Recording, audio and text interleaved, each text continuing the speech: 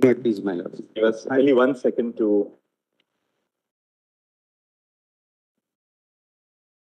Do the electronic housekeeping work, as we call it.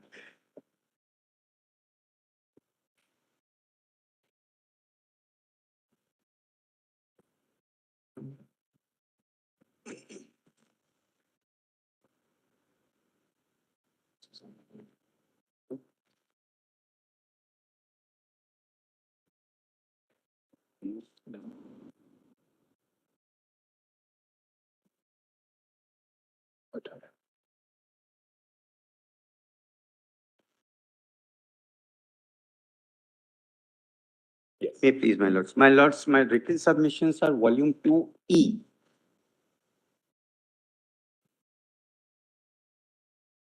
Volume 2E.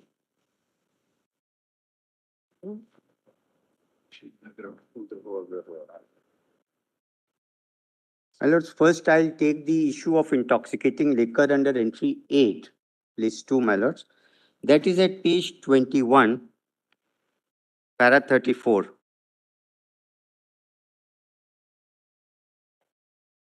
My lords, Constituent Assembly debates were referred to, but the page 21, PDF page 21, para 34. My lord, this CAD debate was not pointed out, my lords. This is in relation to Article 47 of the Directive Principles, my lords. And in intoxicating liquor and intoxicating drinks have been interchangeably used, my lords. If my lords have it at the bottom where I've quoted, this is Honorable Shri B.G. Kher. He says, I do not wish to speak at length on prohibition because after very deliberate consideration and prolonged discussion, most of the provincial governments and most of those who are interested in the progress of this country have accepted the necessity of protecting our people from going to their ruin by the use of intoxicating drugs and liquor. My lords may note this word. The use of intoxicating drugs and liquors do not affect the moral sense of a person who uses them. Therefore, it is in the sense of beverage, my lords. Then, my lords may have on the next page, para 22, it continues, my lords. The very object of introducing the amendment, which I am very happy to find has been accepted by the Honorable Dr. Ambedkar, who is in charge of the bill, is to prevent the furtherance of vice. It is argued that the use of intoxicating liquors and injurious drugs. So, intoxicating liquor and intoxicating drink have been interchangeably used, my lords. This has also been noted by Mr. Sirvai in his book. So liquor, intoxicating liquor and liquor has been used. Yes, an intoxicating drink, when ultimately Article 47 came, it used the word intoxicating drinks. So intoxicating liquor has been used in that sense only, my lords.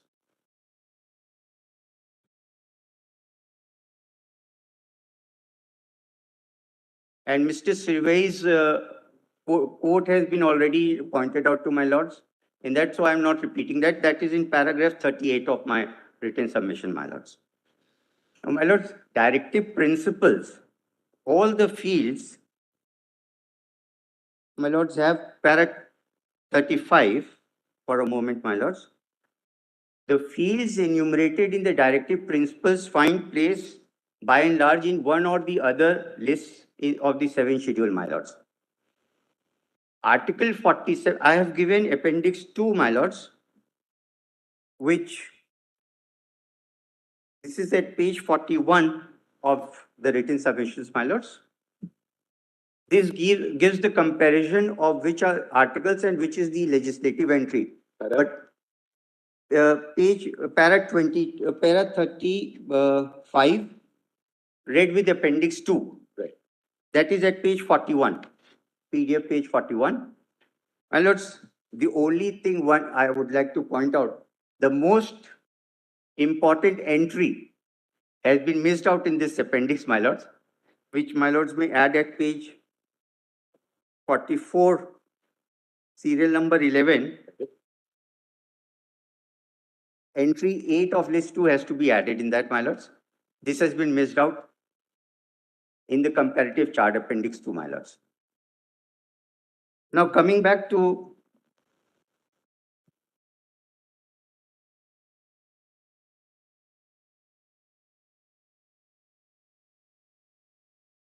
Yes.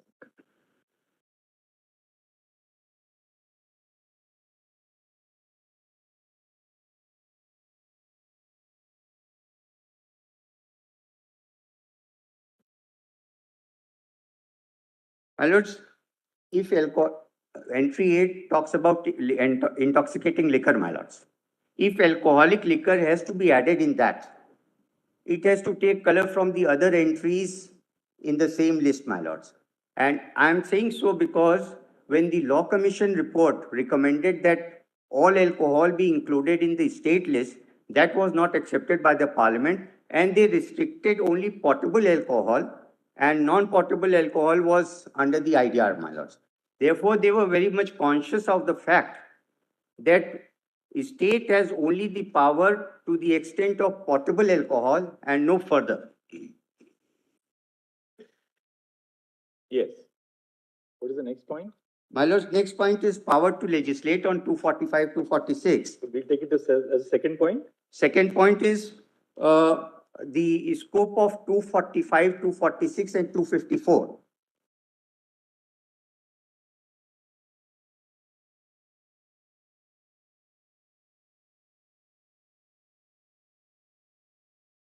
This is at page 6 of my written submissions, my lords.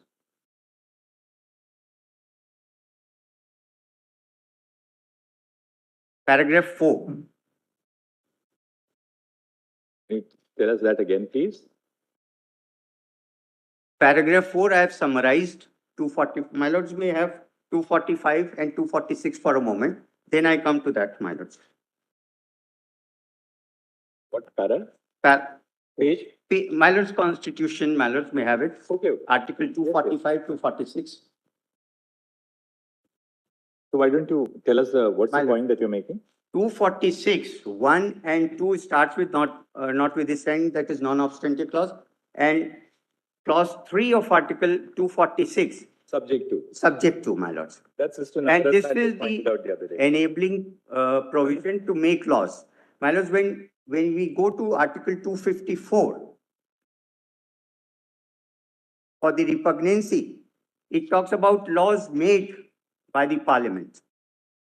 So once the law has been made by the Parliament, then the test of repugnancy will take place vis-a-vis the state law, my lords. And if a law, Parliament has made the law, then to that extent, the state will be denuded of its power. 45.3, you're right, because we have discussed it. Yeah, right, my lords. What is the next point? My lords, now here, once the field is occupied, my lords may have 162, Article 162 for a moment. What's the point you're making? My That the lords, executive power of the state is coextensive with the legislature. No, my lords, proviso to 162 is very important. Yes.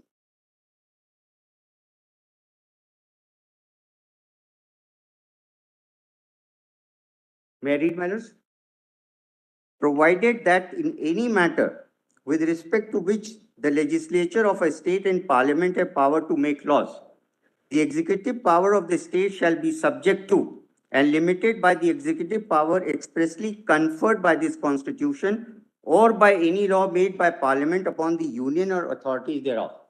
In my humble submission, my lords, under the IDR Act, specific executive powers have been conferred on the central government, my lords.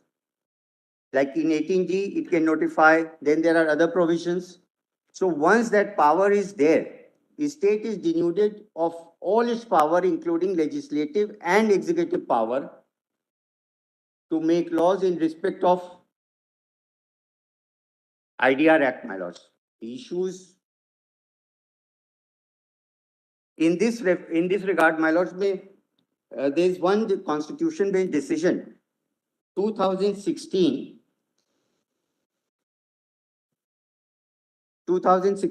volume 7, SCC 1.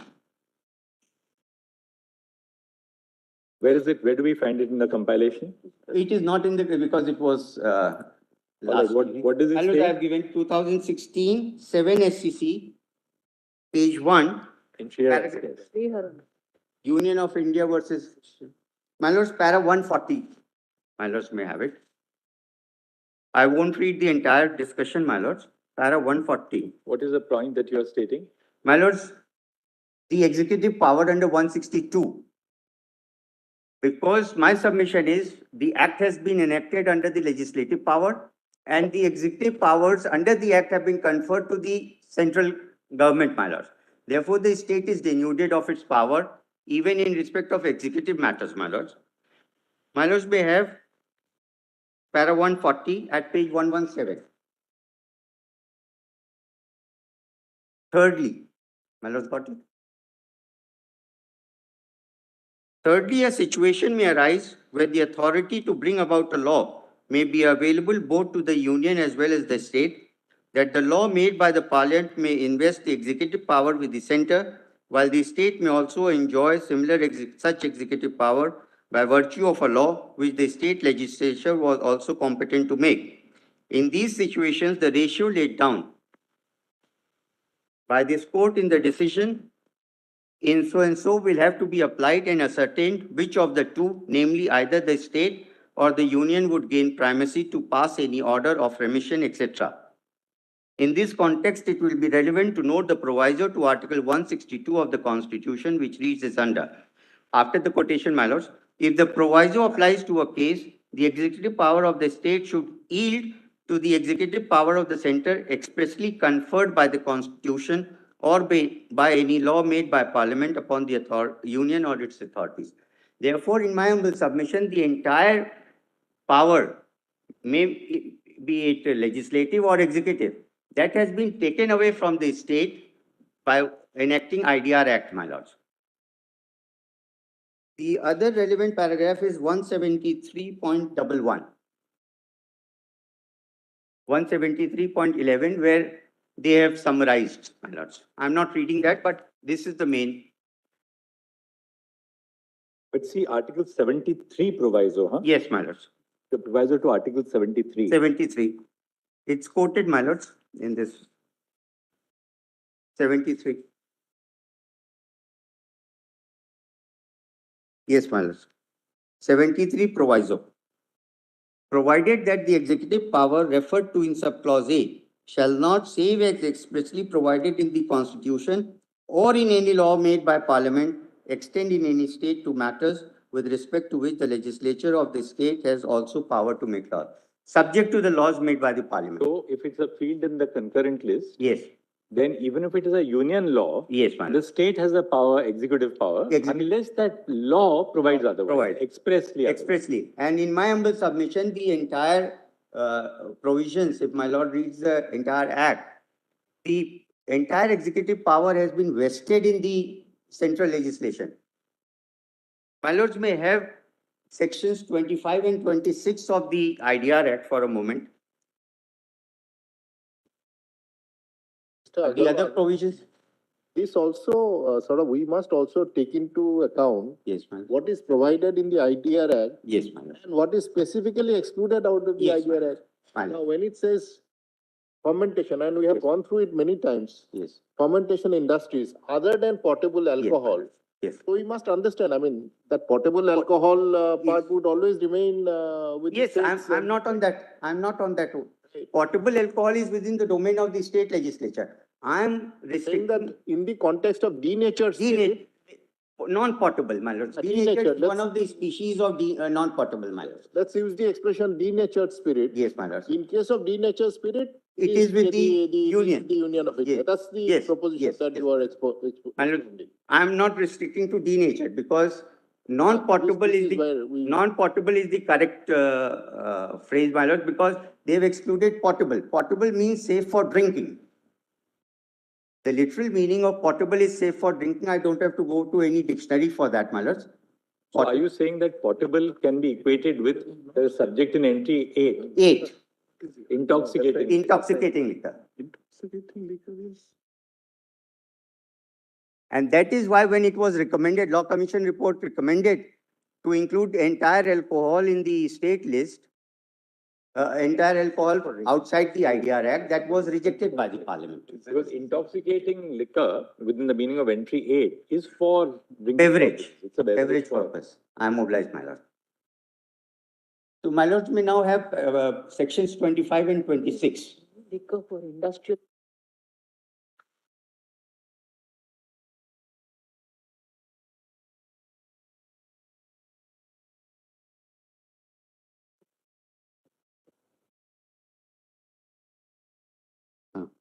Which is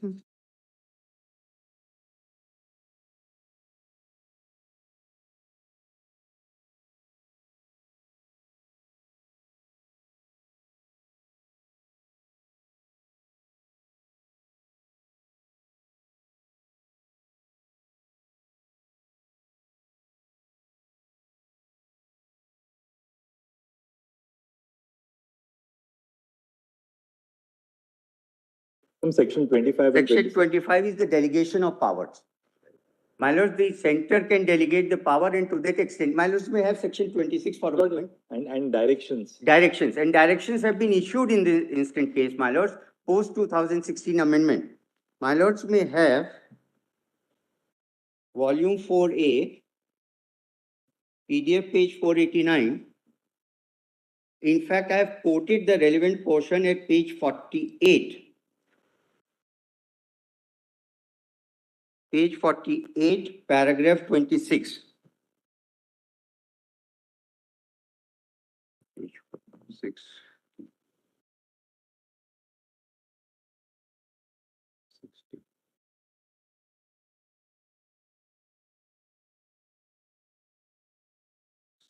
Para 48, page 24, my lords.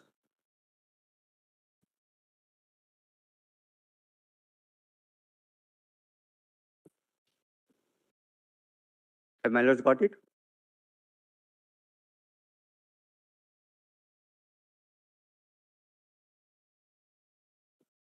Volume 4A, page 489. And the relevant portion has been quoted in my written submissions at page 26, para 48. Page, PDF page 26, para 48.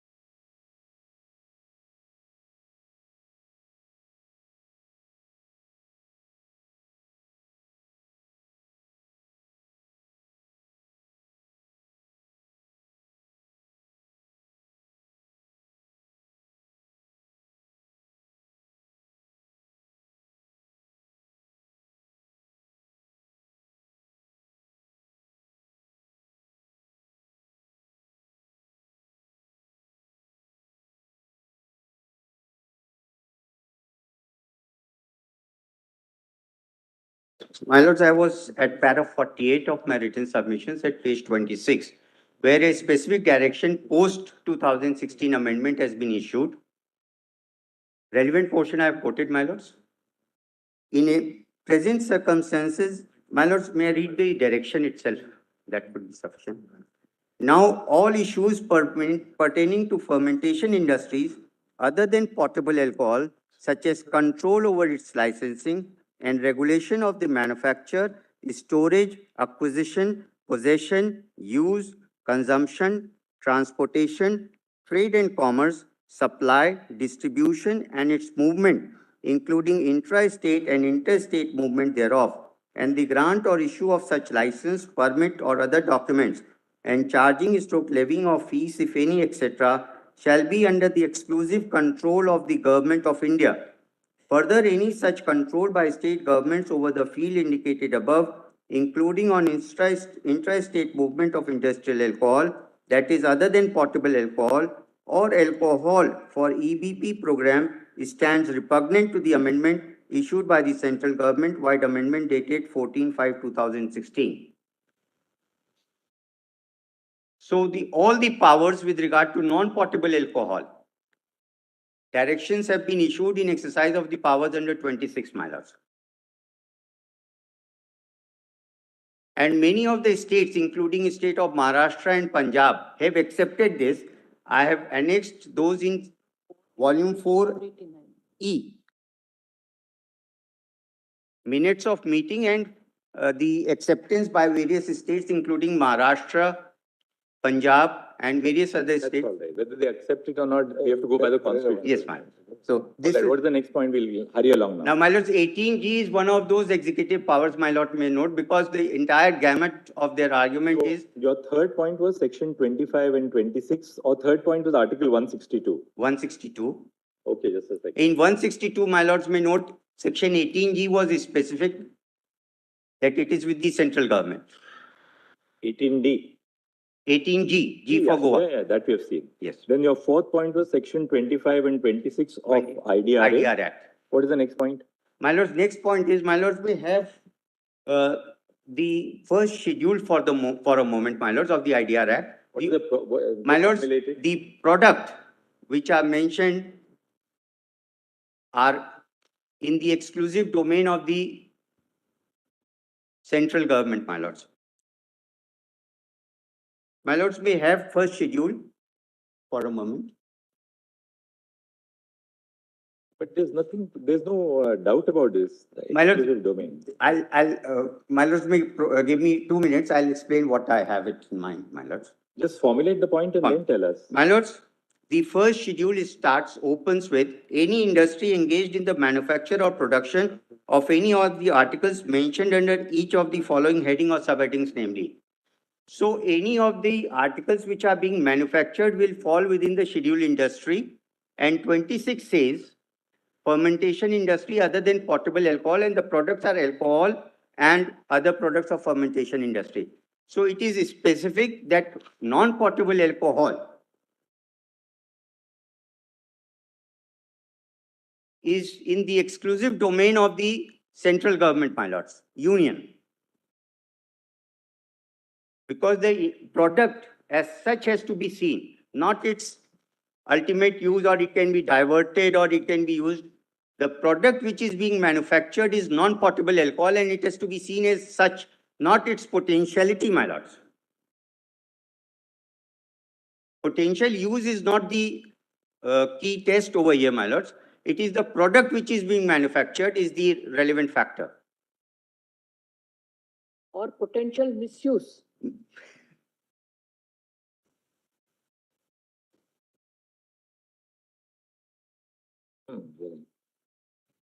Use of, just a passing thought, Yes.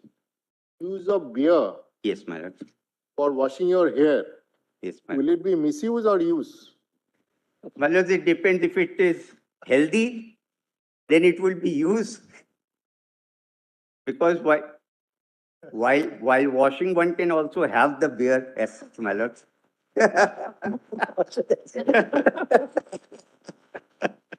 So it's both use and misuse. Using beer shampoo is not intoxicating, I have. It's not. So there will be use and abuse also. My lords, See, while making, they sort of siphon off the intoxicating part of the product and was washed away.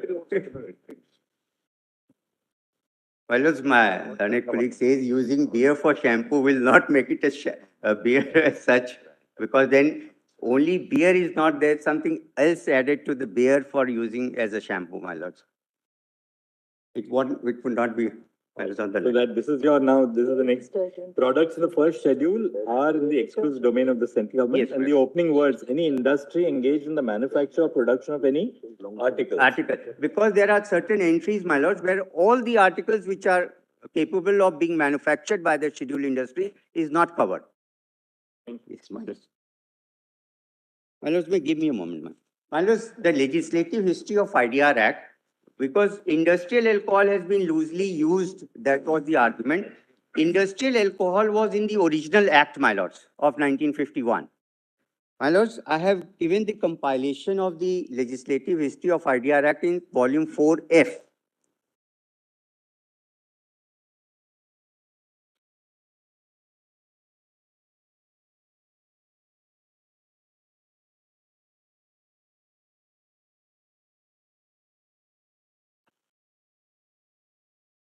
All right. 4F, my lords.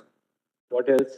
My lords, industrial alcohol, in power and industrial alcohol was in entry 24 at page 31 of the volume 4F.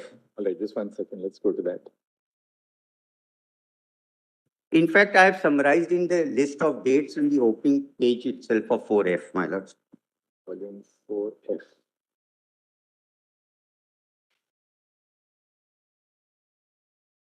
Page? Page 1 itself, my lords may have it, volume 4F. And the supporting documents are there, my lords. My lords, on 26th March 1949, when the bill was introduced, the draft entry was 18 in the first schedule, power and industrial alcohol.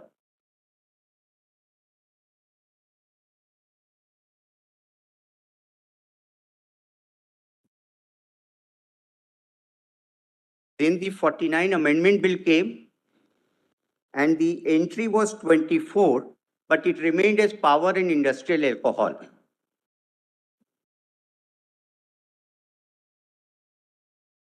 Mr. Agarwal, you're making an important point. Just let's quickly run through it. So 51.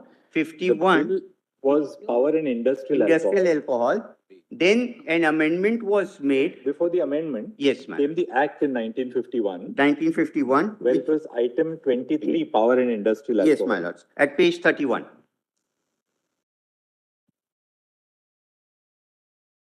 Then came the 1956 bill, my lords. This is very important. 1956 bill, page 93 at 95.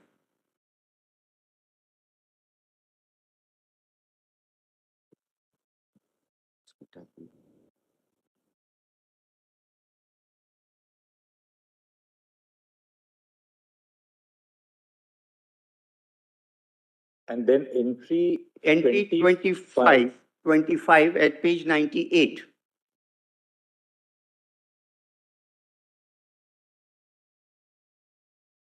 Became fermentation industry. No, my lords, fermentation industry, and then 1 and 2, alcohol, dash, industrial and power. my lords may note, this was in the bill. When it came to the Lok Sabha in debates, my lords, PDF page 152.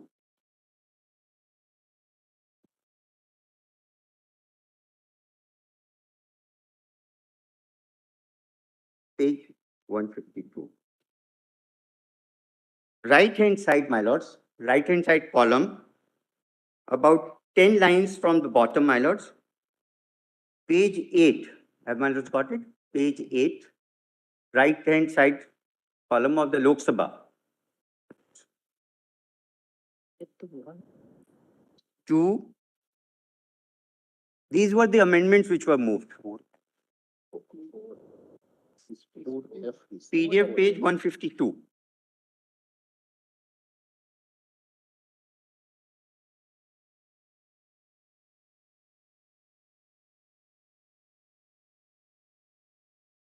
Sir, I beg to move to page 8, 2I, II. Line 12, omit industrial and power. So the amendment was made to remove industrial and power, and the reason was this is intended to remove a printing error. My lords, page 152, right-hand side, towards the bottom, it says paragraph 2, 2I, II. In line 12, my lords, it starts, sir, I beg to move. No, Something. No, my lords, page 152 of the PDF, my lords. PDF, no, it starts with on the right-hand side, Industries, Development and Regulation Act. Yes, my lords. Is that Then what towards the bottom, Bottom continues in Hindi. yes. Then thereafter, So 154 we go to. 2 and II. Just a minute.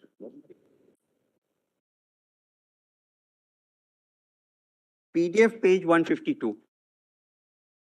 Printed page 149. Printed page 149 towards the right hand. About 8 lines from the bottom, my lords.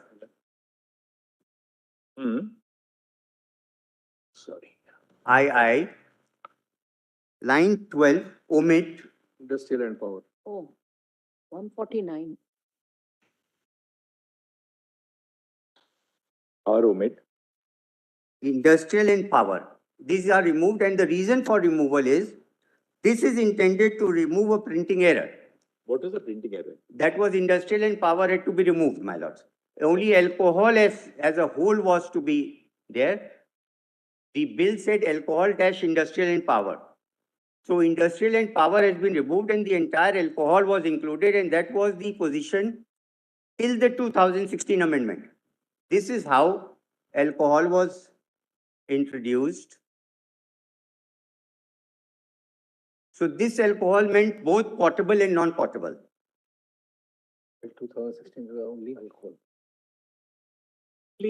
In the original act, it was entry 23. Yes, my lords. Which says power and industrial alcohol. 1 second. Yes. Right? Then comes the 1956 amendment. Entry 26. Yes. Which is fermentation industries dash alcohol.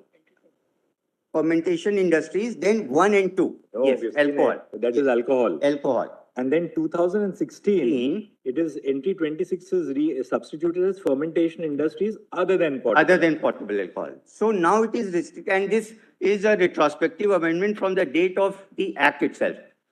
So my learned friend, Mr. Datar said the amendment came in 56. So how can it be retrospective since 1953? So this is the legislative history and how it is. It has been made retrospective from 1953. Now, just 1 second, so that later on when we are dictating, we don't have to start hunting pages. Yes. 1951. Yes. The original act. Yes. What is the PDF page in volume 4F? Just tell us. 4F. 4F. It is page 1 at 31. Page 36 at 42. Volume 4F. page 36, PDF page 36 at page 42. All right. Then the 1956 amendment, we'll just look at it, Yes. you know, in a Yes. fraction of a moment. Yes. 1956 amendment, where Bill. entry 56 comes. Don't forget the bill now. Yes, We ma'am. didn't Yes. confuse ourselves with the Yes, bill. it came from 1st March 1957. What is the PDF page? It is not, Act is not here, my lords. This. All right, it's not there. Yeah, okay. Fermentation industries, bracket 1, alcohol at the bottom. And then 2056, 2016, we of course have it, Yes. but give it to us again. Yes, 2016 amendment is 4B, page 576. Volume 4B, B for Bombay. B for Mumbai. B for Bangalore, Bangalore. All right. M for volume Mumbai. 4B page. Page 576. All right. So, my lord, in my humble submission, potable alcohol as such is covered by, and the product which is manufactured from that industry has to be a non-potable alcohol. So, its use or misuse, my lords, will not determine the legislative power, my lords. My lords, I have given the, my lords, IDR Act is in exercise of two legislative fields, my lords. One is entry 51 list, 52 list 1, and the second is entry 33A list 3, my lords. Entry. What's the next point now? My lords, I am on that only. My lords, IDR Act is a complete code. Declaration is under section 2, which is deriving power from entry 52 list 1. Rest of the provisions of the Act derive their power from entry 33 list 3 of the Constitution, my lords. My lords, entry 33A, 33 says trade and commerce, supply, distribution, and production. What's the point now? My lords, so all these points have been covered. I am only pointing out Appendix 1, which I have in my written submissions, my lords. Appendix 1 to your written submissions? Written submissions. What does it say? I have tabulated which field is covered by which provision, my lords. Which Field under entry 33 is covered under which provision, my lords? PDF page 40. Where will we get Appendix 1 page? In my written submissions at page 40. Which is PDF volume page 40. 2E. 2E. Let's go to that.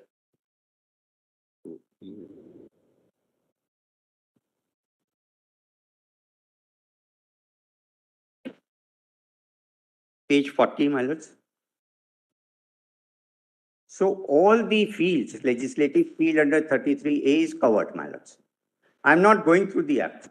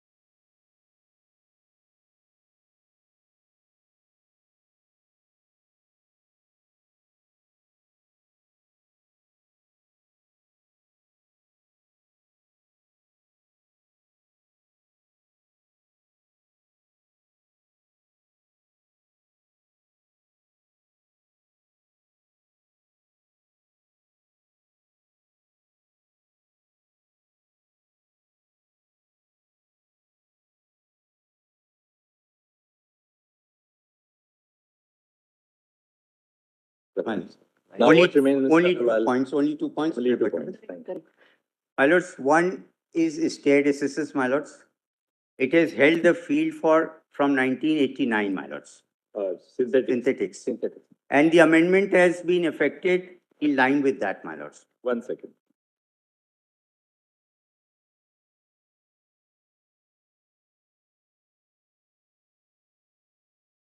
Synthetic is 1989 was the judgment, judgment. And reported it. reported in 1990.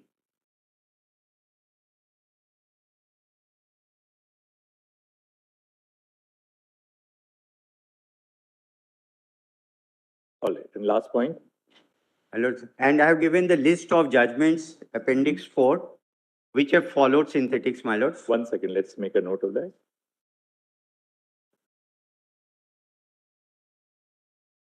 My lord, this is a classic case. Appendix 4 page. Page, I'll give my lords Appendix 4. Page 50. Page. My lord, this is a classic case where the decision of this honorable court has been accepted by the government. Parliament has enacted a law in line with the decision of this honorable court. And the executive has also followed it, my lords. Apart from the various courts which have relied upon synthetics since the last 34 years. Not classic case, rare case. Rare case. This is the only case which I could find where the government has accepted the judgment. Right. What last point? Yes. My lord, there were 2 arguments made by the other side. One by Mr. Jaideep Gupta for State of Bengal, that would be an administrative chaos. My lord, administrative chaos cannot be a ground to justify whether the legislative competence, my lords. There is a sentence in the judgment of this honorable court in B. Prabhakar Rao, my lords. When you have stirred the hornet's nest, you should be ready to kill this thing.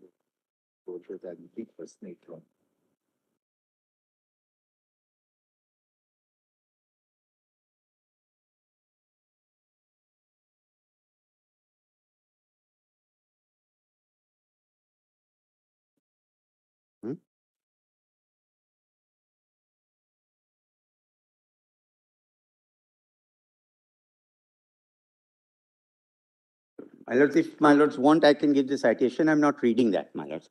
That is 1985 Supplement SCC 432, para 20 at 462. Supplementary 4 SCC. Supplementary SCC 432. At that time, there was only one supplementary volume. And para?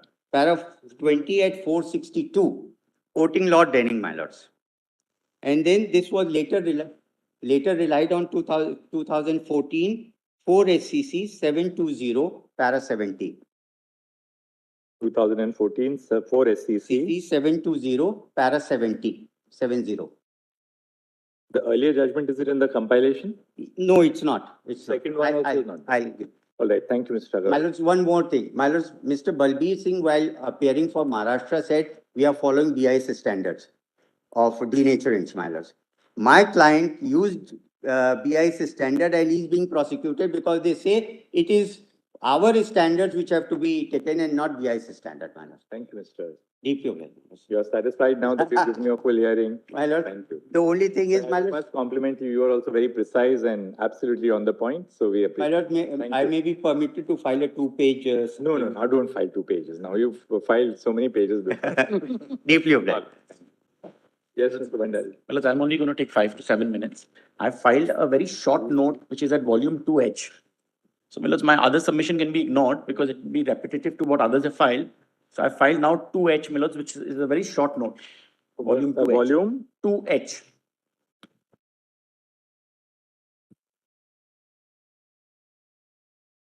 In fact, my lord,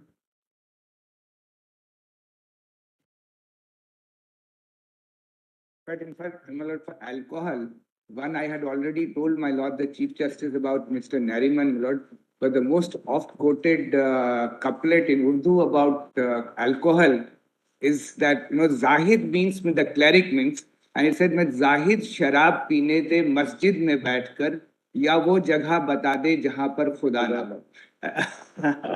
Beautiful. Look, my first argument is that the decision of Bombay High Court in Balsara is the right decision and gives the correct interpretation to the term intoxicating liquor. And that's para A of my note. Bombay High Court reasons this in about 4 or 5 or 6 lines, and I've quoted that exact paragraph. If my lords looks, my lords, it says in the first instance, liquor ordinarily means a strong drink as opposed to a soft drink, but it must in any event be a beverage which is ordinarily drunk. Now, the other side wants to argue that the term liquor comes from liqueur, and therefore please extend it to also include liquids. But if one looks at the Constitution itself, the Constitution in entry 53 list 1 uses the word liquids. So liquor and liquids cannot be interchanged. Where does the Constitution use? Yes, of course. Yes. At entry 53 list 1, liquids is a term used in a non-consumption manner. So therefore, to extend liquor to mean liquids, the answer is in the Constitution itself, because Constitution uses the word liquids when it wants to use the word liquids. That's at entry 53 list 1. So as far as liquor's definition given in Balsara's High Court judgment, meaning a strong drink, that's the correct one. Then second reason why Balsara High Court states that it's for human consumption is because then it goes on to define what is the meaning of the term intoxication. And it says, very interestingly, in the second place, the use of the word intoxicating in item number 31 in contradistinction to the use of the word alcoholic in item number 40A as qualifying the word liquor is very significant. We may also point out that in the white paper, item 26, which corresponded to entry 31, used the word alcoholic liquors, which have in Government of India Act been changed into intoxicating liquors. Therefore, it is apparent that from the class of alcoholic drinks, non-intoxicating drinks are excluded by this entry. Thirdly, medicinal and toilet preparations containing alcohol which are found in entry 46 are neither liquor nor intoxicating, and therefore they are obviously excluded from the scope of item number 31. So, my lords, there it reaches the conclusion why intoxicating should be something for human consumption. My lords, then if one steps back and looks at Article 47, why is entry 8 worded in the way it is worded? If one looks at entry 25, one will see that when they wanted to do gas and gas works, they said gas and gas works full stop. But when they drafted entry 8, they gave it with full splendor. That is to say production, manufacture, supply. That is because if one steps back and looks what the state is vested with, the state is vested with every power to achieve and fulfill what Article 47 Directive Principle mandates it to do. Therefore, entry 8 had all these words to ensure that if state wants to fulfill its objective under 47, it can do that and has enough powers there. That's why entry 6 also public sanitation is with the state. And more importantly, entry 51 list 2 gives state full power to levy excise duty on potable alcohol. So this all flows from 47, because to achieve the purpose in 47, entry 6 public health and sanitation, entry 51 tax on excise duty, and lastly but not least, entry 8 list 2, which says that is to say production, manufacture, supply, everything is vested as far as potable alcohol is concerned with the state, so that it can fulfill its objectives under Article 47. So my humble submission is that the definition of intoxicating liquors, one can see what it means by looking at the Constitution itself. Then, my lords, I cite after that, there was an argument made that if you look at the Indian Government Act of 1935, and you look at the local acts in and around that period, then intoxicating liquor, especially liquor, could mean liquids also. But my lords, the only point I'm making here is that even under the Indian Government Act, there was a Power Alcohol Act of 1948, which Synthetics 2 has looked at, and therefore so from those days itself, industrial alcohol is within the centre's control. Now, Millets, para 2 of my note, Millets, I have actually set out where all the term intoxicating is used in the Constitution. It's very interesting. Article 47, then there is Article 36629AF, and then there is Schedule 7, Entry 8. All these three places where the term intoxicating is used is in connotation for human consumption. there is one more place which my note left out, my lords, which is Schedule 6 of Entry 3B, which deals with special laws for Bodo land. There also it's for human consumption. Just 1 second. But that's para 2 of my note. In Article 47, Article 366, 29 AF. and Entry 8. Yes. And which was the final And one? then, my lords, one final which is left out is Schedule 6, Entry 3B. The Constitution. All, my lords, are in the context of something which can be consumed. So intoxicating has never been used in the Constitution in the context cannot be consumed or not fit for human consumption. So, my lords, that's as far as intoxicating liquor is concerned. Now, my lords, the second point I want to make is, my lords, I feel, my lords, the case of Tikaram was dealt with. What was not dealt with in reply, I suppose, was the Calcutta Gas Company case, which follows Tikaram. Now, Calcutta Gas Company case, my lords, I don't need to go as far as saying, please overrule these judgments. Tikaram, I'm sorry. Calcutta Gas Company case, I don't need to go as far to say, please overrule Calcutta Gas Company to make me reach where I want to reach. According to me, if one looks at Calcutta Gas Company case and looks at the reasoning of Calcutta Gas Company case, it supports me because the way they dealt with the analysis, if that same analysis is applied, then Entry 8 would exclude industrial alcohol. And I've cited a very interesting paragraph from Calcutta Gas, which was the key paragraph, where Calcutta Gas was trying to look at Entry 25, which said gas and gas. That para 9 that you quoted page Yes, 6? I've quoted, yes. From para 6, I've quoted it, and I've quoted para 9 of the judgment. There's a second page of the quotation of the judgment where I've underlined in bold.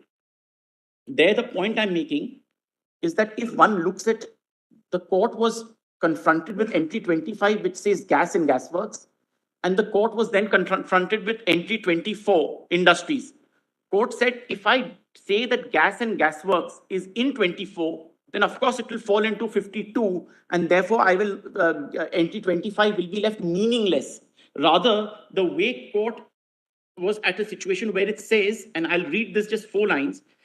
It's from what I've highlighted and underlined, just 3 lines above that. If industry in Entry 24 is interpreted to include gas and gas works, Entry 25 may become redundant. And in the context of the succeeding entries, namely Entry 26 dealing with trade and commerce and Entry 27 dealing with production, supply and distributions of goods, it will be deprived of all its contents and reduced to useless lumber.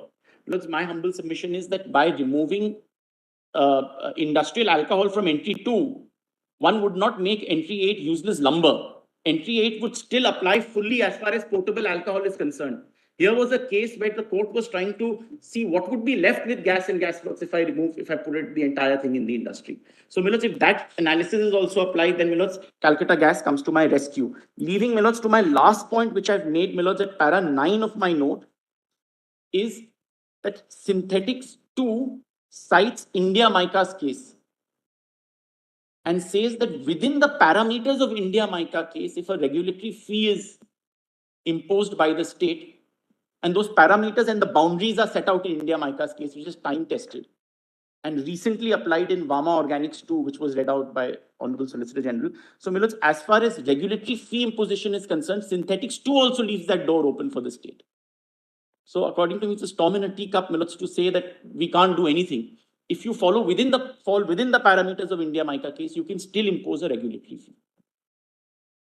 Those are my points. I'm very good. Yes, Mr. Yes, Mr. Just a very, very short compass. My submission would be only on the phrase this alcoholic liquor for human consumption. Although lordships are looking at Entry 8, the intoxicating liquor, my submissions are just twofold. The phrase alcoholic liquor for human consumption has since been long, since the Constitution has been understood as what the synthetics has said, which is to be consumed as it is. The debate has always been with regard to intoxicating liquor, and the fact that whether something other than alcohol liquor for human consumption will also be added in intoxicating liquor.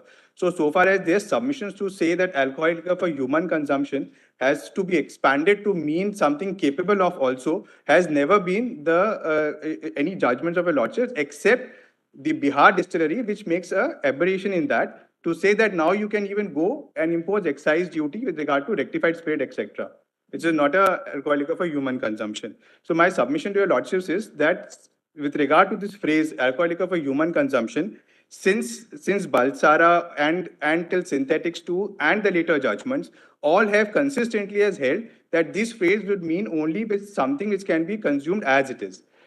Whether intoxicating liquor, as what has been all argued, will also include something else, but your lordships will see, I would not wish to make those submissions on that. My only submission, I have put that how it has been followed till Utkal Distilleries, this 2022 judgment of your lordships, all have taken this consistent view except the judgment in Bihar Distillery. Now, Bihar Distillery, your lordships may just note the fact that it applies a very simple test, which according to me is not correct, is the fact that it's a case of a mere dilution. In fact, it also recognizes the fact that it makes a potable alcohol or alcohol for human consumption only when you dilute it. So therefore, they imply there is an existence of a process, and the initial, that is rectified spirit, is not something which is alcoholic for human consumption. So my submission to your lordships is, one, the test that it is a case of mere dilution is not correct, as your lordships in Winbros, in the case of an income tax, has clearly analyzed the process and has said that it is not only a mere dilution, it has to be a case where it has to be put on a specific environment, on a temperature, by addition of many other things to make it fit for human consumption. So my submission to your lordships... Given us a note by any chance? Yes, your lordships, it's 2J, volume 2J. All right. Yes, your lordship. And one last submission to your lordship's consideration. There was a submission made that, look, today, after a GST, what the states have been left with is an entry 54 is the alcohol liquor for human consumption. And then your lordship has to read it expansively. My submission to that is that, in fact, if that has been the interpretation given, there would be a substantial loss, because today, post GST, all other alcoholic liquor, including the rectified spirit and the extra neutral alcohol, all is liable for GST. So that GST also goes to state. It's not only that the center is keeping, as the lordships know, it's a federal fiscal legislation. So it goes both to states and the center. Now, apart from that, for alcohol liquor for human consumption, they have an exclusive power to impose sales tax. So my submission is that what they are losing would be, in fact, a GST in case if the expansive meaning is to be given, not there has been a loss to a revenue, because that's what Shadan... Thank you, Mr. Pawanchal. Deputy Applied Lordship.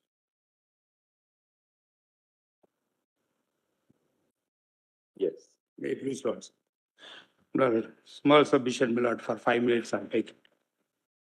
Blood 901.16, SLP civil number 3160 of 2015.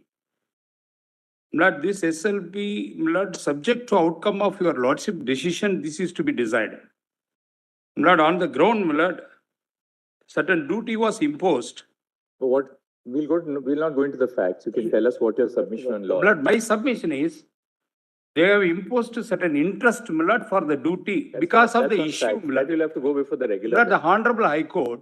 You have to say on the questions which we have been hearing on arguments on now for the last several days. Yes, my lord. In case if your lordship is upholding the judgment, my lord, I got benefited this respondent. Suppose overruling it, my lord, the interest should not 100%. That you can argue. 180% it is coming, my lord. Actually, more than a crore. Yes, all right. Thank you. Much of. But Rampurchini, just 2 minutes, your lordship, just stepping back. Now it has become a center versus state issue, which is rightly so. But it started out as me or the private party versus the state issue. And the legislation in question was the UP Excise Act, in light of which, and why we say it, because in light of the 3 issues which are before the court. The first issue is regarding entry 84 list 1 and the counterpart entry, which is entry 51 list 2. The issue regarding that is alcohol fit for human consumption. The second issue is regarding entry 8 list 2, which is intoxicating liquor.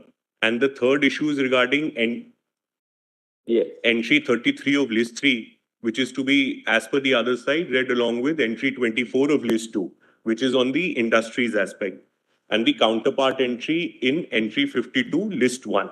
What do you have to add? The thing add is, Your Lordship, in the UP Excise Act, we have to see the legislative conscious from the Act itself. If Your Lordship will see the Act, because no one has shown the Act itself defines what a liquor is. The UP state says liquor is intoxicating liquor, and in what it includes, they add all the beverages. So the argument sought to be made now is contrary to the legislative conscience itself. If Your Lordship takes the statute for 1 minute. Where do we get it? We just make a note and then. Your Lordship, it's in volume 4, page number 682. There are 4 definitions which are important in this statute. The first is excise duty, which is at page 692. Because it says excise duty as per entry 51, list 2. Excise duty is 692. Then definition of liquor, which is also at page 692 bottom, Your Lordship. I'll just read it out. It says liquor means intoxicating liquor and includes spirits of wine, spirit, tari, panchai, beer, and all liquids consisting of and containing of alcohol. So there is no question of moving beyond these beverages or taking assistance of entry 8. The other is excisable articles, which is definition at page 696. Association. Excisable article, they specifically mention, means any alcoholic liquor for human consumption.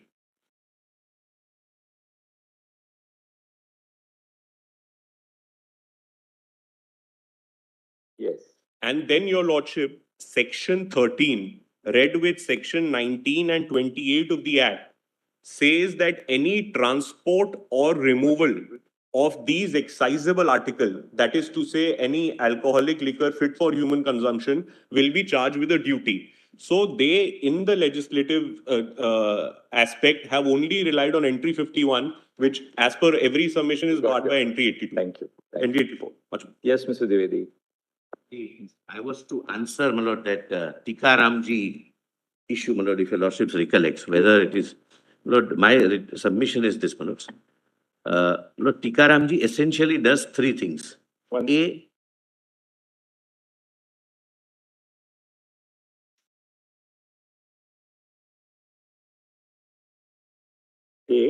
It compares the 2 acts which were in question in that petition and says that there is no repugnancy in that matter, with which, my lord, we are not concerned.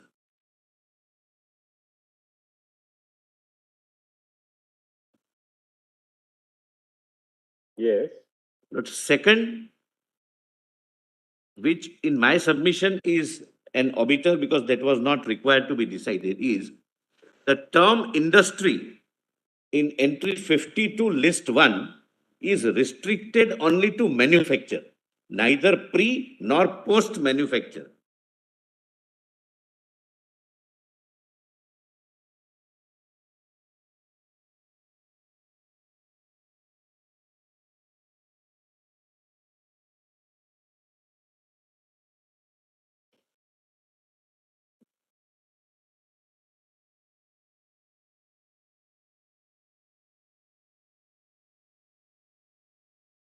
And third, Tikaramji does not even go into occupied field and says that once there is no notified order, the scope is open for the state to step in and legislate. Does not go into occupied. Does not go into it and says that, but that is clearly an obiter. It was not required to be decided. There is no discussion why one view over another view. So it is an obiter. Look, so far as second issue is concerned,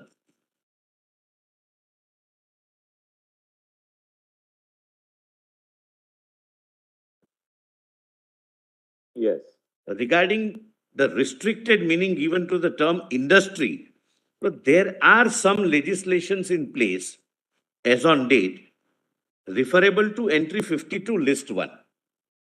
So they might be impacted. In future, the parliament may require, my lord, in peculiar circumstances to control, my lord, right from raw material till the end product's usage. So, my lord, I'm not, my lord, respectfully, my lord, concerned with whether Tikaramji is overruled, affirmed, or explained, my lord. That's entirely your lordship's prerogative. But, my lord, kindly bear these factors in mind. So far as second is concerned, whichever way, your lordships may, my lord, accept our submission that there was no legal or other necessity to restrict the meaning of the term industry. It is wide meaning. And if it is not so, then even entry 24 list 2 also will be impacted. Because then state also will have only manufacturing part. So I'm not, my lord, against state. I'm saying state also would be adversely affected. Thank you. So these are my submissions. Good night. Yes, Mr. Dwivedi. Wait, please.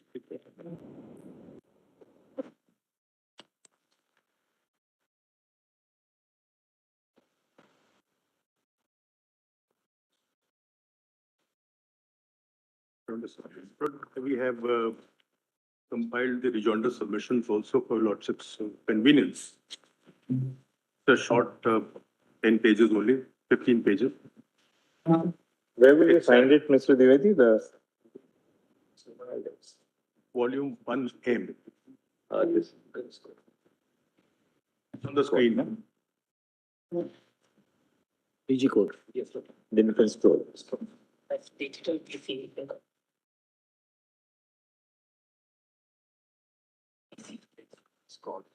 Digital PC. Yes, on. Then you can scroll it. Actually.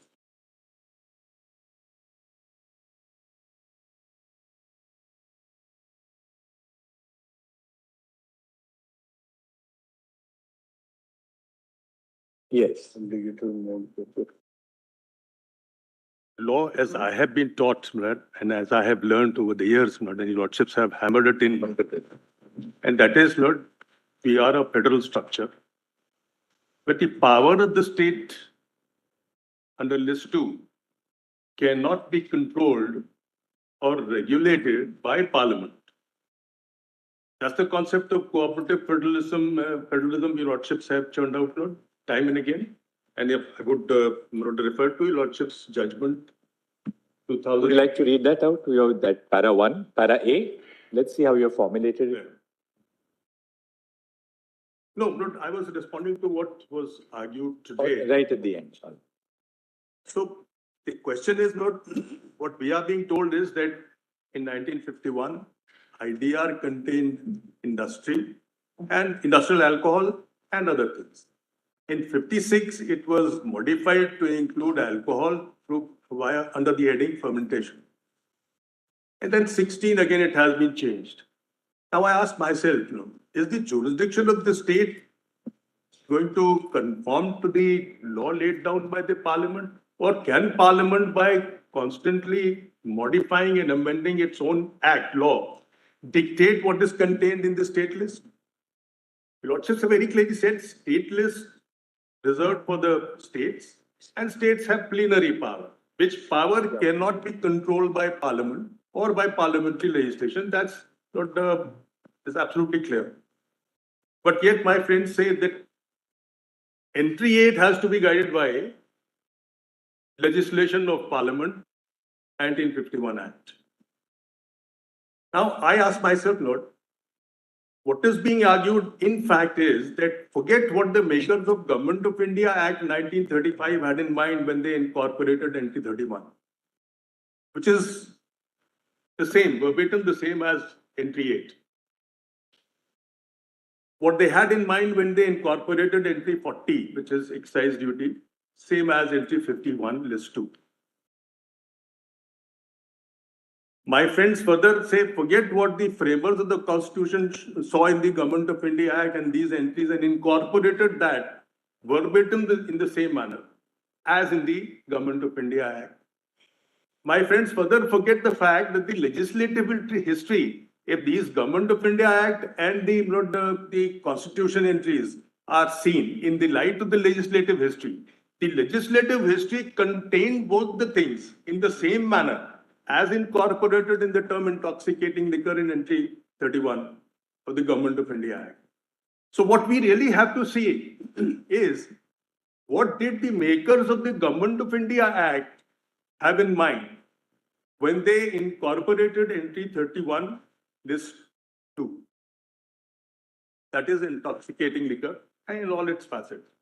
And not anything else. No. The parliamentary law may say whatever it wants to, Parliament may include whatever it wants to, but we cannot on the ground of parliamentary supremacy justify this kind of encroachment on the state list. So therefore, what is absolutely essential is that before we go into the issue, whether intoxicating liquor means what I am claiming or what they are, or it means what they are claiming. No? Before that, we must be clear about the federal aspect that is embedded in our constitution. And the best judgment in that regard, not the latest one, I would submit Lordship's judgment for 2018, 8 SCC 501. That is at volume 5, PDF page 1299.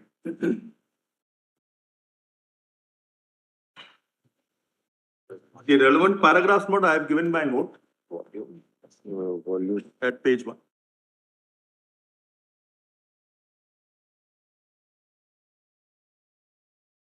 Volume 8.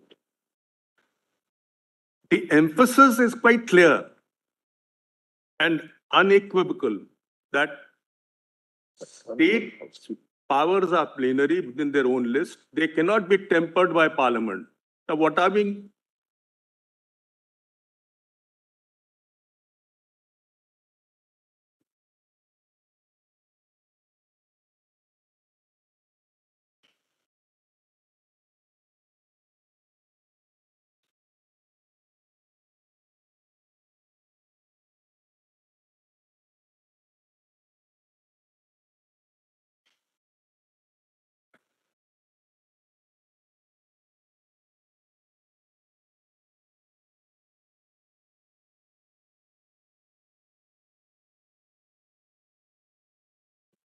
You are supposed to give your rejoinder today, right?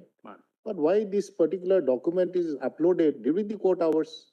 We are having to stress our hand and get away from the notes that we are taking with our hands. It should have been incorporated before we commence proceedings. So we can keep a mouse here.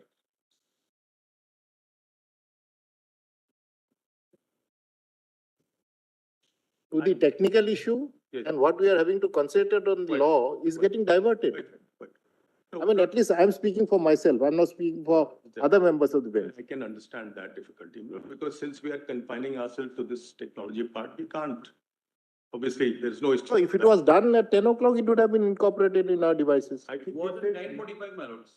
Was it 9:45? Why not at yesterday evening? Why not today at 6 o'clock? Don't try to give a justification 9:45. 9:45, we are getting dressed for court. Quite right. 9:45, what do you do, if I may ask you, young man?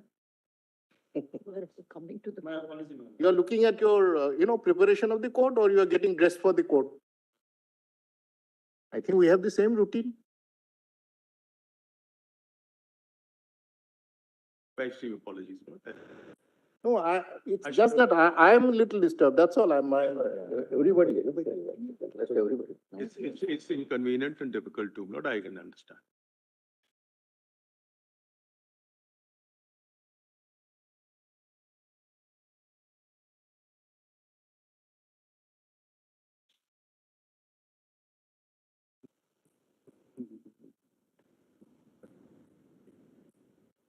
Yes. Bullet. Yes.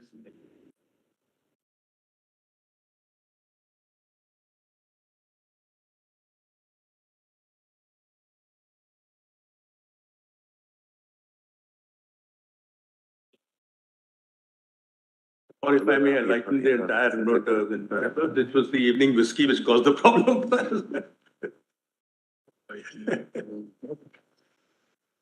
But my apologies, Lord. Lordship may. My extreme apologies, Lord. It from you. Yes, Mr. Dwivedi. I mean, just to Right. lighten the entire thing. Yes, Mr. Dwivedi. Therefore, what I was saying is, what we have to look into is, what does the Constitution provide, not what does the law provide of Parliament. Parliament would always be encroaching. The nature of power is encroaching, and they therefore always try to encroach. Now, that is why I was referring to 2018, Volume 8, SCC 501, paragraphs 94 to 120, 123 to 133, 466 to 468. And then, Lord, that 9 judges' judgment, Lord, of Jindal, in which Lord Justice Chanchud was there, Lord, 2017, Volume 2, SCC 1, Volume 12, paras 13 to 16. This is PDF page 678. PDF page 678. PDF page 678, Volume 5.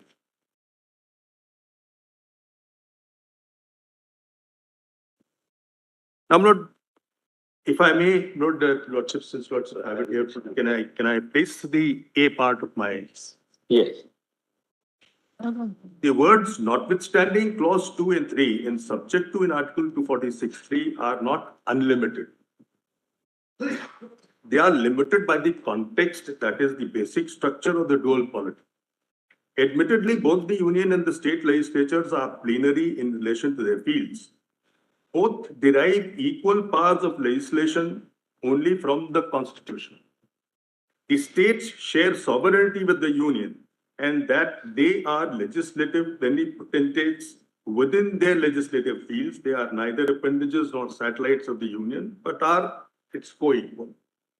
This is precisely what Lordships have said in 2018, following large number of decisions in the earlier. Therefore, keeping in the context in view, we have to analyze the scope of the aforesaid phrases. The issue of parliamentary supremacy arises only in the event of a conflict of entries. Kindly note this one. It arises only in the event of a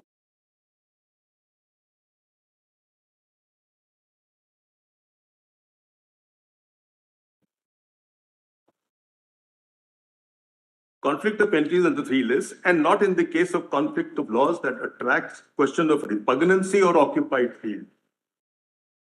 Not only the entries in the union list, but all the legislative entries in the other lists are to be interpreted widely and liberally.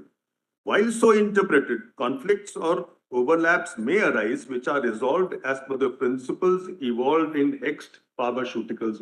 And I have, for Lordship's convenience, laid down certain paragraphs which are relevant.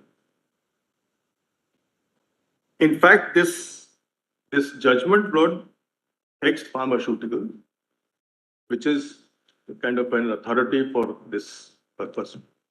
It in fact says if there is a conflict between the entry in the list 1 and entry in the list 3 and 2, then the effort has to be to reconcile the conflict harmoniously. And every effort should be made to reconcile harmoniously.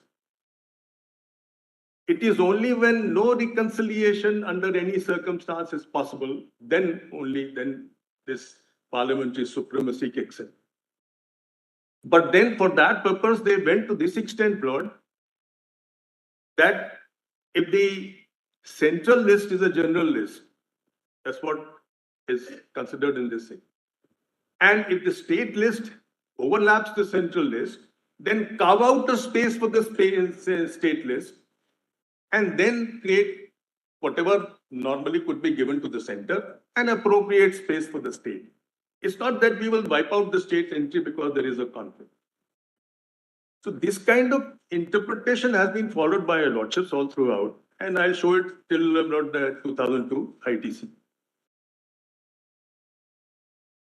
The parliamentary supremacy as held in the above case is limited and not absolute. It operates only when there is a irreconcilable conflict of entries. The irreconcilable conflict will only emerge when all efforts at harmonious reconciliation fail. One of the foremost methods of reconciliation, as pointed out is to cut down the union entry and carve out a reasonable space for the state entry.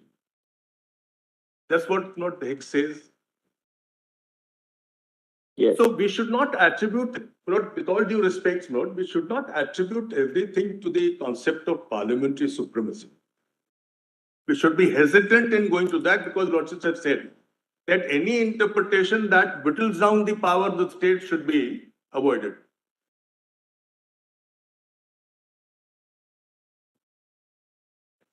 And this Hex Pharma, Lord, I am informed, was reaffirmed in innovative, Lord, the arbitration matter. Now, bearing this in mind, Lord, let us analyze what is the scope of entry 8.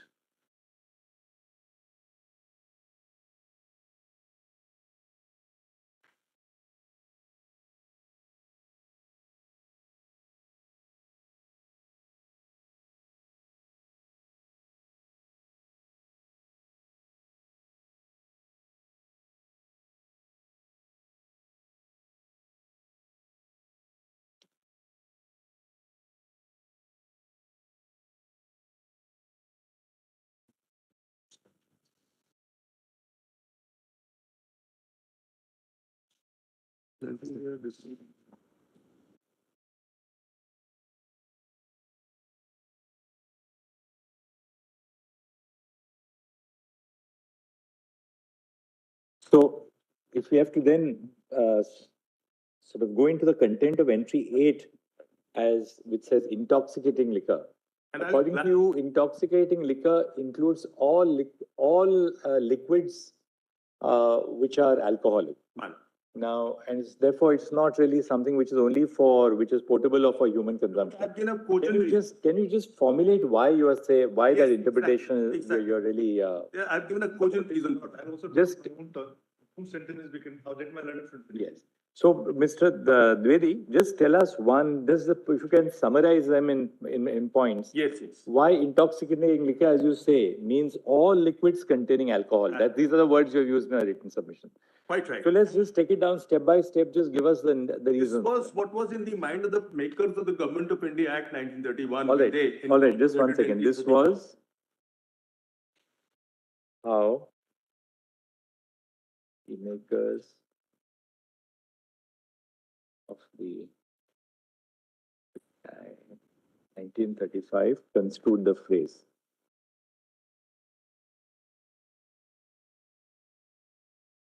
Now, when you say this was how the makers of the GOI Act 1935 construed the phrase, what is it? How do you support it? Yes. Now, Lord, when we see the entry 31 in the Government of India Act 1935, then naturally we'll have to find out from where did they get this. What is the entry? What is entry 31? Can you just Intoxicating, verbatim the same as in verbatim the same. Verbatim as in entry 8. I mean, it included certain other items which included opium. Right. With which we are not concerned, so I was not wasting lots of time. And when it came to entry 41, another important thing is, which lends credence. What did it include apart from opium? Yes, I got the Government of India Act.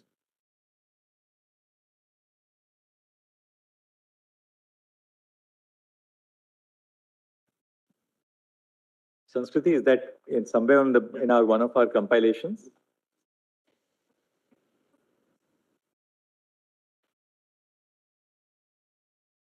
Entry 28,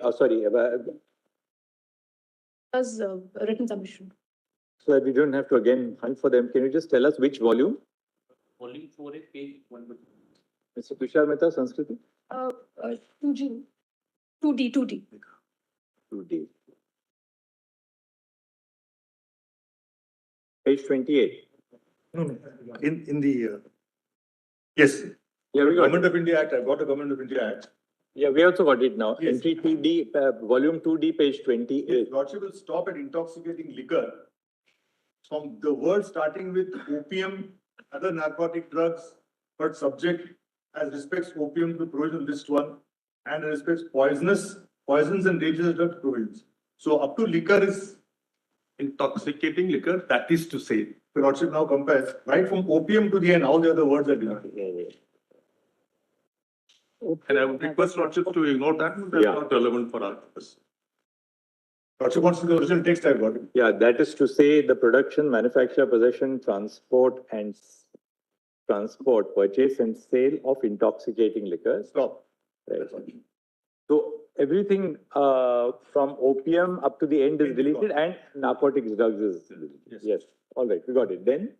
Now, the question is not what did they have in mind and where did they get this from?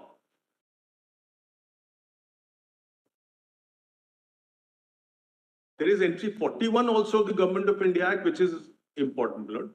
Entry 41 is the taxing entry, not excise duty, which is verbatim in the same form as it was in the Government of India Act, entry 41. Entry 51, list 2 of the Constitution is verbatim the same, Lord, so far as the relevant part is concerned, verbatim the same as entry 40 under the Government of India Act. Entry 40, right? Entry 40, Government of India Act 35. Now the question is, these two phrases were not new phrases. These two phrases were not which had not dawned all of a sudden under the Government of India Act. These two phrases are well understood and utilized in various local acts, excise acts. And that is where I'll kindly have my written submission, the original written submission, and I'll refer to 2-3 pages only. Because that's the keystone of my entire argument.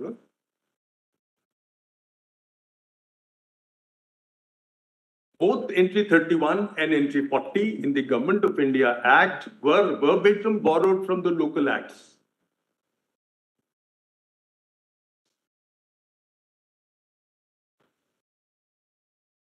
Now, Lord, it is, if your Lordship would kindly come to my original written submission, Lord, volume 1, A, page 8.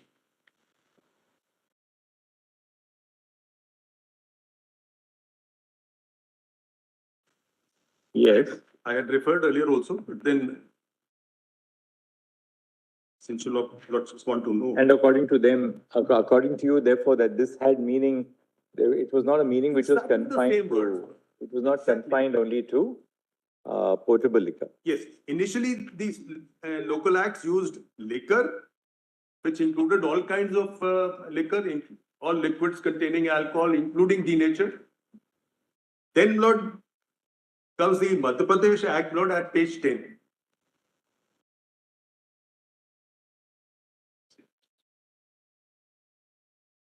The convenience, I had only quoted the definition clauses, Lord, of those acts.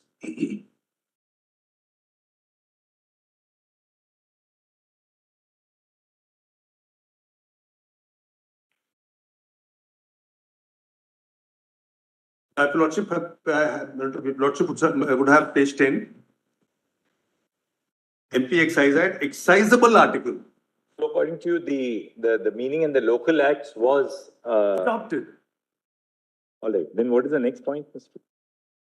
No, but kindly just have a look we've got your point that entry 31 and 40 were borrowed from the local acts, and therefore they must have the same meaning as in the local acts. And what I wish to point out here is, not permit my little insistence on that too. Yes. For entry 50 and 40, list 2, sorry. The Government of India Act follows the definition of excisable article, which says alcoholic liquor for human consumption. Excisable obviously means tax. So it uses that phrase. But when it comes to liquor, which is section 2 of the Act, it means intoxicating liquor and includes spirit, wine, spirit, and all liquids consisting of or containing alcohol. Spirit is defined to mean all liquids containing alcohol. Now, what is interesting here is, none of these acts, when it comes to regulatory power, dissect between the industrial alcohol, the denatured spirit or the rectified spirit and the potable alcohol. They don't. None of the acts. And these acts were of vintage 1915, 1908, 1910, 1912. The only dissection which these acts had was in respect of excise duty, where it was said alcoholic liquor for human consumption would go there. And of course, the Dominion wanted its share of the pound of flesh. Therefore, they said, we'll have the industrial or the non-potable there, excise duty. The Constitution has verbatim borrowed and adopted the same system. Now, I ask myself, for excisable article for the purposes of levy of excise duty, the phrase used is alcoholic liquor for human consumption separately. There's a dissection. Rectified spirit and denatured spirit may not fall there, but for human consumption, therefore, potable. But if the idea was to have the same meaning here of liquor and intoxicating liquor, why would they not put the same word here? But instead of that, all the acts unanimously did not dissect for regulatory exercise of power, not the liquors. In fact, if your lordship would see section 213 of the liquor and all the acts, it says all liquids containing alcohol, which means alcoholic liquor.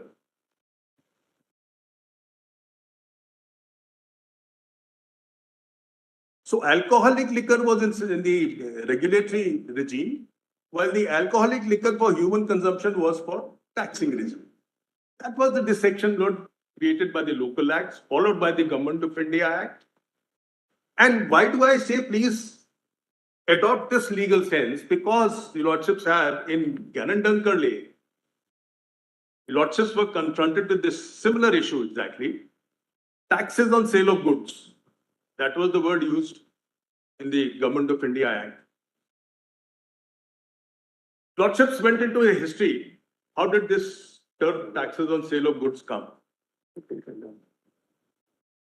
And then the lordships said that we must see the legal history of the term. How was it used in England as well as in India? And then they hit upon this Sale of Goods Act 1930, which was close proximity to the Government of India Act. And they said that definition must have prevailed because that was the legal sense prevailing at the time when the makers of Government of India Act applied their mind. Lord, it's not that everywhere we adopt this theory of popular sense or any other sense. Question is, Gannon-Dunkerley Constitution Bench clearly says, if there is a choice between popular sense or the legal sense, then we will adopt the legal sense born out of history, legislative history.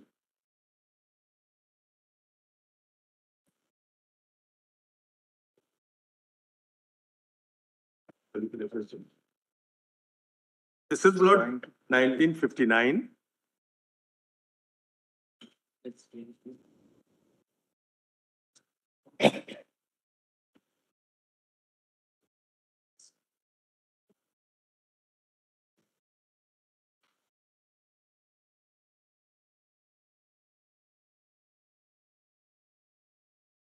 Lord, if a lordship would say, Gannon-Dunkerley is 1959, volume 1 SCR 379. It is volume 5B, sorry.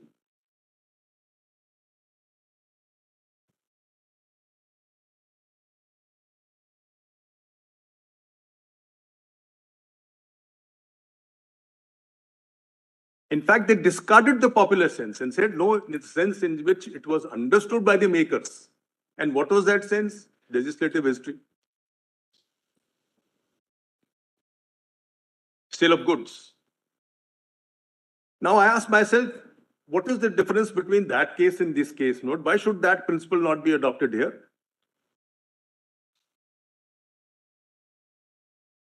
The question to be, as I said, note, I repeat again, the question to be asked is not what the makers saw and thought, but the question to be asked is what the makers of the Government of India Act, that is British Parliament, saw. And what was the legal sense prevailing in which they saw the term? Umar, you cited Justice Chagla's Balsara judgment. Can you just give us that cross-reference once again? 429, volume 5F, Manoj, the Bombay High Court. 429, volume 5F. That judgment is again based on strong and Can you just go to that, Mr. Because that's the con. We have Balsara, which reverses Chief Justice Chagla's interpretation. Balsara is the only case which deals with the legislative history, no other case. Right. Even synthetics doesn't deal with the legislative history, silent on that.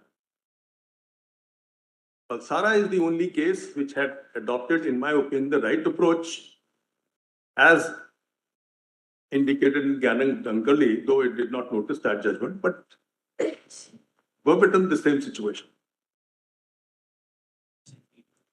So the choice before your lordship is to whether to rely on the legislative history and the legal sense which prevailed at that time, or to adopt some kind of a popular sense which may keep on fluctuating, and so will the entry. And that is the difficulty I sincerely wish to point out. My friend says in 51, IDR included power alcohol and industrial alcohol. Then in 56, they changed it to alcohol, which means including even potable alcohol. Then in 16, they again changed it. And then my friends say, please rely upon the Law Commission's report and the legislative debates of Parliament. How can they possibly not solve the riddle? I ask myself, not before your lordship. The issue is the interpretation of a constitutional entry. And entry 8 does not conflict with any central entry in the central list. So there's no issue of conflict. And if my submission is correct, that entry 8 includes, as I'm advocating, then perhaps where is the conflict, I ask myself? Where is the occasion to attract Article 246 of federal supremacy? Federal supremacy certainly cannot mean that we can snatch every entry from the state list. Because fact is, Lord, if Lordship would recall 369, Article 369 clearly enabled Parliament to legislate on any state entry for a period of 5 years. Therefore, virtually every entry was within the sway of Parliament. But 369 was given a limited life of 5 years and expired. But should we still continue to adopt that?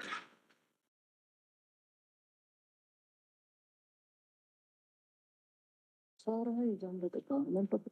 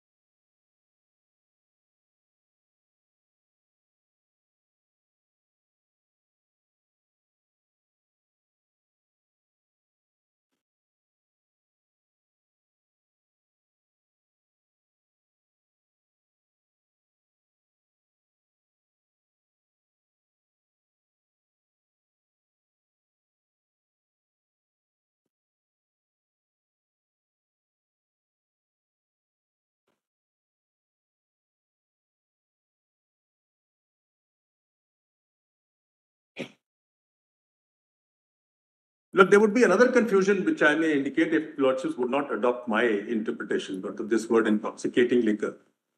Intoxicating liquor contained all liquids consisting of alcohol.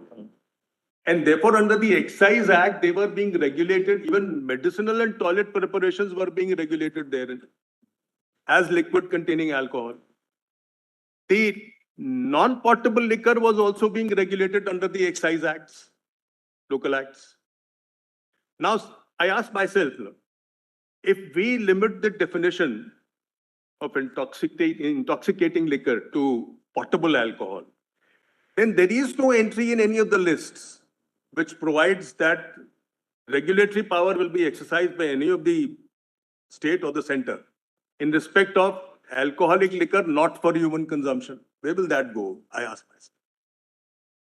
Likewise, medicinal toilet preparations containing alcohol, where would they go? I ask myself. And the answer has been provided.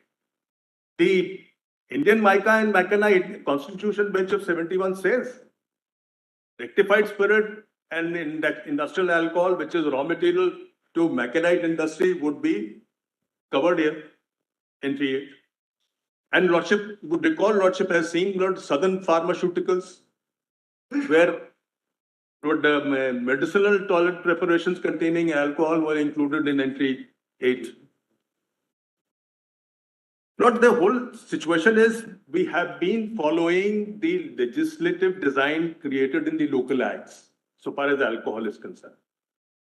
That has been followed all throughout the Government of India Act, and from there we have adopted it in the Constitution of India. Now we are saying segregate because the IDR says so. IDR wants, Parliament wants, maybe so. That's the desire of Parliament. Every power structure wants more power. As the saying goes, bro, the popular saying goes, "Dil always mange more."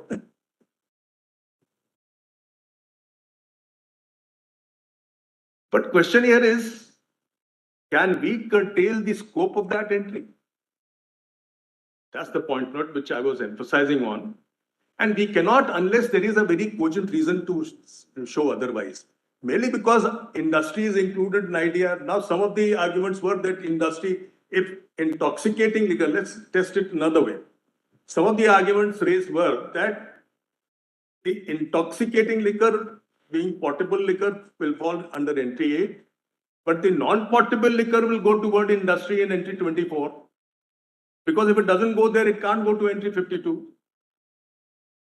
Now, Lord, I ask myself, Lord, if the framers, looking into the background, were adopting the scheme of Government of India Act and the local acts, why would they put alcohol not for human consumption in word industry in entry 20? The Constitution uses the word intoxicating, both in Article 47 and in entry 8. I'll answer that. Lord. I have Right? one. I'll answer that. So if it is used the same expression in both these, can that expression intoxicating have a different meaning in Article 47 and a different meaning in entry 8? It will, and I'll show why. If it is to have the same meaning, Yes. then in entry 8 also it has to be intoxicating for the human being, isn't it? I'll answer that. No, there's no difficulty in that. Intoxication word certainly implies the human factor. That it should be intoxicating to the humans. But does it mean that it should be as a beverage causing intoxication to the humans?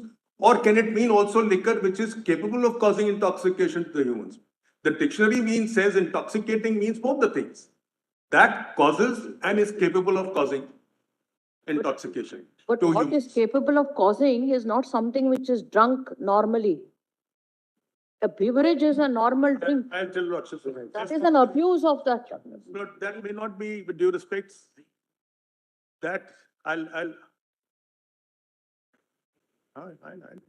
so this.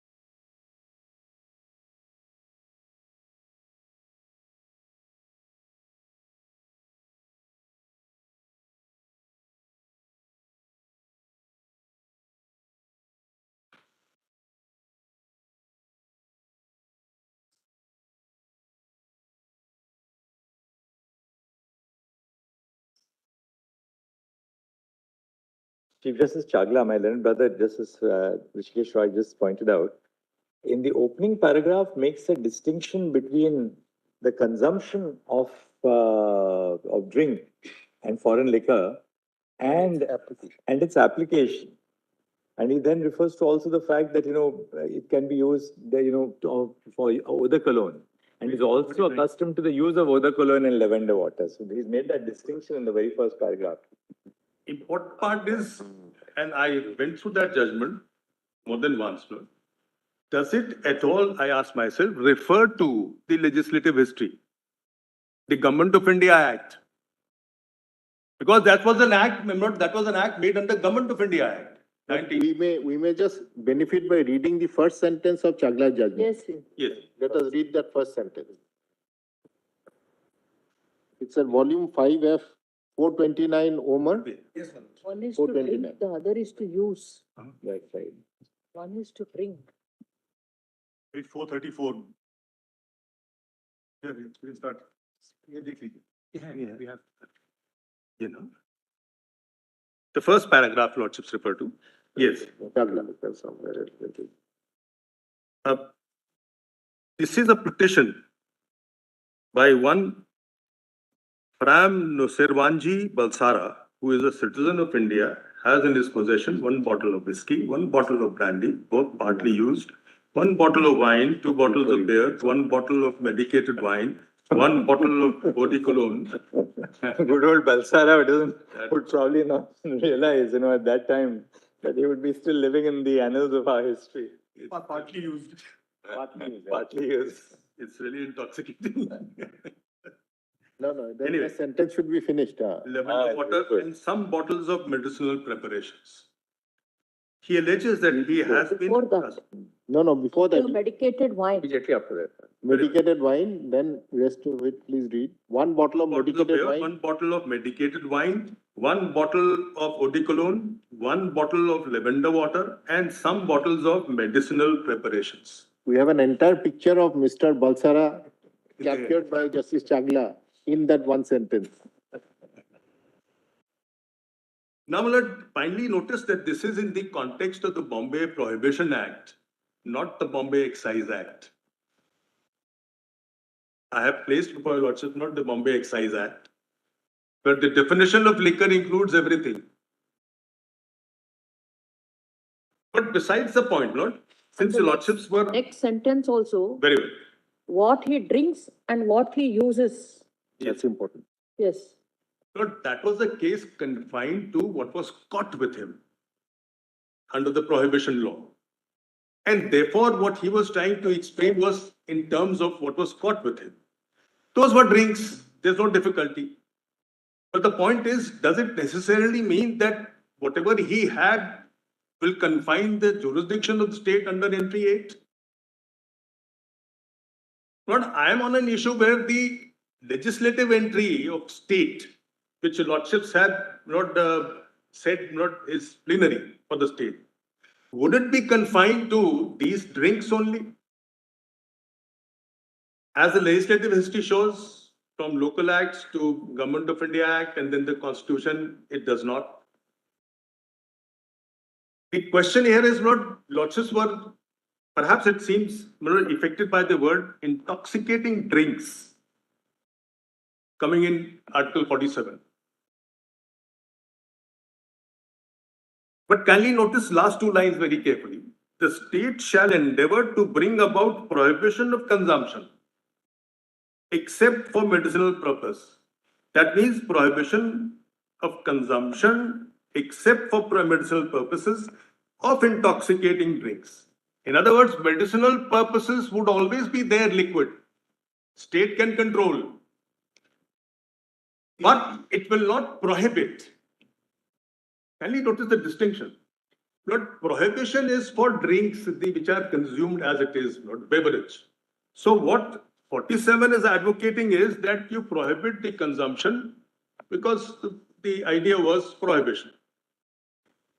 But you will not prohibit medicinal purposes. State will not prohibit medicinal purposes, though it may regulate that. of intoxicating drinks. Now, word is intoxicating drinks, which normally one can associate with the consumption as it is, the beverage. But if the idea of entry 8 was the same, then why not use the word intoxicating drinks there, I ask myself.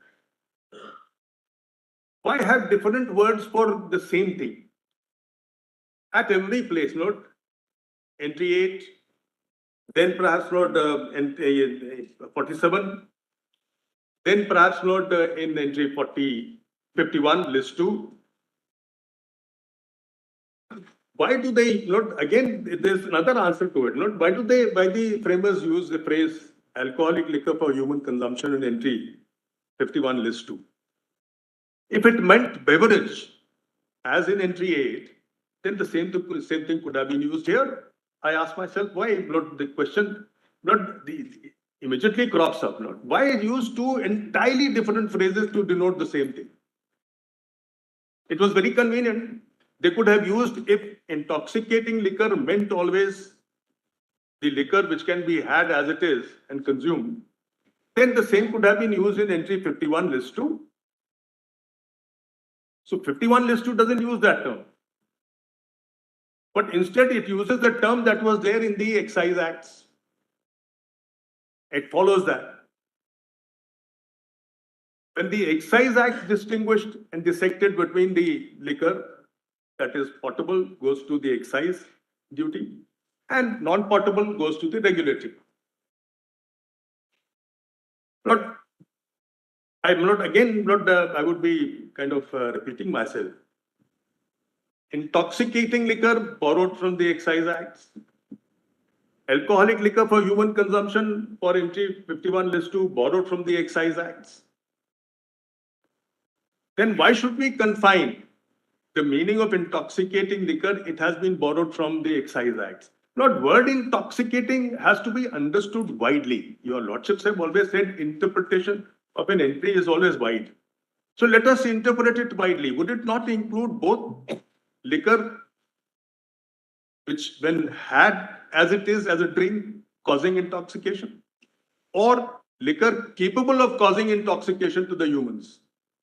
For instance, rectified spirit, Lord, as I explained earlier, rectified spirit is nothing but alcohol which is diluted by pouring water into it and then drinking. As I had given an example, Lord, even normal whiskeys, normal people have it with soda or water. But then it doesn't cease to be intoxicating when it is in bottle.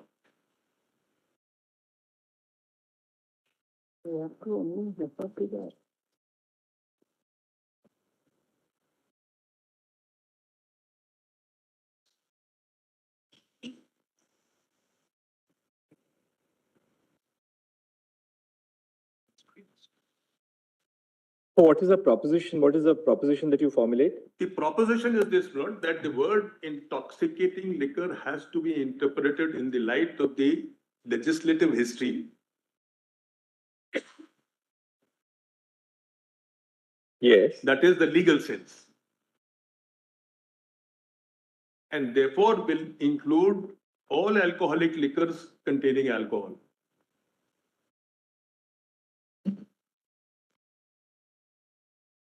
This is because Gannon Dunkerley says so, Lord. I submit with respect.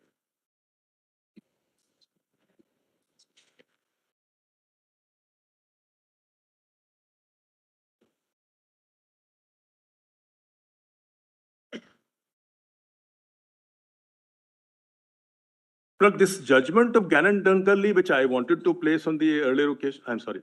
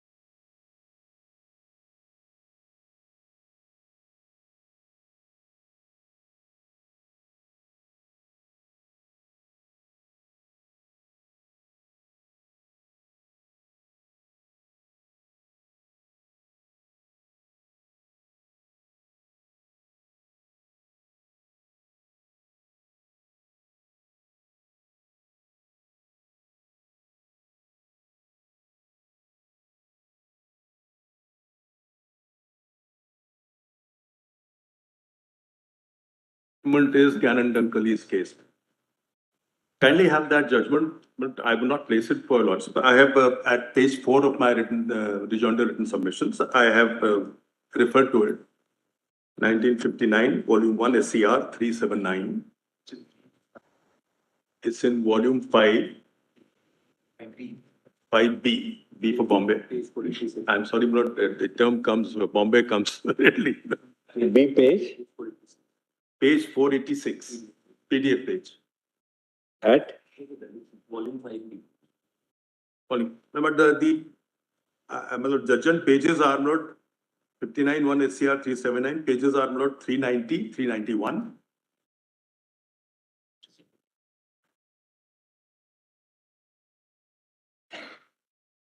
Three 391, 397 to 416.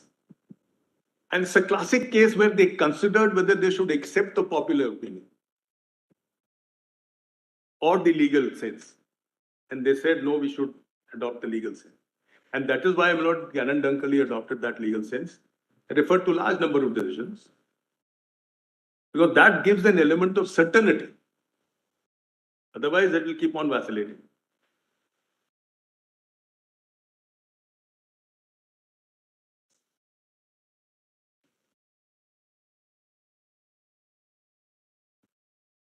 Secondly, the another important aspect of this argument is entry 51 list 2 is a taxing entry. Now, Lordships have settled it more than once, note that taxing entries are separate, the general regulatory entries are separate. And they do not cast any kind of shadow on each other. Now, here is a case where we are being told to interpret the regulatory entry in the light of the taxing entry.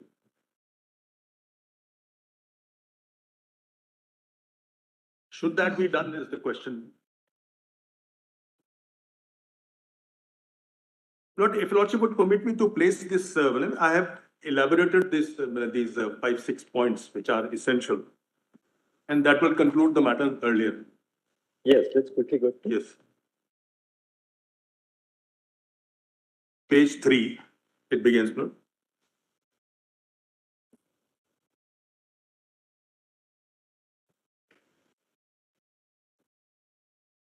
This is PDF page 4, perhaps. It begins.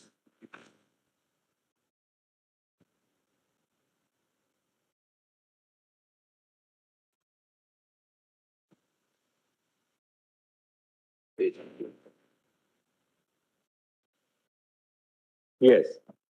The scope and expanse of the word intoxicating liquor, in short, Lord, IL, have already been explained in my written submission at pages 2 to 20 under the heading A1 to A7. There is a need to analyze this phrase in light of the legislative history as explained above. Have not got it. Yes. The question to be asked is not how the framers understood it, that is its legal sense, but as to how makers of the Government of India Act 35 saw it. When they coined this phrase, IL, the legislative history, as in US or UK and the local excise laws and all, had already determined the meaning of intoxicating liquor as including all liquids containing alcohol, including denatured spirit, medicinal toilet preparations containing alcohol, etc. With this background, the makers of the Government of India Act utilized the phrase intoxicating liquor in entry 31. They further used the phrase alcoholic liquors for human consumption. Not the word is not fit for, but for. In entry 40 list 2, it is therefore reasonable to assume that they utilized both intoxicating liquor and alcoholic liquors for human consumption in the same sense in which they had depicted in the local laws as shown in pages 8 to 12 of the written submission.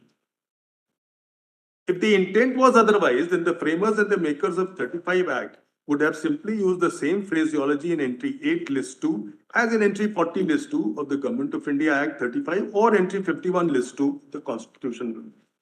The two entries use different words and therefore have to be separately seen as in the light of the legislative history.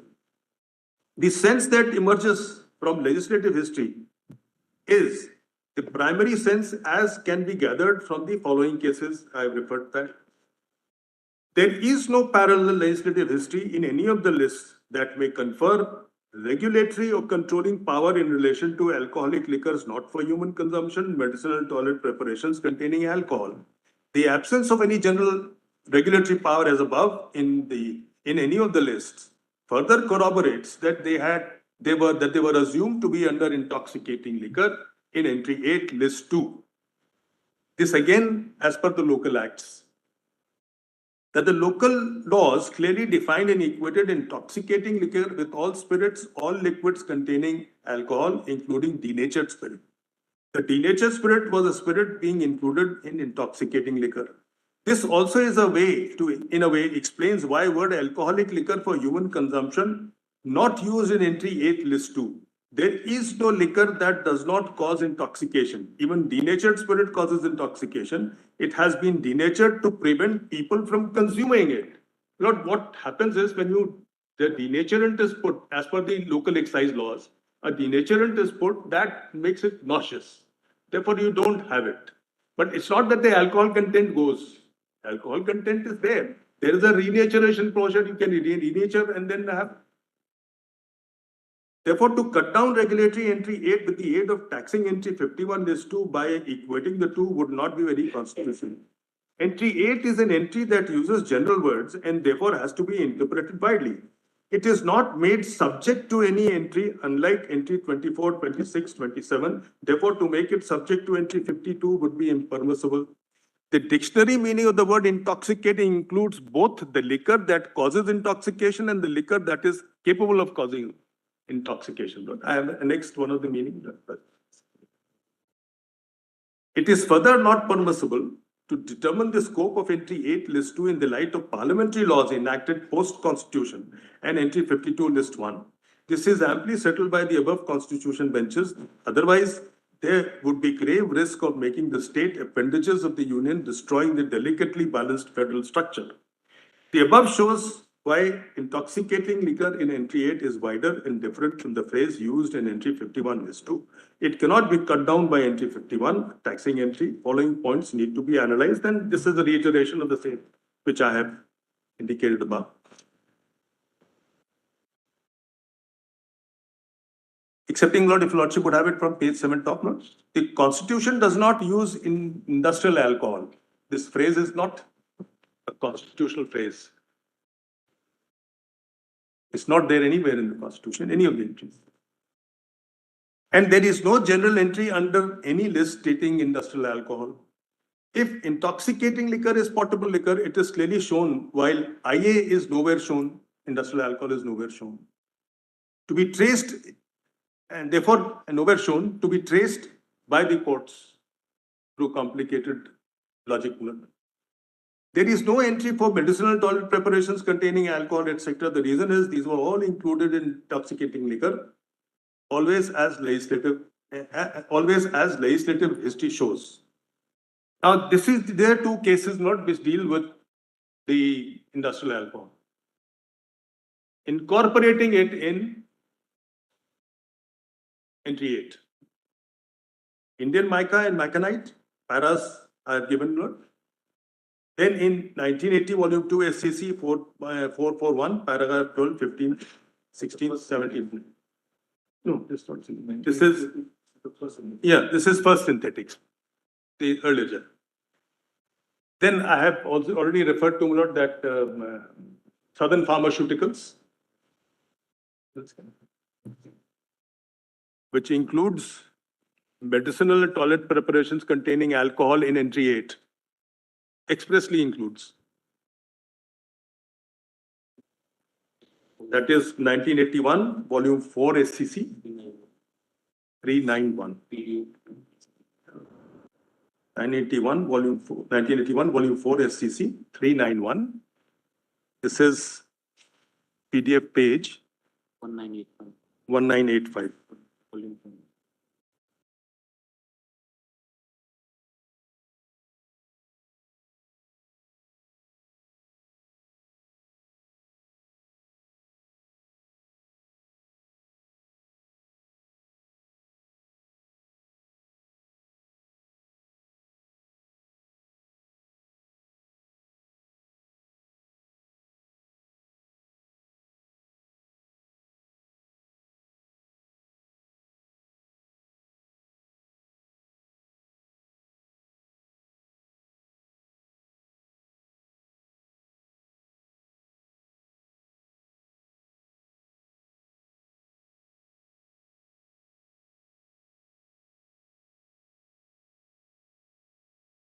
We have, then up to page 8, my lord, I have given the reasons why intoxicating liquor would include all liquids containing alcohol. Then comes the next point, my lord, the scope of entry 52, list 1. Now, my lord, it is quite uncanny kind of a thing, Lord, that this question of word industry in entry 52 is wide and expansive and includes both raw material and the end product. So, of course, I've referred to the judgments which have rejected this contention. But my friend relied upon the debates which he had annexed with the written submission. But before that, Lord, there is one judgment which is so well directed as well as well considered, I mean, where this point is well considered, is 1996 Allahabad, full bench, 1996 Allahabad, 135. It's a full bench, AIR 1996 Allahabad, 135. It's a full bench judgment. This is volume 5, PDF page, volume 5, PDF page, 2274.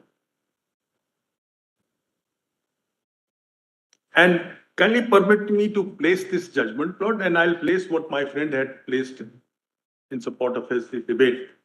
In fact, that supports my cause rather than their case.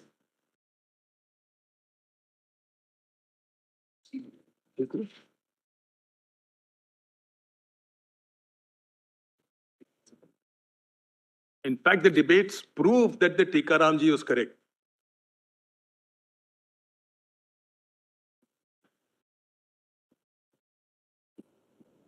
Volume 5, PDF page 2274. And the relevant paragraphs I may give to you, Lordships. Paragraph 7 to 9, 12 to 21,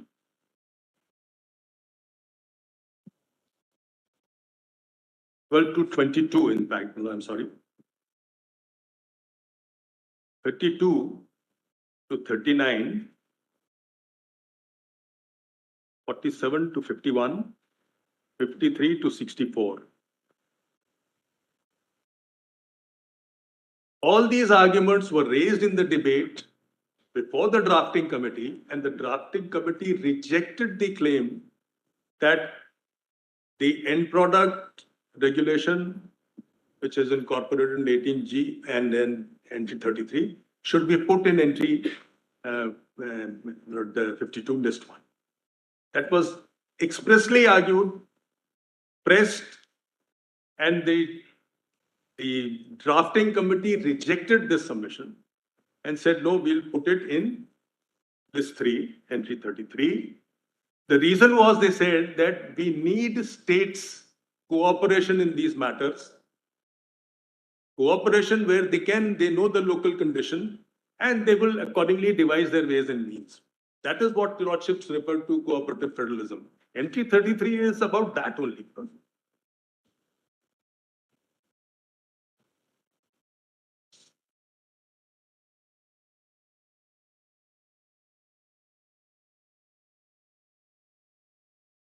It refers to all that my friend had annexed.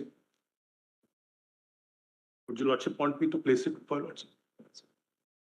It's an interesting reading, but that's why I was. So shows just the relevant part, one para, which is. No, the relevant part is not in one paragraph. That's the difficulty.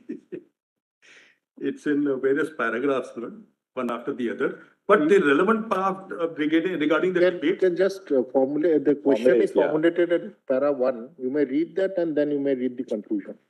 Well, Justice Khare judgment. Whether by virtue of Section 18G. Whether by virtue of Section 18G of the Industrial Development Regulation Act 51, the state legislature stood denuded of power to legislate regulating supply, distribution, and price of molasses, a product of sugar industry, and was consequently incompetent to enact Section 7. This is a case where the molasses, which is byproduct of the sugar industry and therefore raw material for liquor industry, So this was an industrial byproduct, which is product of the sugar industry, manufacture, which is a controlled industry. Therefore, where will it go? That was the question. Entry 33, list 3.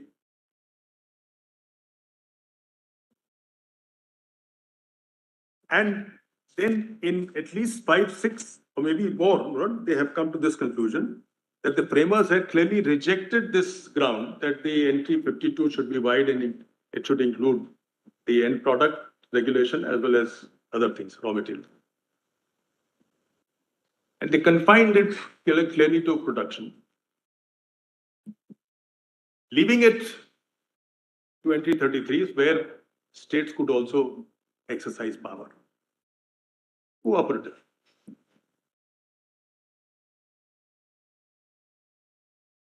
And this is where they examine from page para 16. Paragraph 16. Again, the same logic, not the legislative history, has to be looked into.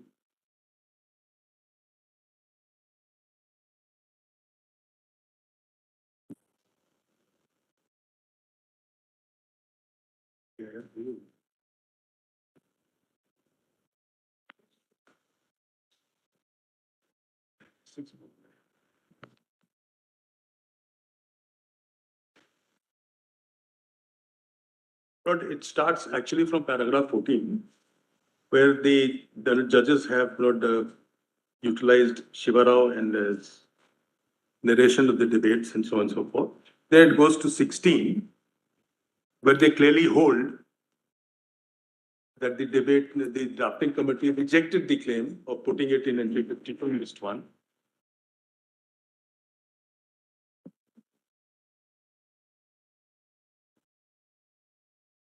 And then their lordships go into the issue of how to examine the entries in the light of the federal structure features.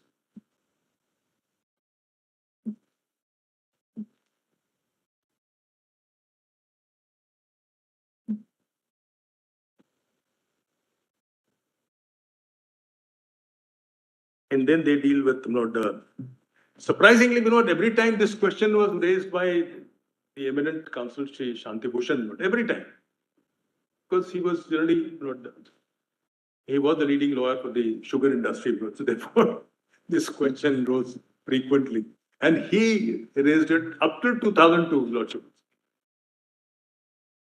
The same argument. The uncanny part is, Lord, that this same argument is raised time and again, relying upon the IDR Act for curtailing the expanse of states' power under entry 33. And the same argument is rejected time and again, and I have narrated those 8-10 decisions where this argument has been rejected, at times with a reprimand. So this judgment, Lord, if read carefully, Lord, categorically, Lord, rejects and dismisses their contention that industry word in entry 52 list 1 is very wide to include the end product as well as the. Now, this judgment has been affirmed in 1998. 1998, 7 SCC, page 26. In fact, the lordships need not take the trouble of writing it, but I have indicated in paragraph page 12 all those cases where this has been approved. Page 12, kindly have. And can you see the times in which, the number of times it has been rejected, and at times with a reprimand to the council for raising this. It starts from 56 SCR as the first case, goes on till 2002. Not the other ones, but 2002, volume 9 SCC. This is ITC. And interestingly, Sri Shanti Bhushan has been raising this argument from 1980. That is Ishwari Khaitan, 1980, volume 4 SCC. Every time it was rejected. Now again, the same argument is being raised on the basis of very same debate which has been repeatedly rejected.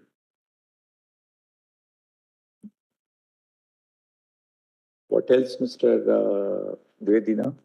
I'm sorry? What else remains? Yes. Now, Lord, the question is,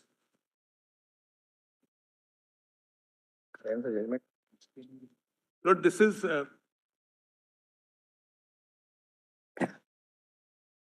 this is not only approved in Lord SEAL, Shriram Industrial Syndicate, but this is approved in Bailson, the Constitution Bench.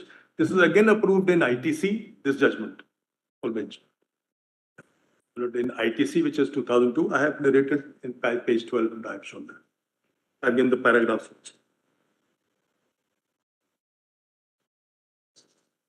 Then kindly come to page 10 of my this thing submission, please.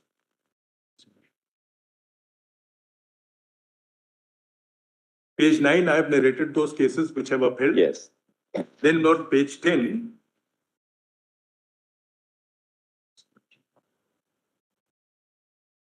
The important aspect is not which, one of the things which my friends are raising, not this document, this argument of a composite kind of a law made, which is code unto itself. And therefore, even if you don't legislate anything under the law, Forbearance is vacant because there is regulation by abstinence, that's what it says. Now, there are two things which I wanted to point out. Kindly have section 18G. We'll come back after lunch. Apologies to Justice Roy in the first place, but I have given a submission 1-0, but I gave it this morning because all the submissions came on Tuesday afternoon. I was in Calcutta yesterday, but I hand wrote everything, not it typed. So I won't refer to it, my lord, since it was after 10 o'clock, but I will just. Now. It can be incorporated at lunch now. You can just give it to the court. Already given in the morning, but since the lordship said not. Upload it on the drive now. But in fact, lordship may make it as a part that all submission must come 24 hours in advance. So then all of us will be. But this, what happened was all the submissions. My apologies, Lord, for the inconvenience to your lordship. No, not to you, but I think Samar Vijay, right? Yeah. Samar Vijay, actually, I should not have spoken in that fashion. So firstly, my, regret that these kind of words came out. But let me just put this thing.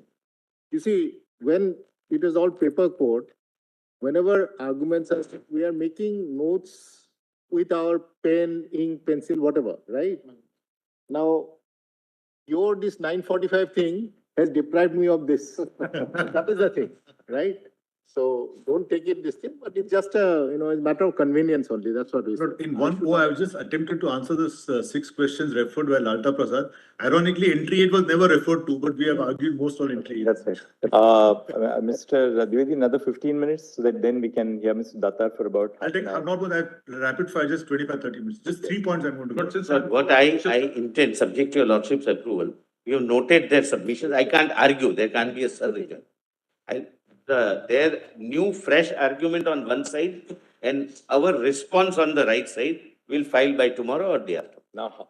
Then they'll go on. We'll keep it at that now. There are some new arguments. They will also respond to that. They will also then respond. It will be like impossible. I leave it to you. This is already what we have said. So, Mr. Dwivedi, till 2:15, then 2:15 to 2:45, Mr. Try my best to take it. I'll take 10 minutes. So we'll wrap up by. Would my lord be sitting in alternate bench? This will never end. Right. We'll see after Mr. Dwivedi ends. First, let Mr. Datta start at 2:15. 2:43 then we'll see how much time we have. 1-0.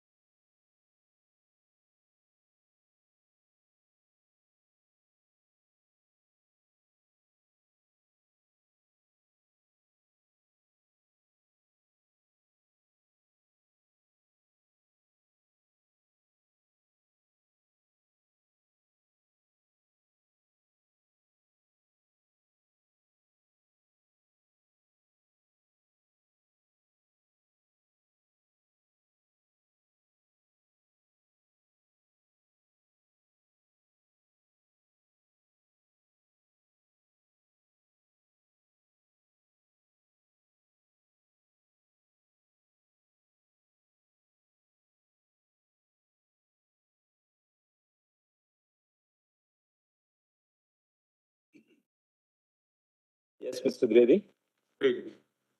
But I was at page 10, last line of my submission. There's only 3 more pages and then I conclude. D, Lord, at the bottom. Okay. After 1996, Lord, I've given the issues settled in that case, Lord. 1996 Labad 135, Lordship, sir, I've already referred to. And this is, as I indicated, Lord, approved in Seal's case, Lord, 98 Supreme Court. Then Belson also, 99. And ITC, which I have given in the page 13, 12.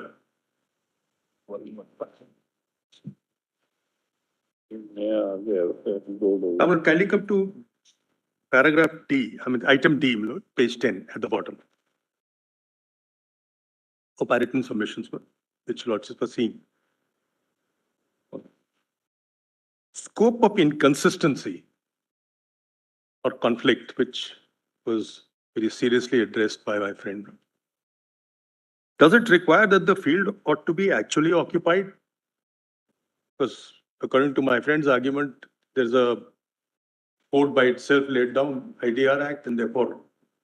But this concept of code vis-a-vis IDR has never been accepted because fact is the entry 52 is very limited. Doesn't cover the raw material nor the end product.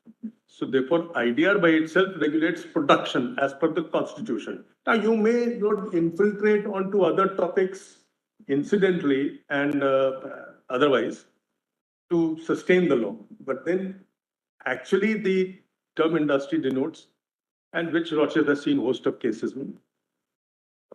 Now, Lord, the claim of the union is that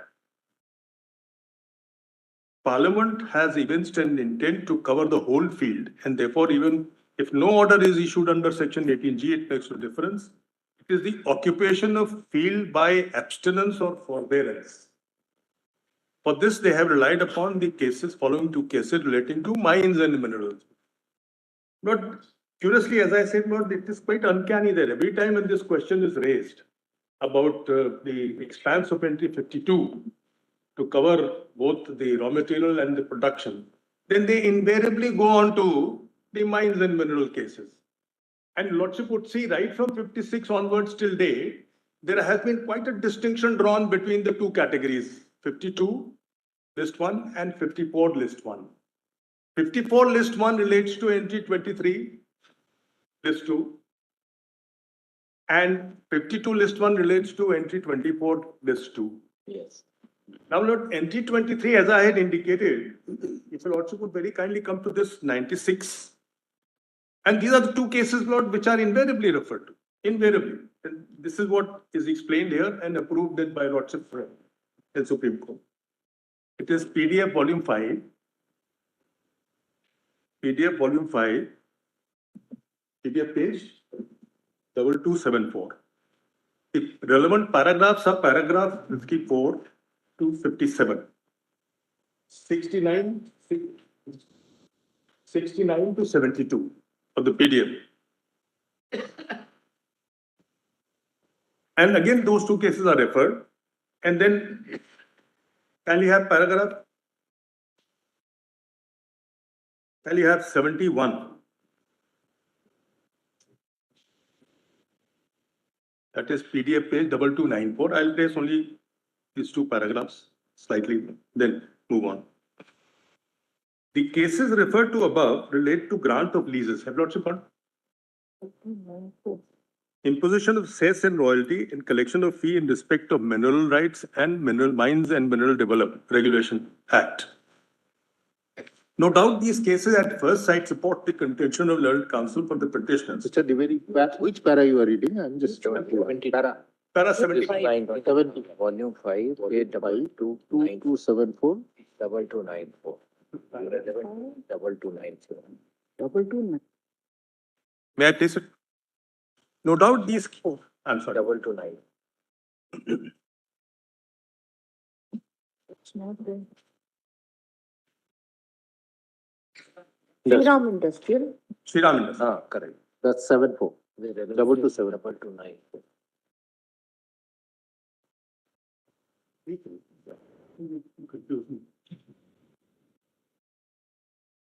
May I proceed? No doubt these cases at first sight support the contention of learned counsel for the petitioners, but on scrutiny of the relevant entries of the Schedule 7 show that the cases relied upon by the learned counsel for the petitioner are of no assistance for the proposition of law advanced by them. The cases referred to above relate to entry 54 of list 1 and entry 23 of list 2 of the 7th schedule. The perusal of entry 23 and 24 would show that entry 23 of list 2 is entirely different in its content than entry 24 of list 2. Entry 23 of list 2 deals with the regulations of mines and minerals subject to the provisions of list 1 with respect to regulation and development under the control of the union, whereas entry 24 of list 2 relates to industry subject to entry 7 and 52 of list 1. On comparison, it will be found that the entry 23 of list 2 deals with mines and minerals, which is industry as well as product.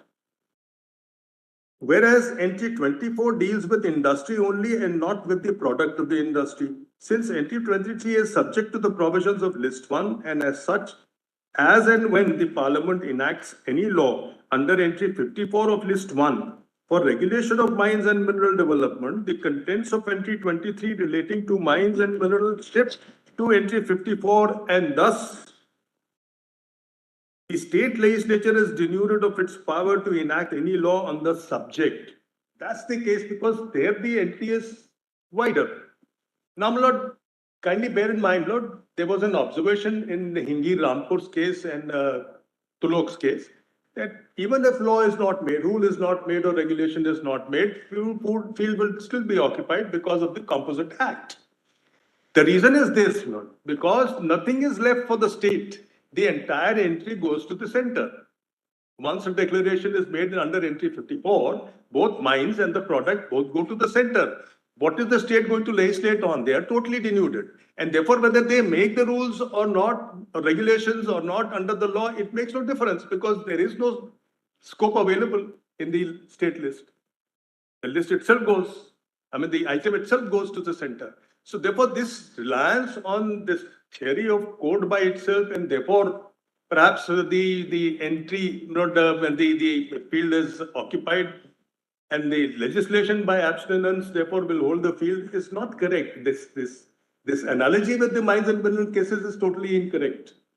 Secondly, Lord, what is important is, if you see section 18G, for a moment. Does not apply here also.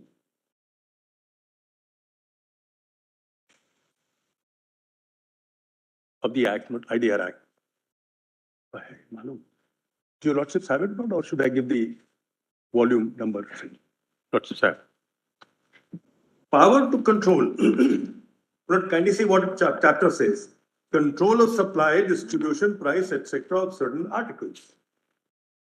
Power to control supply, distribution, price, etc. of certain articles. 1. The central government, so far as it appears to it to be necessary or expedient for securing the equitable distribution and availability at fair price or any article or class of articles related to any scheduled industry may notwithstanding anything contained in any other provision of this act by notified order provide for regulating the supply and distribution thereof and trade and commerce therein. So what does it say? Not I ask myself, but it says by a notified order, you can provide for regulating of supply and distribution, trade and commerce of the commodity, the product. Now, the control has to be exercised through an order, which has to be for regulating.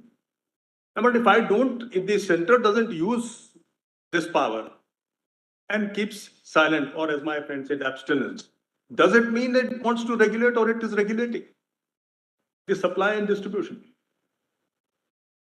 It's a positive order which is incorporated, which is required here for purposes of regulation of industry. But the center not regulating by a notified order is also consistent with its having formed an opinion that it is not necessary or expedient for securing the equitable distribution and availability at fair price. I'll answer that.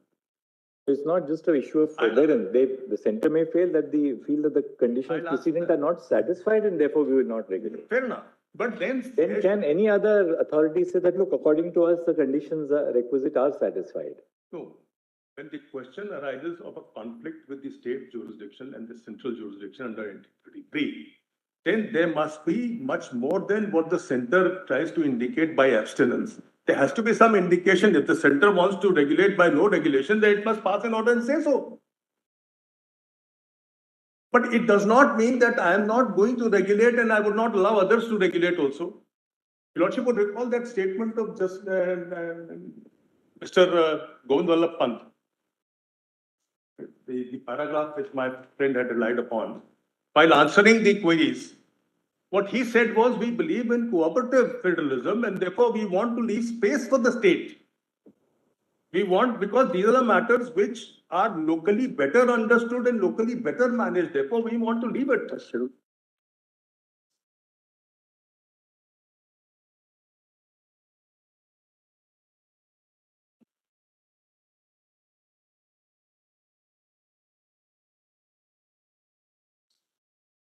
So,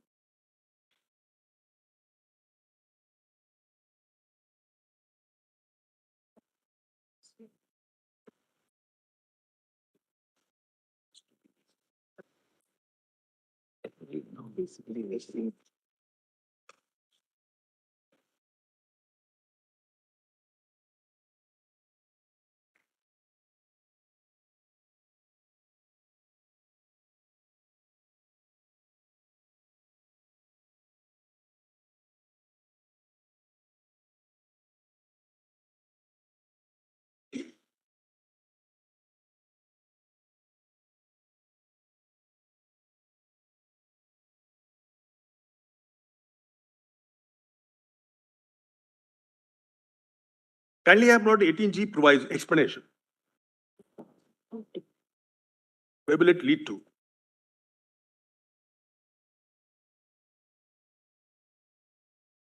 In this section,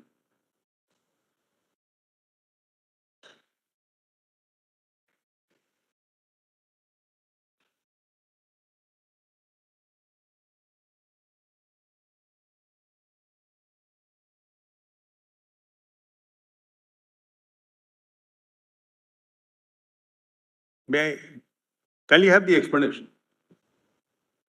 In this section, the expression article or class of articles relatable to any industry, a scheduled industry, includes any article or class of articles imported into India which is of the same nature or description as the article or class of articles manufactured or produced in the scheduled industry. Now, here is a case where imported article is taken in. That is not manufactured in India. Obviously, industry will not take in. The word industry cannot visualize such an article because it is not produced here. The question is, you don't regulate, you don't allow states to regulate. For instance, take the clause 18G2A.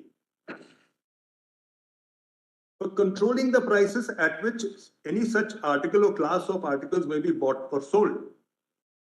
Controlling the prices. Now, Lordship has seen that under the Constitution, price is 2034 in the list 3. State can exercise the power.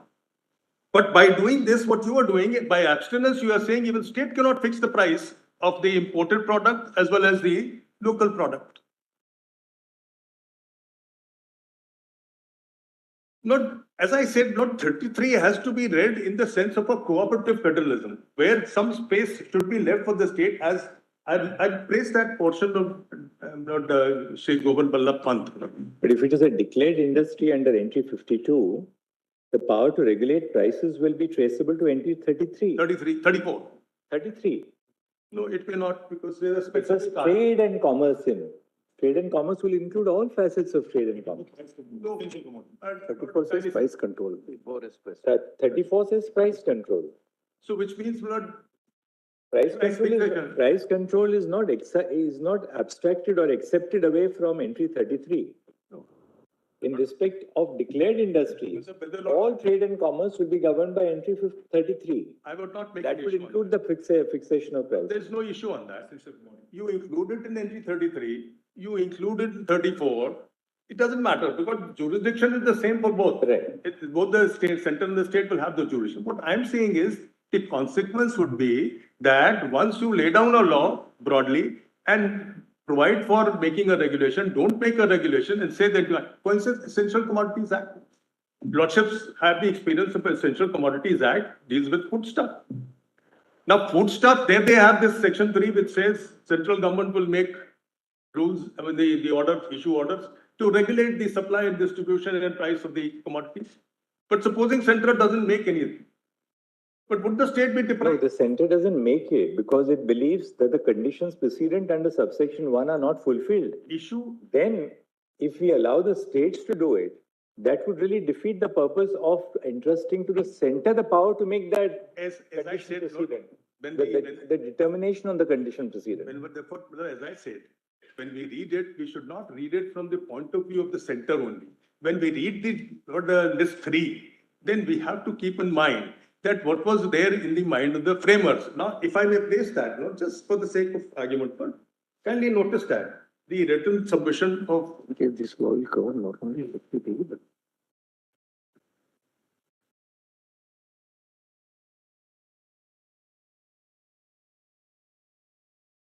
Page क्या था उसका?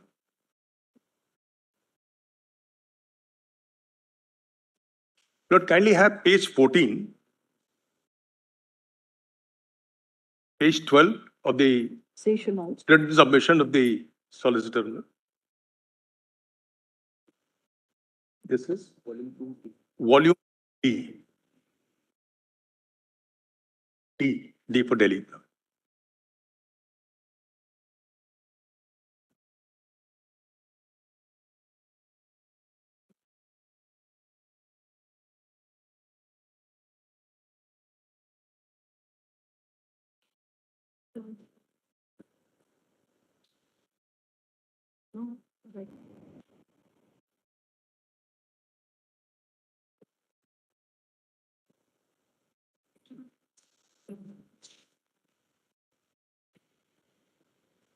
Starts at 14, page 14.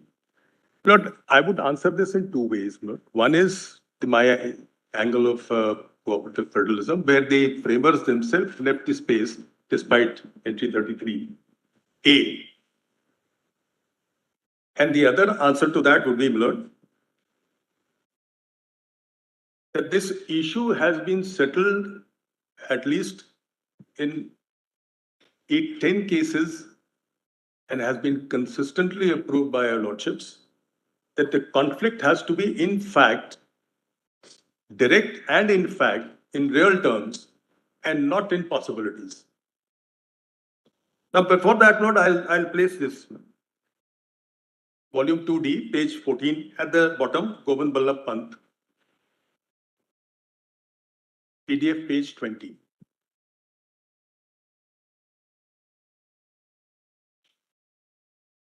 PDF page 20.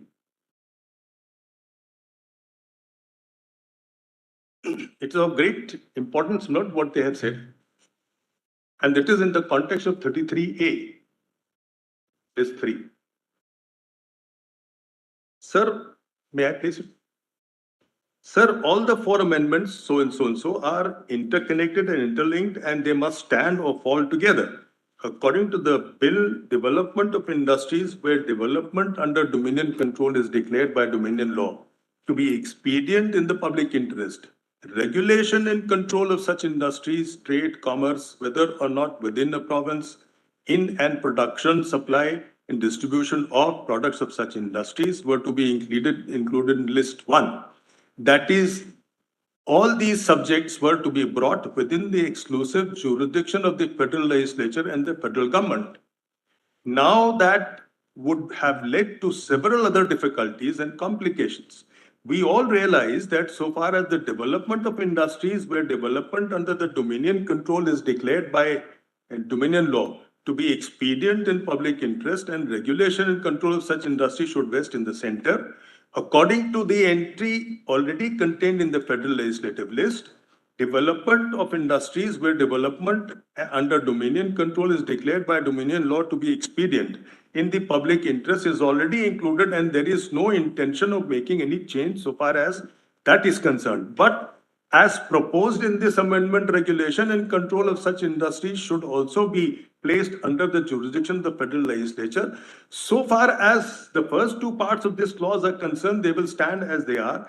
But with respect to the rest, that is trade and commerce, whether or not within a province, in and production, supply and distribution of products of such industries, it is proposed by the series of amendments to which I referred at the outset that these should be included in the concurrent list and changes should be made in other amendments. Now, why is it that they said? Now, this would have led to several other difficulties and complications. We all realize the development of industry is essential, but then both state and center should participate. Why should center say that we'll only deal with it and rest you can't touch it? Otherwise, what the consequences?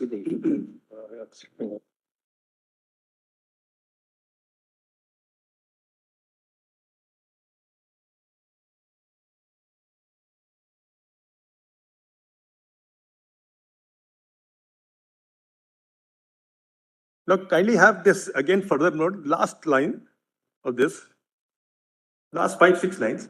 So if these are made the exclusive charge of the center, then the provinces will not be free to discharge the duties and obligations which will necessarily devolve on them. In order to enable the provinces to play the part subject to the overriding powers that will now vest in the center, it is necessary to include these items in the concurrent list, and that is what I propose. Even now, when we have got the Essential Supplies Act, Center generally frames a few basic rules and leaves the rest to the provinces. Then in the end, last 4 lines, they require a very extensive network, and I think it is not possible for the center to manage these things without the active cooperation and support of the provinces. So I propose that the amendment to which I have referred to at the outset be accepted unanimously, and it was accepted.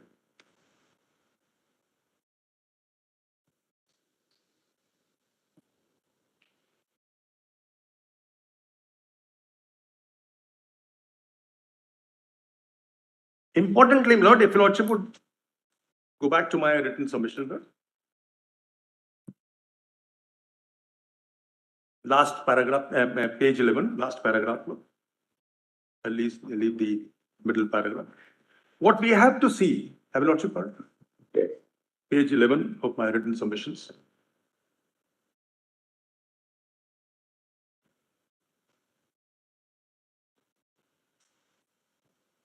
Volume 1A. What we have to see is whether for inconsistency or repugnancy to operate, the field has to be actually occupied and not in the realm of possibilities.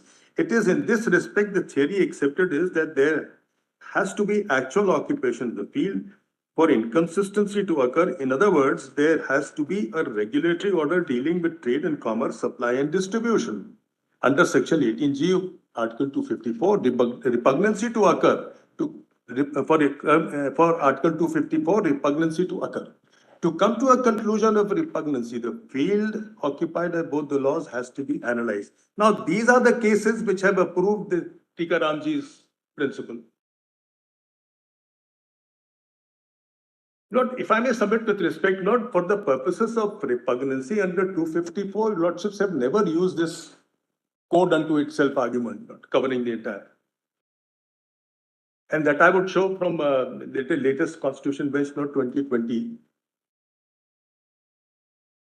What your Lordships have accepted the principle that it has to be direct conflict in actual terms and not in the realm of possibilities. This is what the latest Constitution Bench also says, 2020.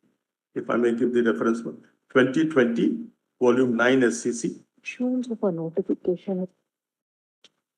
And I'll come to Lordship's judgment, the judgment which was there in Lordship's mind in 2012, which my friend relied upon, Lord. That is wholly inapplicable. That was a case under Article 254, where the issue was whether the law which has been made by Parliament, signed by the president, assented by the president, has not been enforced. Now, what is enforcement of law? Conditional legislation, which is more of an administrative function. To make a regulation under 18G is not an administrative or executive function. You're creating a law. For instance, Lord, if executive function is so wide, then Lord, under Article 223, the power is vested in the executive to make the ordinance, which is equal to that of law. But will we call that executive function as per 162? It's not. These are the functions, Lord, which are lawmaking functions ascribed to the executive, which is co-equal to the law. And lordships have always said law made under the delegated legislation made under the law is part of the law. Now, therefore, I would submit with respect, Lord, this consistent case of acceptance of this Tikaram ji with regard to inconsistency, which my friend says is obiter and was not needed. It's not correct, no? That is an additional argument given. Your lordships very often not give more than one reason for justifying. So Tikaram ji has given one reason and then he said that let's assume that to be correct and then see what is the position. And then it said that there has to be actual conflict.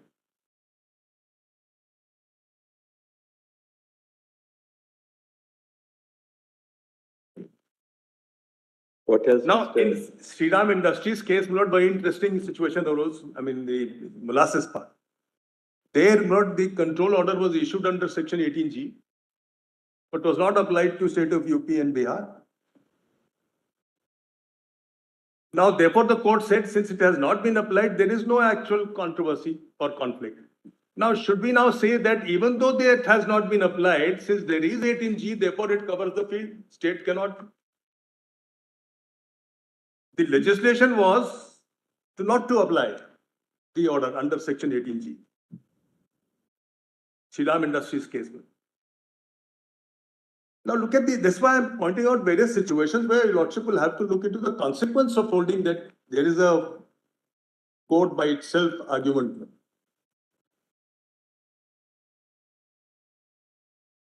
An exception may be given to a state in respect of an order under 18G, yet we'll say no, it will apply, state doesn't have the power.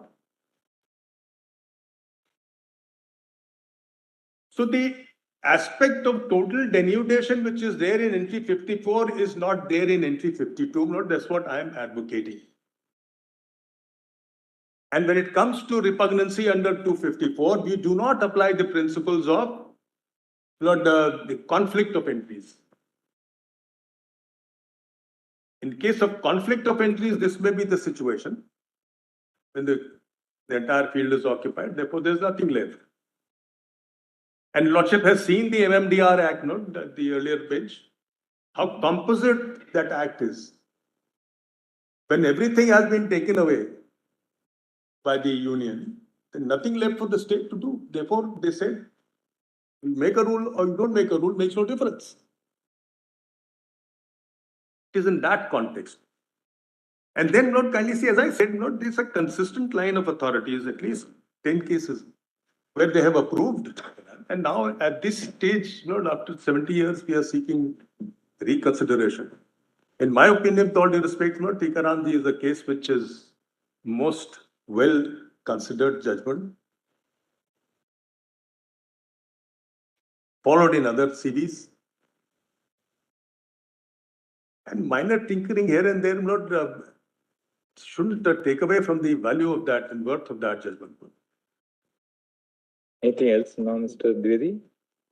I'm sorry? Anything else? Or Yes. resolve? It is accepting just one small 1 minute. Yes. There is this judgment, I wanted to distinguish this case, 2012 volume 2 SCC 773, that the law was held to be made as soon as it is passed by Parliament and assented to by the President. Therefore, once a law is made, mainly because it has not been enforced, doesn't mean that the field is not occupied. That was the case which my friend had relied upon. What was the name? My friend will pronounce the name better than me. Mara Prem Kuri. 2012, volume 4. But that is a case where they interpreted Article 254 and found that the word used is law made or making of law. So making of law, the procedure prescribed is passing of the bill and signing by the president. The law is made. Once the law is made, the field is occupied. Enforcement is a mere executive act, makes no difference. But here it is different. But 18G is not an executive act of conditional legislation. Enforcement is nothing but conditional legislation and executive act.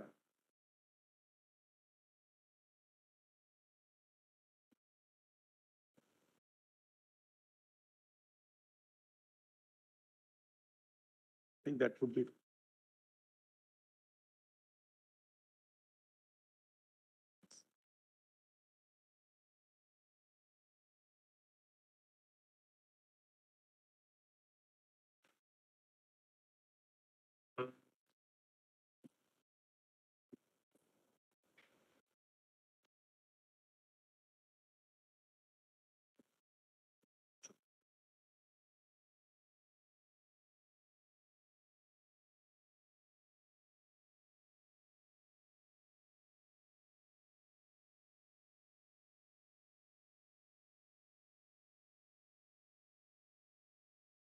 You respect, but that case is therefore totally distinguishable.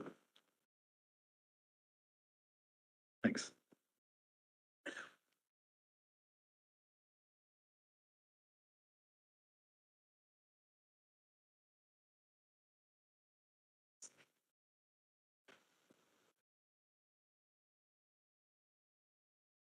I'm greatly obliged. Thank you. But my friend has covered most of the points, so my role is limited. First, let's get to entry 8 of list 2. And my submission is the end of the day.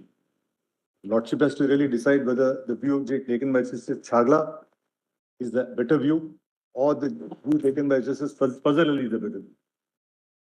That's And right. that's the... They're really the two competing views. Exactly. Chagla. So you're not... You are, in a way, Mr.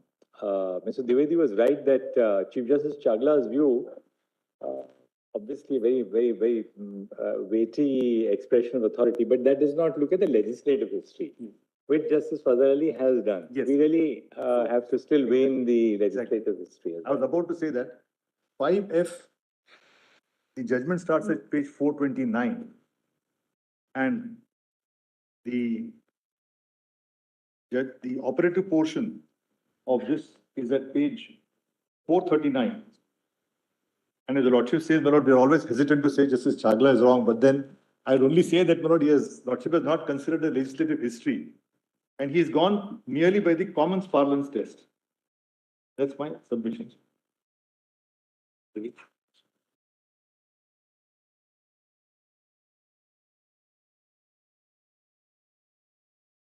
Lordship now comes to page 439.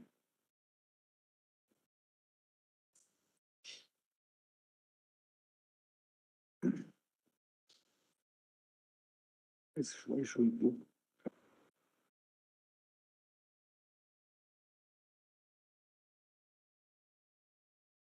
View was partly accepted, partly reversed. And Lordship will just come to page 439. I'll just point out the paragraph. I won't read it in detail. And my submission is, apart from not considering legislative history or the use of the term in various excise acts, his Lordship's observation is contrary to the earlier paragraph their Lordships themselves cite in the Bombay High Court. So your Lordship has to compare 5F 439. But you know, the learned Solicitor General, during the course of his submissions, also dealt with the legislative history per se. Yes. You know, particularly in that chapter 4, volume 4B, where he referred to the preamble to the Licensing Act of 1872. Yes. And his argument was that it basically deals with drunkenness. Then again, he relied upon Hansard.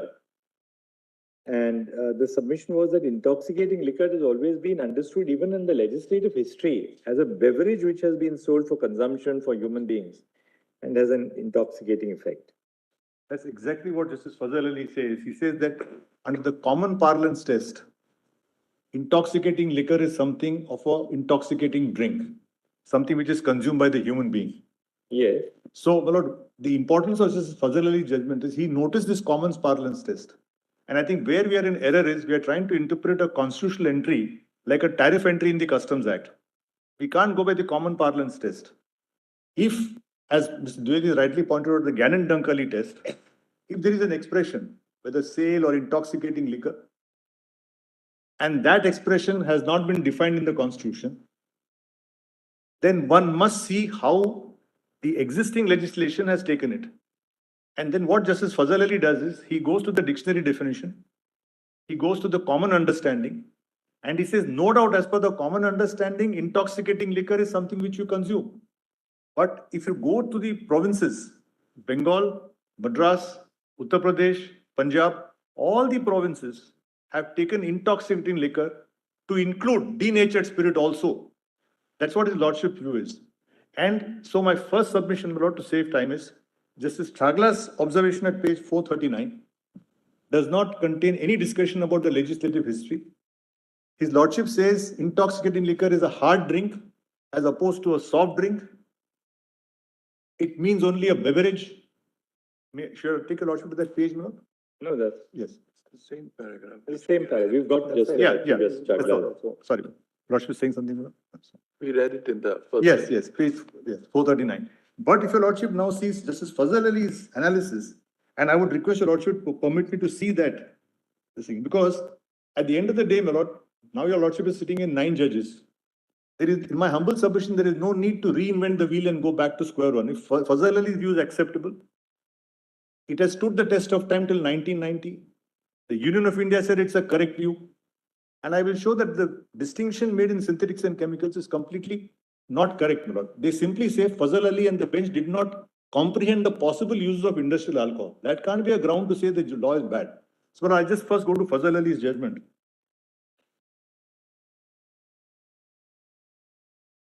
Yes, lordship will just come to volume 5 at page 1725. That is always so.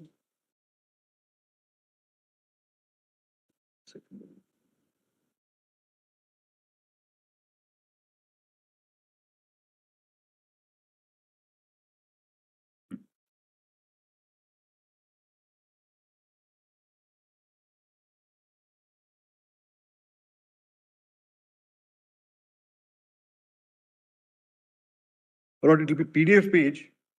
Yes, If you look at, for instance, the one of the key acts that Balsara relied upon was the Licensing Act of 1872. Yes. Now, if you just go to the compilation at volume 4B, Yes. just to sort of 4B, 4B, I'll just go to. page 578. Yes, I'll just go to it. 4B 578. Just the page number of first volume. This is. Summer 4B 578. Just tracing it, lordship must also see the Spirits Act of 1880 and then the subsequent Excise Acts. Because lordship is to see what was the history after up to 1919, there was no such thing, Then after that only this problem came up. Now, if your lordship kindly sees 578. For the sale by retail of intoxicating liquors. Yes. And the regulation of public houses and other places in which intoxicating liquors are sold. Yes. And to make further provision in respect of the grant of new license for the sale of intoxicating liquors. Yes. And the better prevention of drunkenness. Yes. That comes to public. No, I'm not. There's definitely a possible view to say that intoxicating liquor means only beverages for human consumption. That's right. But I'm saying that will drastically reduce the scope of intoxicating liquors, and on a ground level, it will be impossible to implement. I'm coming to that as a second stage. My first submission is, please see the observations of Fazal Ali, Justice Fazal Ali, sorry. Does it merit a reversal or an overruling? Kindly see his lordship's discussion. Now, kindly come to Justice Fazal Ali's discussion. Please come to para 38 at PDF page 1731.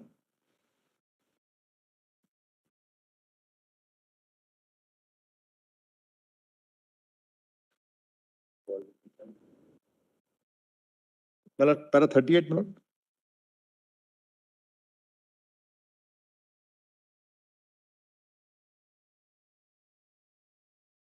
The Bombay Prohibition Act. Volume 5, page 1731. Para 38.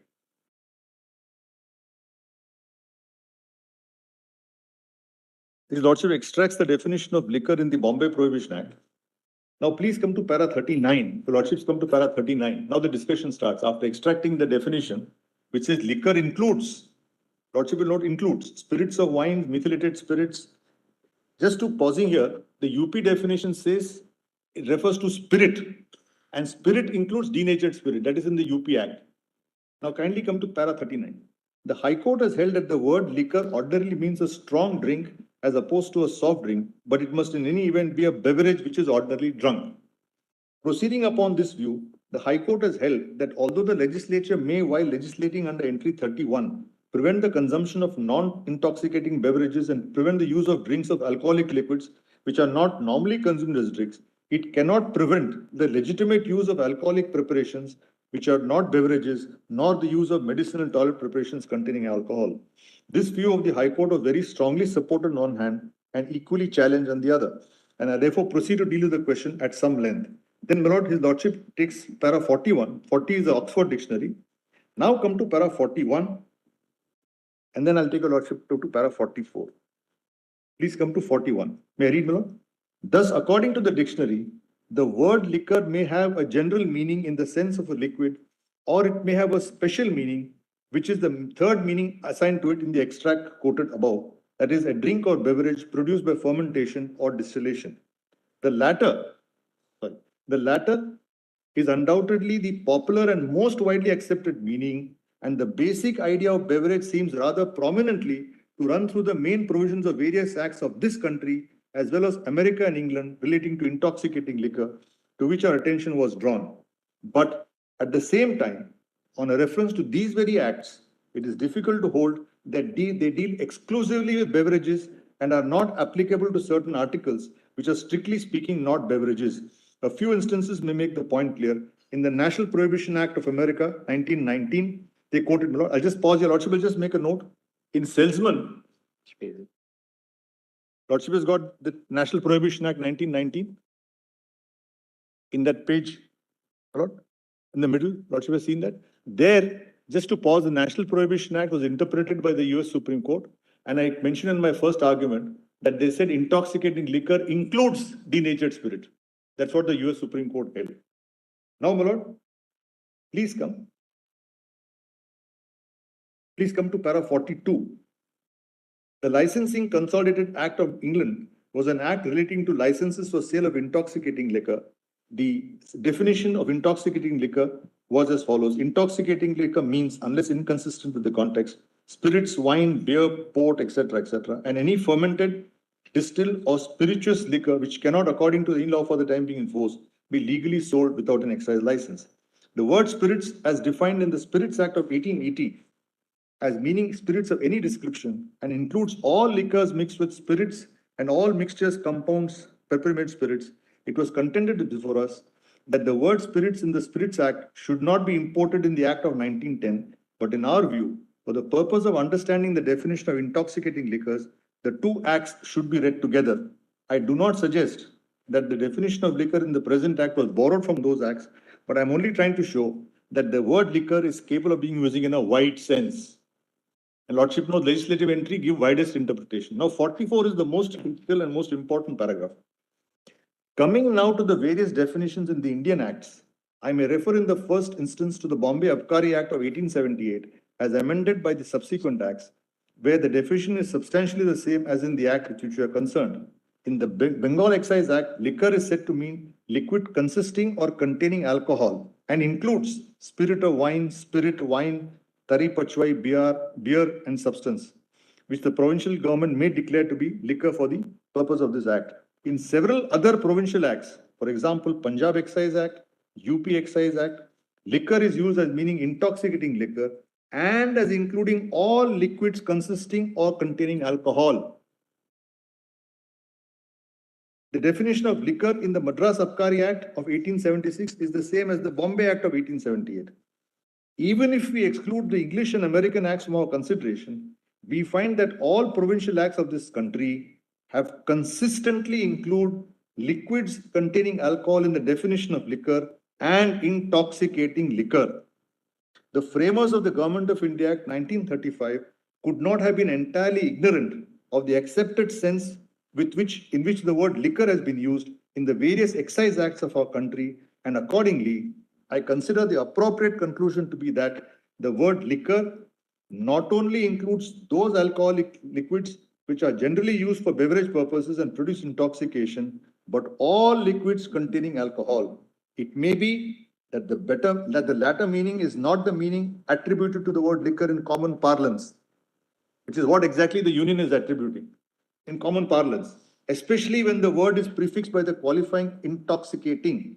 But in my opinion, having regard to the numerous statutory definitions of the word, such a meaning could not have been intended to be excluded from the scope of the term intoxicating liquor as used in entry 31 of list 2.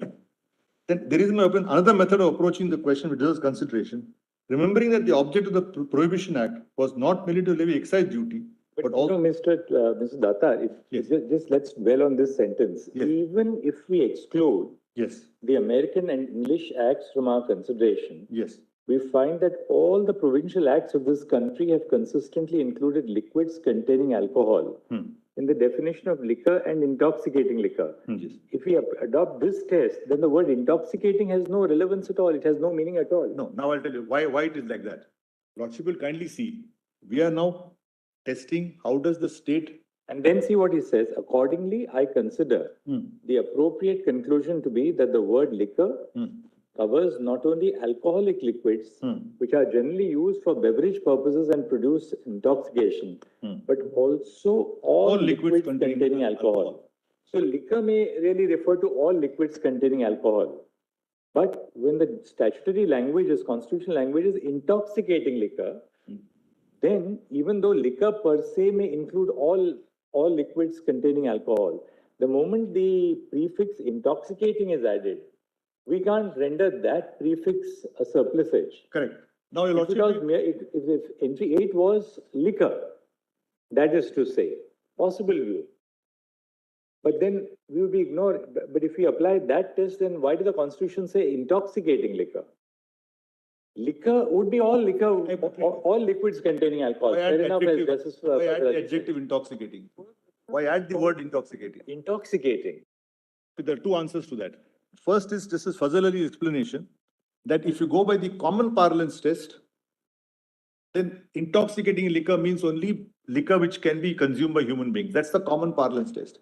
But he says, I'm interpreting a legislative entry, and the legislative practice in India, in British India, has consistently, because intoxicating liquor was there from the beginning, intoxicating liquor has always included all kinds of liquor, intoxicating other. That's a legislative practice. That's what Mr. Dwivedi highlighted Gannon Duncally's case. Intoxicating liquor has not been defined in the Constitution, but intoxicating liquor has been defined in a number of excise acts in the provinces. So when the framers of the Constitution made intoxicating liquor in the Government of India Act of 1935 and in the Constitution, they were using intoxicating liquors as a nomen juris. They were using it as a nomen juris, which meant this is a wide term. It's a legislative entry. It's not a tax tariff. Which means all liquids containing liquid alcohol. And so this is all liquids containing alcohol. Because that was a legislative practice. Every excise act, Bombay Abkari Act, Madras Abkari Act, UP, Bengal province, all say that intoxicating liquor includes everything, because the definition of liquor includes spirit, and spirit will include denatured spirit. So if you take a combination, intoxicating liquor always included. That's what Lordship says. This is the first reason I'm doing the second reason. This is the first reason. It may be that the latter meaning is not the meaning attributed to it in common parlance, especially when prefixed by the qualifying word intoxicating. Exactly what your Lordship is asking. Why did they add intoxicating?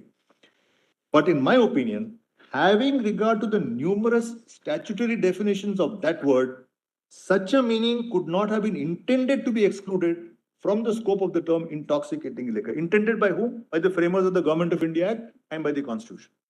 So my first submission is, Justice Fazal Ali's decision is supported by, because it is considered dictionary definition, legislative practice, common parlance test, and on a comprehensive test of all these things, His Lordship says intoxicating liquor must include all. Now I tell your lordship why the second view will become unworkable in practice. If your lordship take the view which the union is advancing, that intoxicating means beverages, ready to make drinks. Mr. Datta. Sorry.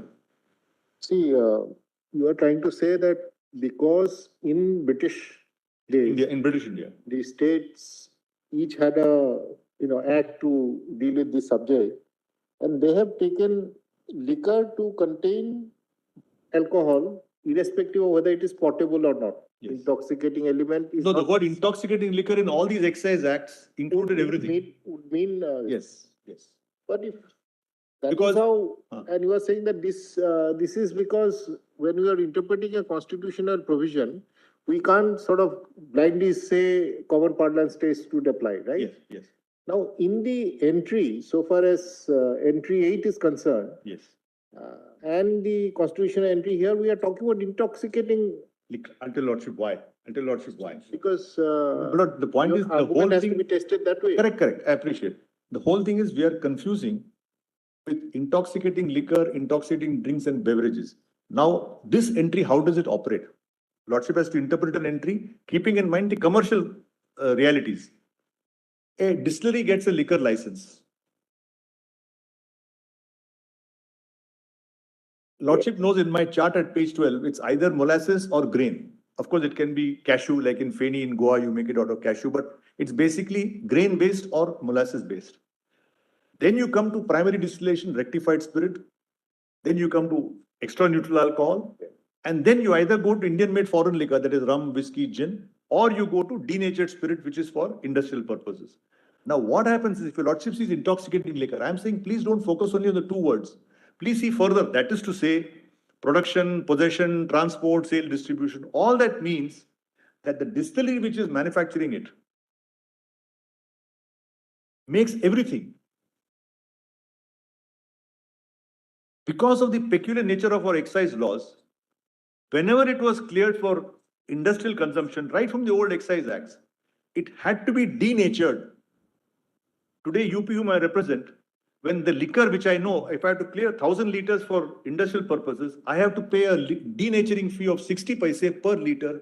And in the presence of the liquor officer, I file DS6 or DL5, I fill that form and I pay the denaturing fee.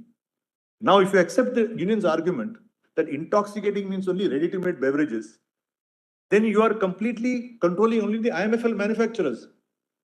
Because the sugar industry doesn't make alcohol. Many sugar industries, they just make rectified spirits and sell it to whether it's the liquor manufacturers who are making whiskey, rum, etc. Very few sugar industries do start to finish. We stop at extra neutral alcohol or rectified spirit. From there, the lorry goes to the IMFL manufacturers. You pay state excise duty, you clear it, and goes. You make denatured spirit, you close. Now, if you accept the interpretation, let us visualize that intoxicating liquor means only to make ready-to-made beverages. Then who controls the distilleries? Will the union step in? Because up to extra neutral alcohol, it is intoxicating. And Lordship will kindly see one thing. Let's appreciate one important point. You don't denature alcohol to make it fit for industrial consumption. No. You denature it to make it unfit for human consumption. The denaturing is not to make it as a raw material for paint, varnish, polish, perfume, etc.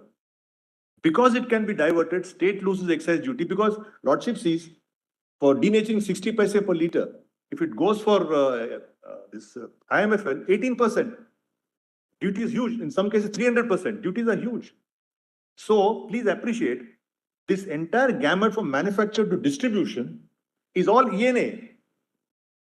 Is all extra neutral alcohol. The state controls everything. And you can't have a vivisection of alcohol meant for human consumption and intoxicating liquor meant for this. Sorry, that is not the case. And one more thing I want to submission is that if your lordship gives that interpretation, it will lead to a serious breakdown that the sugar industry, which is making ENA, it is not making a soft drink, a hot drink, as just Chagla calls it, or a ready-to-eat beverages. Solicitor said it should be intoxicating drink, as in Article 47. With great respect, no. It will be chaos. So, my lord, and that is why what happens is in the amendment to the Industrial Development Act, they say the line of demarcation is the point of removal. Please read the statement of objects and reasons. They're very well drafted. They realize synthetics and chemicals has created created hardship. And therefore, they say Bihar distilleries gives a better formula and Parliament decides to accept the Bihar formula. They say, let's go up to the stage of removal. Up to the stage of removal, it is state control. Whatever is denatured is central control, central tax.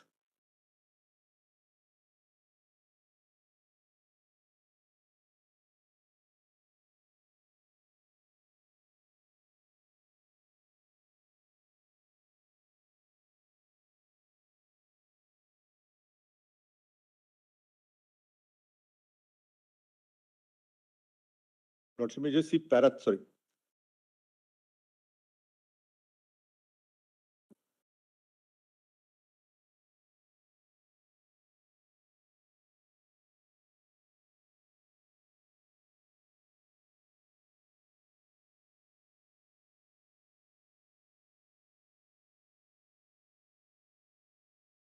Intoxicated? No, not in fact, in a lighter way, I was just remembered Justice Krishna's thing of intoxicating. There are 4 stages. I don't know if your Lordship has seen that judgment of P.N. Kaushal. In Kaushal. Yes, yes. That is, what is it? I'll tell you, Lordship. I made a note of it. 4 stages are jocose, bellicose, lachrymose, and comatose.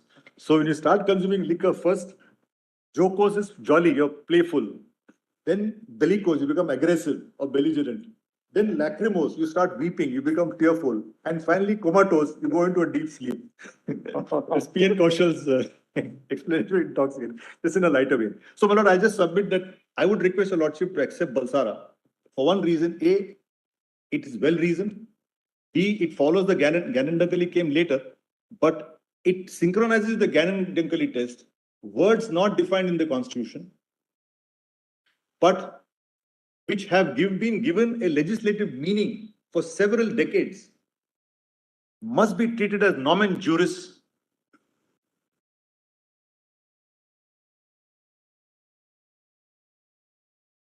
So it is not the common parlance test, but it's the legislative understanding of the word which is important. Second reason is, One second. sorry.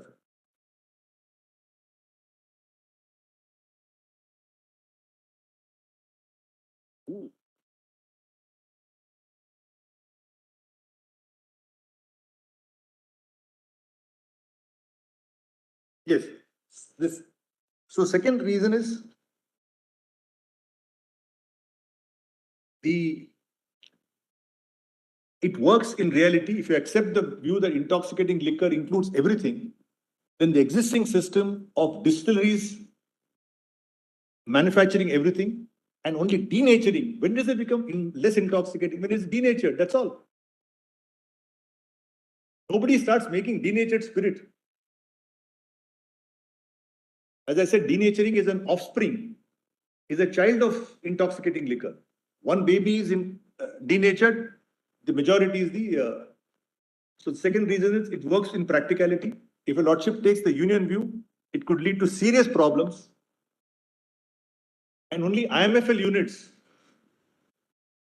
will come under state control. Thirdly, and neither the attorney nor solicitors answered this point,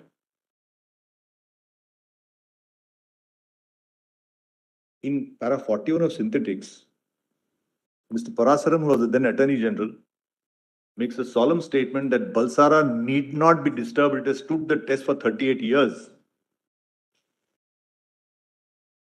And it is not a statement made in an SLP admission.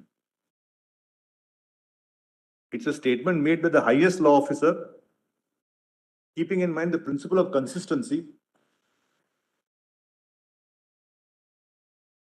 And till today, nobody from the other side has said why we have decided to depart from the Balsara view.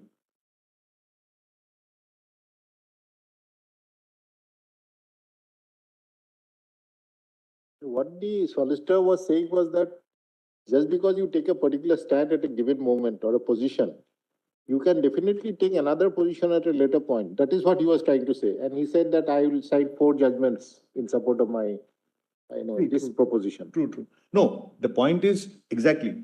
Now, I'm not saying that there's an estoppel. Like I think Oliver Wendell Holmes says, I need not be consistently incorrect. So I'm not saying no. Consistency need not always be a virtue. My humble submission is this issue came straight front before the 7 judges bench. The Attorney General, Mr. Parasaran, at that time says, we don't want to disturb Balsara. We also agree that entry 8 can include denatured spirit. That's in para 41. So the burden is on the union to show that our acceptance that time was faulty. For A, B, C, D reasons, we choose to take a different view now, and that is not forthcoming. The principle is, yes, I can always change my view, but you must justify to this bench why the statement made by Mr. Parasaran is wrong, and now you have to completely. But Balsara is in the context of prohibition only.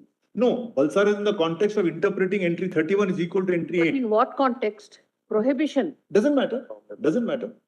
Bombay Prohibition Act. Yes, but Balsara has been followed for 38 years in a number of liquor cases. Consistent, not accept this complete somersault, some complete change in synthetics and chemicals for 38 years. Lordship knows in every high court there are numerous cases on prohibition. Like every time there is some liquor license, there is case after case on prohibition. Balsara was followed consistently. And please see what is the reason of synthetics. Please see para 74 for a minute. Please indulge me in 74. Is this the way, with great respect, are we going to reject a proposition of Mr. Balsara? I'm saying this thing, even assuming Balsara could be today, Your Lordship can take a better view. A different view. I'm saying, is it necessary? If one view has stood the test of time, accepted by the union, then unless there are overwhelming, compelling reasons to change it, I'm saying don't disturb it. Now, please see para. But then synthetics has also stood the time now for 35 years minus this reference. No, but the point is, as far as synthetics and chemicals is concerned, it, in fact, far from settling the law, it unsettled the law, and you had different cases. You had Bihar, VAM 1 on one side, other case on one side, Modi Sugar, Deccan Abkari on the other side. All that is noticed in the Law Commission report. The Law Commission report notes that I had prepared a table of cases following the synthetic view, cases opposed to the synthetic view. And if synthetics was followed, where was the need to amend the law retrospectively? The Law Commission notes that because of synthetics, a lot of confusion has taken place and you have to set right the law. And then they make a clear demarcation in para 3 of the statement objects and reasons that it is now necessary to demarcate the jurisdiction of union and states. That's paragraph 3 of the statement objects and reasons. We want to make a clear-cut fence. What is the union's territory? What is the state's territory? And what is the fence? The time of removal. The time of removal. When you remove denatured alcohol, Parliament, GST. When you remove for IMFL, state excise, state laws. That's as simple as that. What synthetic says is, industrial alcohol is equal to ethyl alcohol. Lordship, can you see? Synthetics may have stood the test of time, but the fundamental error is they say rectified spirit is industrial, ethyl alcohol is then they say alcohol means fit for human consumption. There are a series of errors in synthetics and chemicals which led to this 9-judge bench. And that is also well brought out in the referral order of Lalta Prasad. So, but Balsara, nobody has said Balsara was wrong. Compared to synthetics, Balsara didn't lead to a divergent views. One pro-Balsara view, one anti, no. So I'm just saying that the analogy of Balsara and synthetics may be slightly. Now just see. Tikaram.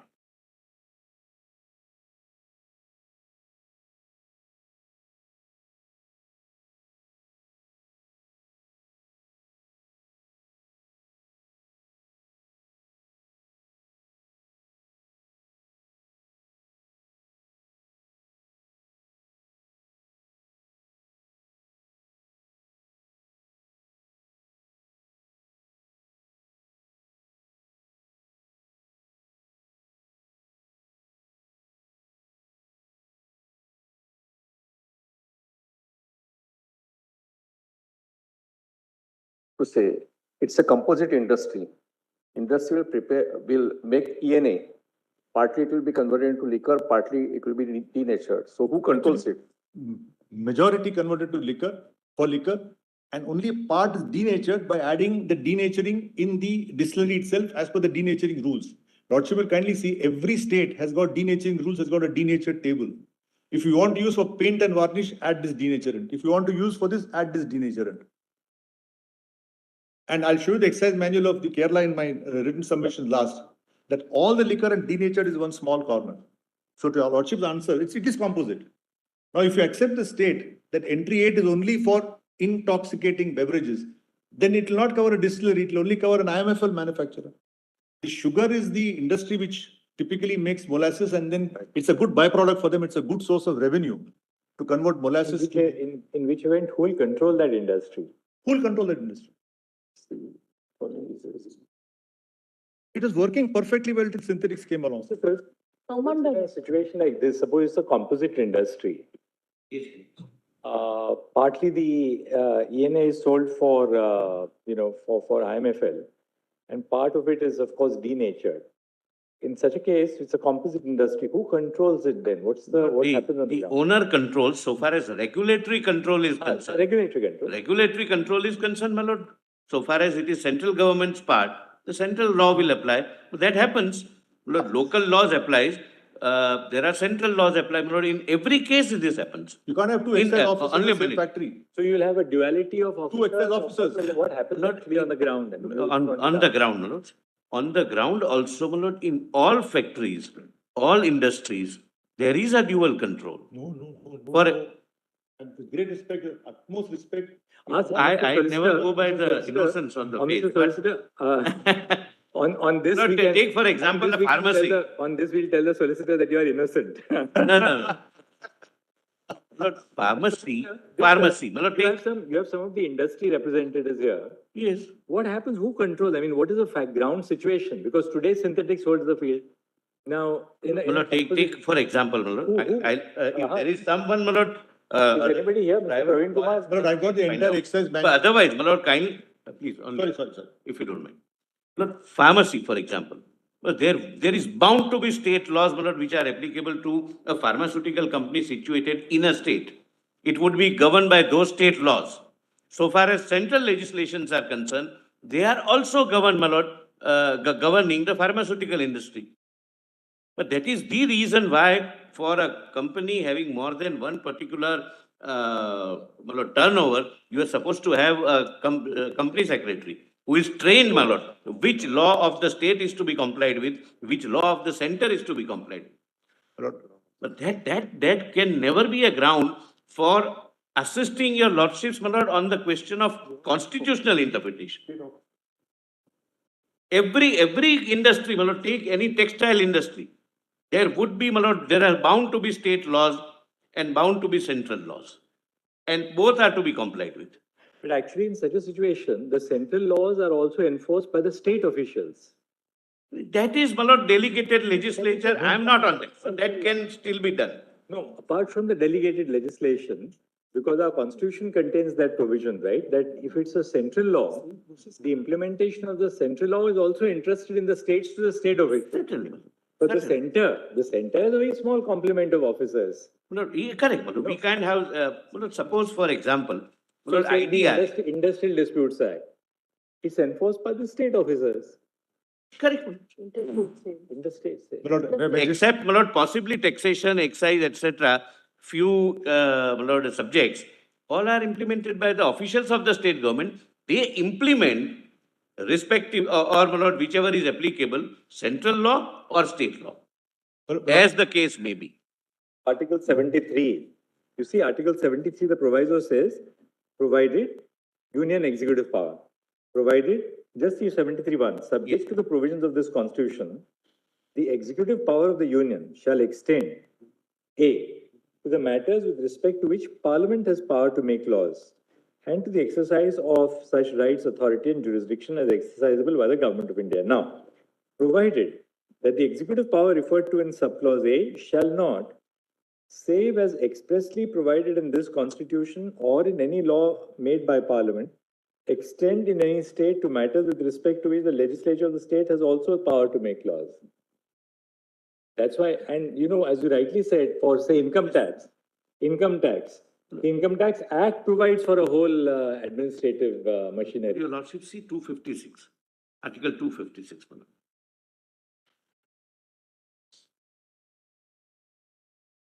Balsara is trying to suggest that, you know, there'll be, just one second. 1 minute, just to save time, we've got all the excise manuals of all the states. There is not a single excise manual which has got a role for a central excise officer to play a part. No. We pay the duty. When it goes for denaturing, we put the excise duty challan and we pay excise duty and remit it to under this. Because of the present regime, Yeah, my Lord, it obviously goes to because of the central present treasury. regime. State, it goes to state treasury. Excise, all my colleagues are here. In all our distilleries, in all the IMFL plants, it's only the state officer who's present. Because of this law, my Lord, because your law is the- being settled by a lot. The amendment says, the object and reason says, the new law, the state has everything till the time of removal. What is the time of removal? Can I Removal of answer the denatured question? spirit. You rightly, I mean, No, I'm saying. at a right point. Finished by 4 others also. Sorry. Article 256.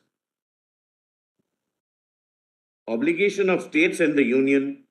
The executive power of every state shall be exercised so as to ensure compliance with the laws made by the parliament and any existing laws which apply in that state and the executive power of the union, my Lord, that is corresponding provision.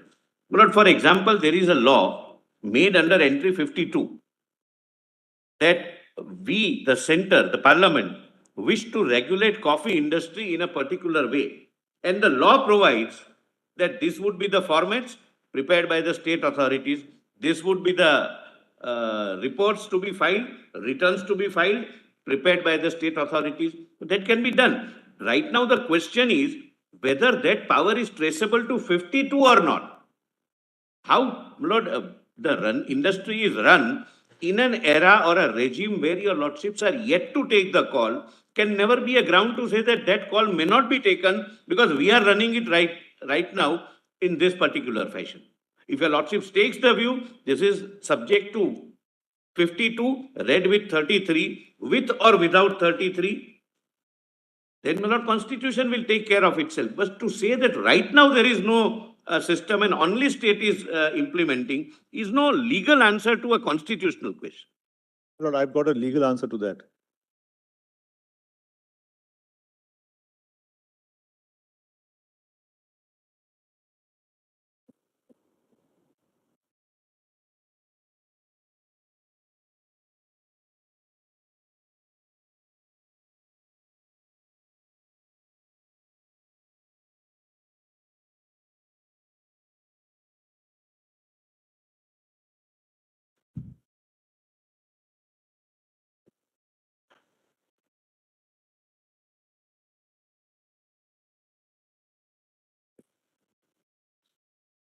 Lord, only a minute. Let me complete. No, finish. Yes, sir. Lord, supposed to give us some time next Tuesday, my Lord, we can't finish. No, that's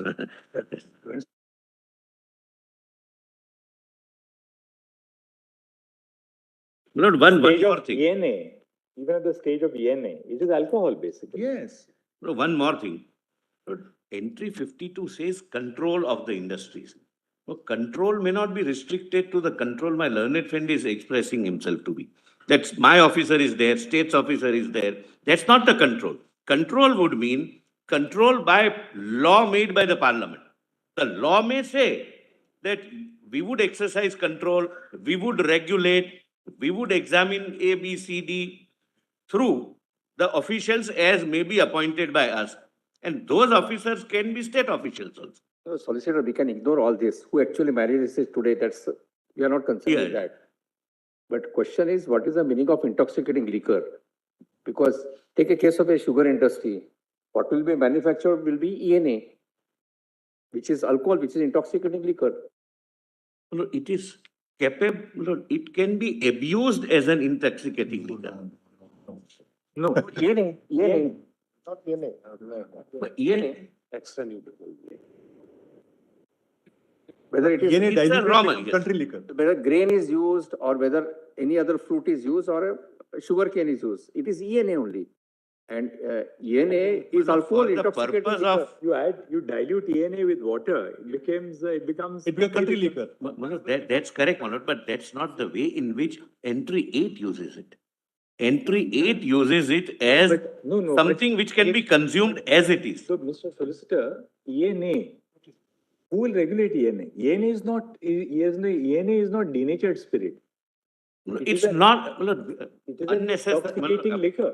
Kindly see, the law is clear. It's not denatured spirit. My lord, they Because have it is- confused denatured spirit, ENA, this, that. The law is very clear, potable and non-potable. If it is non-potable, it is state, it is center. If it is potable, it is state. And potable would, This is going far away. look, if Industry. Mr. Gupta also rarely, my lord, does this. I really have a strong case. Well, there is one more factor in my favor. Yeah, what is Mr. Gupta saying? Just in 10 seconds. ENA is a raw material for IMFL. No. Raw material is either no, sugar it is the cane, basic raw. etc. You don't get. This is a fundamental misunderstanding. How do you get ethanol? How do you get ENA? ENA, my lord, is cleared. Lord, I'll tell you. It's cleared as an excisable product. Lord, when it's denatured, it goes to GST entry 2207. If it is not denatured, it is ethyl alcohol coming under ENA, coming under state law. I put GST entry also there. The GST council says Only a minute. Only a minute. But let us not be confused on this. For every kind of alcohol, the raw material is either sugarcane, grain, grapes, etc., molasses, etc. Correct. So Thereafter, my lord, what you get is spirit. It can be denatured, it can be any other name. And thereafter, by distillation, you get potable alcohol. No. So, ENA. Sorry. No, sorry, sir, because you actually please. You should be sorry, but not for this. Yes. No. So fundamentally wrong. Fundamentally. Yes. Lord, raw material means from where you get it. You don't, my lord, is it available? Is the ENA available, my lord, in a natural form from where I can get it and I can manufacture, say, whiskey or scotch or some whatever, my lord? No, you have to make ENA. And then that is used as a raw material for the purpose, but for the purpose of making. But ENA is intoxicating liquor. There's no dispute on that. No, It's alcohol. dispute. Yeah, alcohol. Intoxicating liquor, but my lord, not for consumption. Right? Not potable. Why? You have to do something. No, we want to understand one thing. ENA is alcohol. So it can be intoxicating liquor. My lord, when we ENA is 95% go to, alcohol. Sorry? It's My lord, 95% alcohol is ENA. let us not, my lord, give meaning to a constitutional provision which is unnatural. My lord, when the constitution says, my lord, intoxicating liquor for human consumption mean something which is as it is capable of being consumed. That's a That's my lord, as simple as that. Not that it can be converted into something which is, my lord, can I go and say that give me 1 liter of ENA because I want to consume it after adding something into it? I cannot. It's as simple as that. So therefore, according to you, it will not cover ENA, according to you. Is that sufficient? Yes, it cannot. It cannot. My lord, I make my submission. Yes. My lord, my humble submission is entry 8 covers ENA. Parliament has no role to play. My lord, at one very serious issue comes here.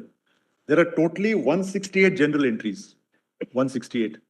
82 entries are with the central government, Parliament. 81 entries plus 97.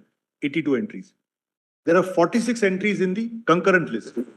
There are only 40 general entries in the Only state a list. minute. Before you start, give me 2 more minutes. No, page 53 of my written submissions. Lord, just, it is already filed. Please see, my lord, from where the process starts. It's really unfortunate, my lord, that the industry is saying that what is One wrong. second, and we'll come back to you in a moment. So then that is the solicitor's done. Yes. Mr. Solicitor, which page are you? Page taking us to? 53, my lord, volume 2D.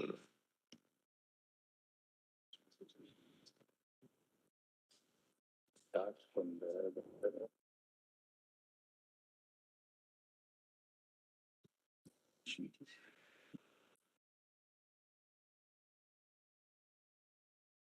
Kindly go a page before, my lord. Kindly go a page before. Lord, alcohol is concerned, the following details are relevant.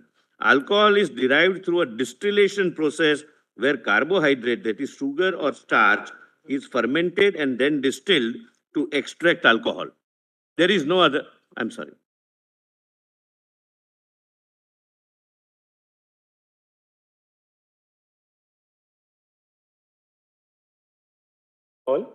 Then alcohol can be made from any feedstock which has high content of carbohydrates such as sugarcane, rice, maize, potato, beetroot, etc. In India, alcohol is predominantly made from sugarcane juice, molasses, a byproduct of sugar production, broken rice, damage of food grains, and maize. Major types of alcohols are given below. Rectified spirit. Rectified spirit generated after distillation out of those raw materials, having minimum 95% ethanol content is used only for industrial purpose. It is used for industrial purposes such as users as solvent in paints, industrial chemicals, etc. Then extra neutral alcohol, ENA. This neutral spirit having minimum 96% ethanol content is made by further purifying the rectified spirit. This is used both for potable alcohol and industrial purposes. Mr. Solicitor, just Only a minute more. no difficulty. Otherwise, I'll forget the question. I'm sorry. Now, extra neutral alcohol, ENA. You say that this is neutral spirit having a minimum of 96% ethanol content, which you produce after further purifying rectified spirit. Then you say this is used both for potable alcohol and industrial purposes. For right? making potable, no? It should be for making. It comes Used for making, right? Yes. Now, in that case, at the point when ENA is cleared, is the stage of removal takes place, and it is removed for the purpose of the manufacture of potable alcohol. IMFL. If you don't mind. IMFL, that is. Right? It is being removed at the stage of removal. Why is it being removed? It is being removed for use in the manufacture of IMFL. Potable, yes. Will not that fall within the domain of the state? If it is removed at the point of removal for industry purposes, we want you to respond to it. We want clarity on it. At the point of removal, if it is being removed for industrial purposes, certainly then it doesn't fall under entry 8. But Not for the simple reason that extra neutral. According to Datar sir. Sorry, Manoj. Not we are getting touch. It's indecent. Apart from anything else, it's indecent. You are not, you seem to be not practicing here. No, Mr. Datar would never do that. I'm saying, I'm telling him. Reply to so many points. Whenever I argue, that's what he does. So I said it's indecent. not Mr. Datar. No. He would never do it. He would never do it. No, he seems to be not practicing here. Just as a younger brother, I'm telling him not to do this. It's anywhere, before anyone. Mr. Just say sorry to the Solicitor General. No, it's not in an anger or something. Right. This happened 5th time, so 6th time I just couldn't resist. He's apologized. No, that's okay. That's over. Now, my lord, this is, my lord, a product which I purchase. If I am the IMFL manufacturer, I purchase that product. And thereafter, my lord, the third category of alcohol is absolute ethanol. See, just 1 second. But the person.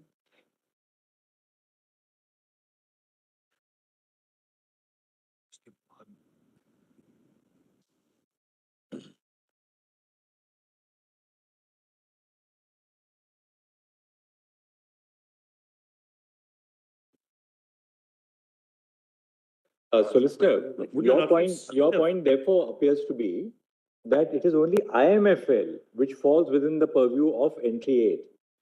Because that is the only thing which classifies as potable. Potable alcohol which can be consumed as. Sure on that. There's a little bit of we're not sure on that, because at the stage when ENA is removed for the purpose, ENA is capable of being used both for potable liquor, right? For Now, making what happens if you have, say, somebody whose business is dealing in ENA is removing it for the purpose of potable alcohol, namely for IMFL. Can you say that then it will not fall within the purview of entry 8? Yes, ma'am. May I say the In your difference? submission, it says it will not fall in the stage of entry 8 until a IMFL is manufactured. I'm not sure that's the correct position. May I show the difference according to? Yeah. No, just one second. Yes. So is it your case that ENA will not be covered by entry 8 and only IMFL is covered by entry 8? Is it your case? Yes. Specifically? Yes. Lord, number two, why it is? ENA can be used as it is for other purposes like, my lord, industrial purposes, etc. ENA cannot be used as it is as a potable alcohol. And if you have to undertake some activity or some process to make it potable, that is the distinction. ENA as it is used for, my lord, polish industry, etc., etc. My lord, there are several industrial uses. In this context, please see page 53, the chart. Page 53, my lord, for my satisfaction. Have a look at page 53. This is how it happens.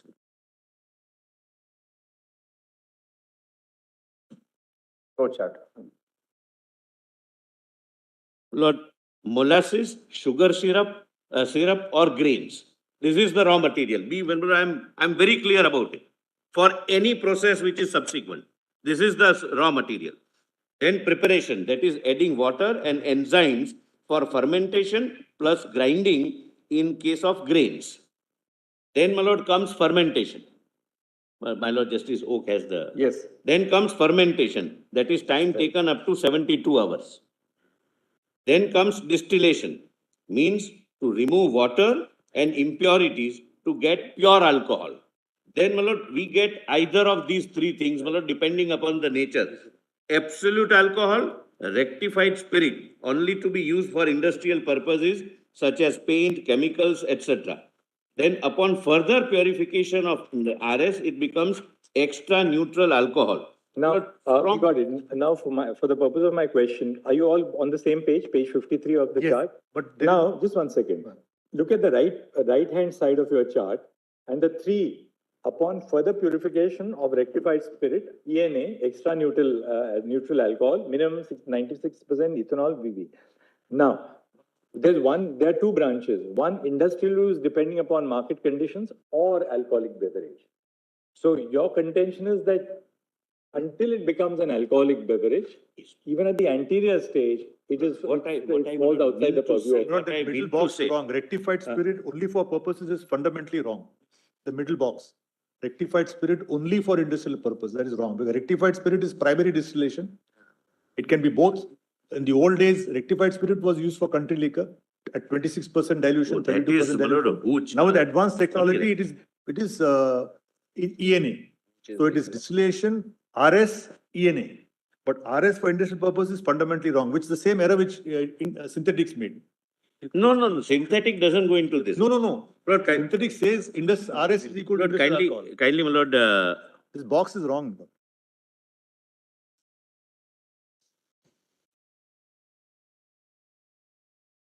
My lord, rectified spirit is used.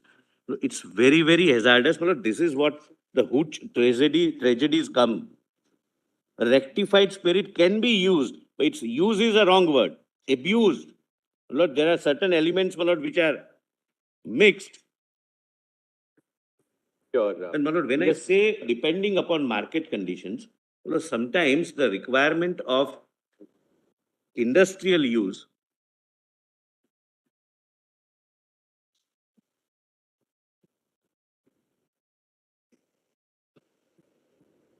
Lord, only two more minutes.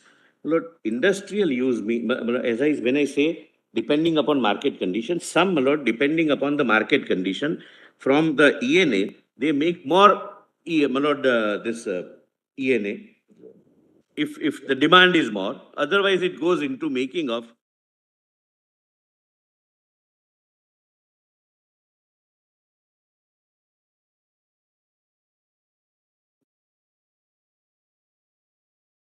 Lord, on the basis of use, Lord, your lordships may not, Lord, define the term. The definition is, it can be capable of being converted into many things, Lord. Lord, rectified spirit is used in making not just country liquor, the hooch also, Lord, the hooch All tragedy. right, we now got the, yes, Mr. Datta, what do you have to say? And my lord, my apologies to my friend, my lord, but I got irritated on the sixth occasion, my lord. That's all. All right. Quickly, my lord. So, Lordship, I recommend Balsara should be accepted. And para 74 and 77 of synthetics, where they distinguish Balsara on the ground that they did not comprehend industrial use, is not a ground to overturn Balsara. Balsara, consistently, the application of Balsara had created certainty. Synthetics creates uncertainty. I would pray that your Lordship restores the Balsara provision. Secondly, my lord, my submission is intoxicating liquor is an exclusive state subject, not subject to anything. And I want not subject to parliament. The word subject to is not there. So, my lord, ultimately there are 40 entries in the state list today. We'll just take it down. Because we are, Go for 5 minutes. yes, certainly. 40 entries in the state list. And out of the 40 entries, 13 entries are subject to list 1 or list 3. So virtually, out of 168 legislative entries throughout, general entries, I'm not including tax. Out of 168 general entries, there are only 40 in the state list. And out of 40, 13 are subject to either list 1 or list 3. So only 27 are left to the states.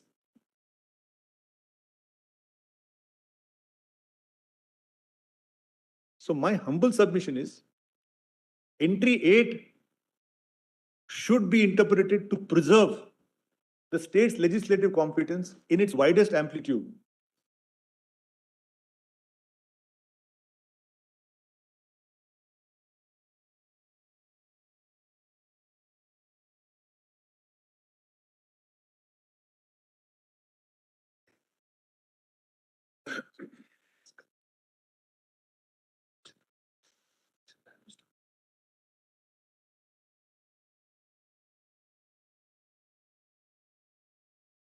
When the solicitor, I was just thinking to myself, just a thought came to my mind. According to you, admittedly, even according to your position, would be outside the field of entry 8. Outside entry 8, once, not only according to me, according to parliaments after the amendment, once the liquor is removed from my factory, then it comes under parliamentary control. Once it is purchased by the paint factory for making a paint or purchased by a perfume company or by somebody else, I have no control over it. UP government has no control over it. But I'm just giving, suppose for example, I decide, so as a legislative policy, I want to maximize my revenue. I'll say we are not allowing denaturing. Everything should be cleared for IMFL. I can do that. Take Bihar, they'll say no clearing for IMFL, only for industrial purpose because there's prohibition. So right up to denaturing is the state subject. And let us not dilute that is my humble request. I'll come to the next point on Tikaram ji, I just wanted to say that in the para 32 observer, basically Tikaram ji UP Sugarcane Act was to be ultra virus, IDR Act and Essential Commodities Act. In para 32, they say even assuming, if your lordship sees my submission, written submission, which I give. You made the point, even assuming. Yes, even assuming. I'm saying it is not obiter. It is Article 141. What Justice Bhagwati is saying is, even assuming 18G is there, unless there is a notified order, the state's power is not taken away. It is not obiter. It is a ratio decidendi. Obiter is something which doesn't fall for consideration. And just it's a passing observation. Now, further, Tikaramji has been accepted to be correct law in Belson, 5 judges, and 3 other cases. That's in my written submission. I've given those 4 cases. So Tikaramji's observation that unless there's a notified order, 18G doesn't operate is Article 141, good law, not obiter. Now just see the Industrial Disputes Act in the IDR Act for a minute and I'll just close my submissions. My lord, in my written submissions, if your lordship takes my written submissions. Mr. Datta, in case you require 5 or 10 minutes more, please don't feel rushed. Other friends also. I'll take 5 minutes and I'll give to them because since we are concluding, or if you want to come tomorrow at about 3 o'clock, we can wrap up. We'll finish 5-10 minutes more. Yeah. My lord, what I can suggest, lordship, tomorrow at 3 o'clock, the others can reply, my lord. not there tomorrow. So let's conclude today. We'll conclude today. We'll go a little longer also. I'm so grateful. We'll go a little longer, but all of you don't feel rushed for time. We'll go a little longer, no difficulty. If Lordship wants to take a break and come back also, we'll wait here. We'll do that. Just use the comfort break and come back. Yeah. There's an Eid celebration by the bar, but the bar can wait for another 10 minutes. Yes. All right. They definitely know I'll call them a lot. Each celebration. Yes. So, my lord, now what I did was I analyzed this Industrial Development Regulation Act. Now the argument was that 18G per se creates an occupied field. If your lordship now sees my written submission 1O, very interesting. Of all the sections, every section except one section, every section says central government by notified order, by instruction, by notification in official gazette, by rules. Section 20 is the only section which says that on management and control, state law will not operate. Section 20 is the only which your lordship mentioned last time. Once section 20 says that management and control is by IDR Act, all state laws get repugnant. But every other provision, your lordship just see my written submissions. At page 1, it's now 1O. Just take it. Please come to, I made an analysis. Question, but what I've done is I've answered the questions individually. And lordship will just come to question 3, 18G. Now, may I request your lordship to see 18G for a minute, bro? 18G for lordship, you can see the bare act. We all have read 18G1, nobody has read 18G2.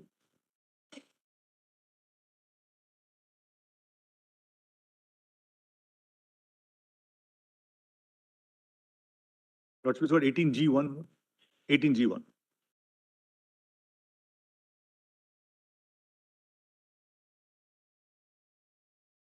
Lordship has seen one number of times, I won't read it again, by notified order. Please see 18G2. Without prejudice to the generality of the powers conferred by subsection 1, a notified order may provide for A to H. Now, my humble submission is, today there is no notified order at all. So our submission is the whole field is open to states. Tomorrow, my lord, hypothetically, the notified order may cover only A, D, F. Right. My submission then is, whatever is not covered will be open to the state legislature. Because the notified order has got a scope of covering a territory of A to H. If Parliament chooses to cover only A, B, C and doesn't touch the others, technically nothing wrong. Except that 18(1) expressly confers the power on the central government. Exactly. Now, where do the states get their power? No, if the central government doesn't confer it, because entry 18G is... I have a little, that's a little far-fetched. No, I'll tell Lordship why. The central government, before it decides whether to exercise or not exercise the power, has to be satisfied about the conditions precedent which are spelled out in subsection 1. If the central government comes to the conclusion that the conditions precedent are not satisfied and therefore does not exercise the power, the state can't say that, well, I'm taking a different view of the conditions precedent and I'm exercising the power because the central government has not exercised. Your Lordship is right. I will not make such an argument. What I wanted to see, what Tikaram said. That's right. Only to the Says the states can exercise power only under NT 33 of list 3. Exactly. Because in respect of a controlled industry. Exactly.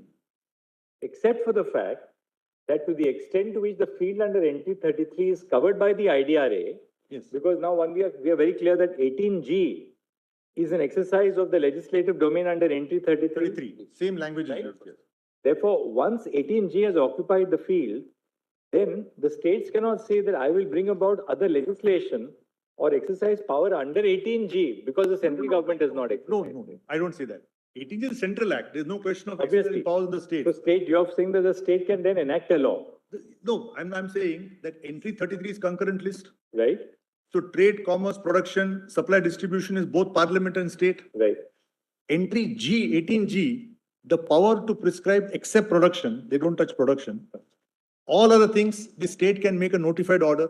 The argument of the union is, once 18G is there, that is enough. according to me, because Lordship will kindly see, when Parliament makes a law, it can either make a law fully, which is fully operational per se, like the Income Tax Act or something like GST, it is fully operational, nothing is required. It can make a law which has to be implemented through a notification, through a notified order, subject to rules. So in that case, the law is still not there. The law, only the power is there, but it's not exercised. I'm putting for the... But except for the fact, conceptually, yes, a failure, or let me not use the word failure, the absence of a notified order by the central government may be an indicator that the central government as a delegate of parliament does not consider it expedient to regulate that particular aspect. Yes. In fact, I was going to tell you... At this stage. Yeah. No, in fact, Lordship will kindly... In which case can the state say that, well, because this falls in a concurrent list subject, though Parliament's delegate has come to the conclusion that it is not expedient to regulate for a variety of reasons, the state will still regulate. That may be a little far-fetched. No, what I'm submitting is entry 33 must be ready with entry 26 and 27. Supply distribution is open to the state legislature subject to entry 33. What happens is once a notified order comes, it becomes an occupied field in entry 33 and it's a no-go zone for the states. Until the stage of a notified order, there is no occupied field. There is no occupied field. The doctrine of occupied field is not dependent on the administrative exercise of power. No, I'm only submitting. It is postulated on the existence of a legislative instrument. I'm submitting, Malord, the doctrine of occupied field should not be mixed up with the doctrine of occupiable field. Occupied field means Parliament has occupied that field. It has occupied the field by legislating. No. Not by providing for an administrative order under the... I'm just leaving Lordship interpretation. Right. Conceptually, it makes very difficult. No, please see conceptually. Please see conceptually. Entry section 20, they clear bar of the states. Now, there are many cases, management takeover, etc. is there. Many things of regulation, other provisions are there. We are only concerned with 18G. Yes. Only 18G. I am submitting the entry 33 will prevail over the state's power under entry 25 or 26 of list 2. Lordship will just take entry 25 of list 2, which is subject to entry 33. State list. 26, yeah, 26, 27. Yeah, 26, 27. So trade commerce within the state, production supply within, of course, within the state, will be subject to entry 33. So I'm only submitting that if entry 33 has not been exercised by Parliament by issuing a notified order under 18G, my powers under entry 26 and 27 are there. So long as a notified order is not issued. Not there, because what I'm submitting is in a law made by Parliament must necessarily mean a law made by... How does a Parliament make a law? It may make a law per se, or it may make a law which is implemented through a notification. If the notification is not there, no. In taxing laws, we say a lot. If the computation provision is not there, there is no charging provision. So if there is no prescribed rate, there is no duty. So I am only submitting your Lordship. Entry 18G, that's why Tikaram ji, I use the word occupiable field. So, Mr. Datta, is it your contention that today, because there is no notification, state can legislate on subjects touching 18G? Can there be a state legislation dealing with the aspects covered by 18G today? Yes, my submission is take, for example, milk products. Take entry 27. There could be a state legislation touching the aspects covered by 18G. Yes, scheduled industry it can be. So please take the scheduled industry, Malord. So what you are effectively arguing is this, that if there is no notification under section 18G, the subject falls under 26 and 27 of the I'm not saying, no, that will be a wrong argument. I'm not making that argument. See, Lordship will kindly see the Industry Development Regulation Act covers 39 industries under the scheduled industry. The schedule covers 39 types of industries. Now, the center can occupy that field by issuing a notified order under 18G. It can control supply, distribution, trade, commerce. No problem on that. Today, center has not done it at all. But your argument postulates that the occupation of the field ensures only when the center has issued a notified order. Yes. The answer to that is that the occupation of the field operates at the stage anterior when Parliament has legislated. No, that's the point I'm making. I'm saying Parliament can occupy the field. It's an occupiable field. Please see the schedule. It's an occupied field. No. My humble submission is. Implementation cannot be equated with the. No, Lordship will just kindly see if my. We'll consider it, but that's a. No, Lordship will just. One last point on what the solicitor was saying, and then we can ask the others to argue. On at what point is that does a jurisdiction kick in? Yes. No, just see the schedule for a moment. Yes. Now let's take, for example, take entry 27. The last part may not be very correct.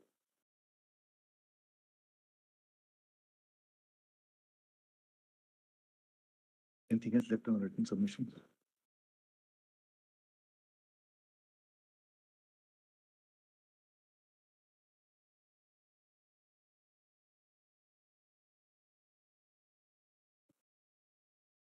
Now, Lordship, kindly see entry 27. For example, food processing industries, canned fruits, milk foods, malted foods, flour, etc. Now, 2 points I'm going to make here. I'm saying that suppose there is no notified order with regard to milk foods or canned products. Why can't the Tamil Nadu government or let's say Maharashtra government make a law regarding distribution of mango, say for example, regulate it within that state? There is no notified order. But tomorrow Parliament says that with respect to canned mango slices, this is the law. Maharashtra's power is gone. That's why I use the word occupiable field and occupied field, because there must be, that's why Tikaram says there must be a repugnancy in fact, not a de jure. It should be in fact. Otherwise, what will happen? The danger is Parliament will make a law under entry 3 and never implement it. It will paralyze the state legislatures. And if your Lordship kindly sees, there are 46 items in list 3. Technically, Parliament can make a law with respect to any of these lists and not bring it into force. No, but food industry, it is a declared industry. Exactly. Food Safety Act. No, FSSA, it's a declared industry. No, I'm on a different point. 352, it is a declared industry. Understood. No, nobody disputes that. I'm answering my Lord Chief Justice's question. That is it your case that a state can make any laws with regard to these scheduled industries? My answer is yes.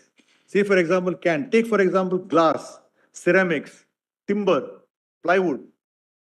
The state can regulate timber, but if there's a notified order, quit timber, then I have no power. But if there's no notified order, why can't me within Tamil Nadu or Maharashtra make laws regarding movement of timber products? And the whole irony is the surprising thing, it's now become a center state issue. This act from 1979, there is no rule. We are arguing on a law which is not being implemented at all. The strangest irony is that after 1979, and Lordship will see at the end of the footnote, there is no rule made under this act after 1979. In the 2019 Lordships of only 4 items are now regulated. For licensing. For licensing. This is only licensing. So what is legislatively progressing, they want to bring it back judicially in the reverse gear. With great respect, we should not do that. If Parliament has chosen, it has made the law. It has chosen not to occupy the field. It's saying the states, you please do whatever you want. We respect your autonomy. But if there's some emergency, I will step in and regulate food, soaps, timber, etc. No problem. But I am saying today that if there is no 18G order, those industries which have been exempted today, they can always bring back. The exemption can be withdrawn. We don't know what will happen tomorrow. Suppose there's some serious deforestation. Yes. Who thought of COVID? Yes. So the final point I'm making. State will be acting under entry 33 list 3. No. The state will be acting under entry 26 or 27. What I'm submitting is when the state is regulating, let us say, for example, Maharashtra mangoes. Suppose the state is regulating the canned fruits, fruit products or milk products in Bombay. It will be acting under entry 26. Show that. 26 or 27. Trade commerce within the state, production, supply, distribution of goods. The Lordship said goods includes raw materials. Until 33 kicks in. So 26, 27 operate full vigor till a notified order kicks in under 33. That's my humble submission. Point when what the attorney or the Solicitor General was mentioning, he said that even it's only in respect of potable alcohol, and even the stage of VNA, that states have no power at all. He said that part you may want to respond to. Yes. My humble submission is, Yeah, the chart which he showed us at page yes, 53. but I have given my chart at page 12. Last page of your submissions. Yeah, page 12, I given my chart. And in this latest submission, kindly see the last page again. Again, the last page is a chart. In the latest submission, which I Yes. where Kerala manual have shown, everything is controlled by the excise manual. Please see the last chart. All these are portable. This corner is denatured spirit. Everything is in the excise manual. It's under chapter liquor. What is happening in portable alcohol is, as per the Law Commission and as per the Parliament is, once it is portable, it is exclusively state's domain. If it is non-portable, it becomes a center's domain. When does it become non-portable? When it is removed from the factory after denaturing.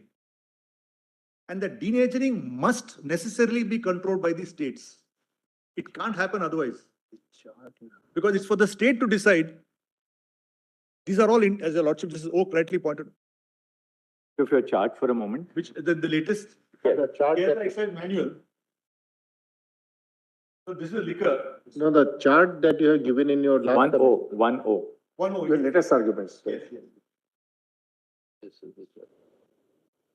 Brought except denatured spirit, ordinary special, everything else is portable. Or fit for, or it can be for human consumption. It's a red box in your Lordship's color, I think. In mine, thing it's black. So according to you, except this denatured spirit, everything is intoxicating liquor. No, denatured spirit is actually intoxicating liquor, but it becomes unfit for human consumption. It doesn't cease to be, Lordship will kindly see. It is also intoxicating. Yes, because if I add methyl alcohol, I'll go blind. But if I add some other denaturant, I won't go blind. I will become sick, but I can get my kick or whatever I want to drink it.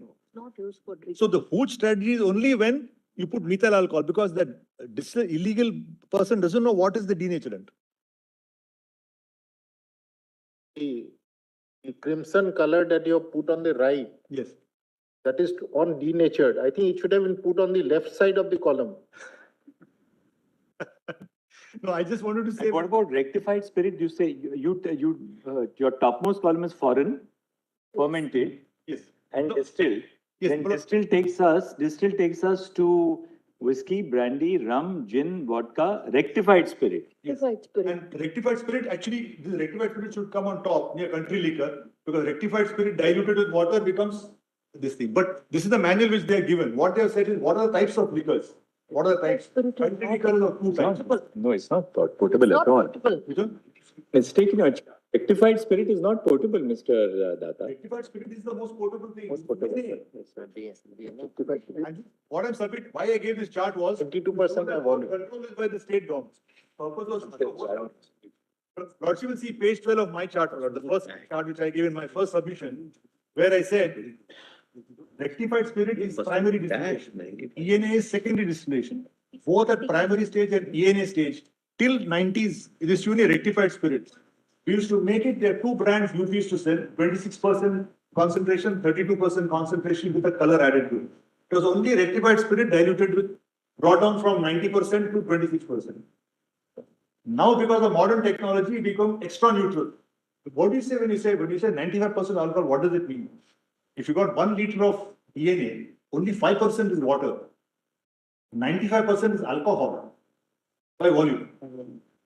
So, ENA now has taken the place of rectified spirit, and I'm told by the association that except Maharashtra, most of the states want to convert only ENA to a country league. We are intervening for the International Spirits and Wines Association, but purely on facts. Because in common parlance, the words which are used is undenatured ethyl alcohol and denatured ethyl alcohol.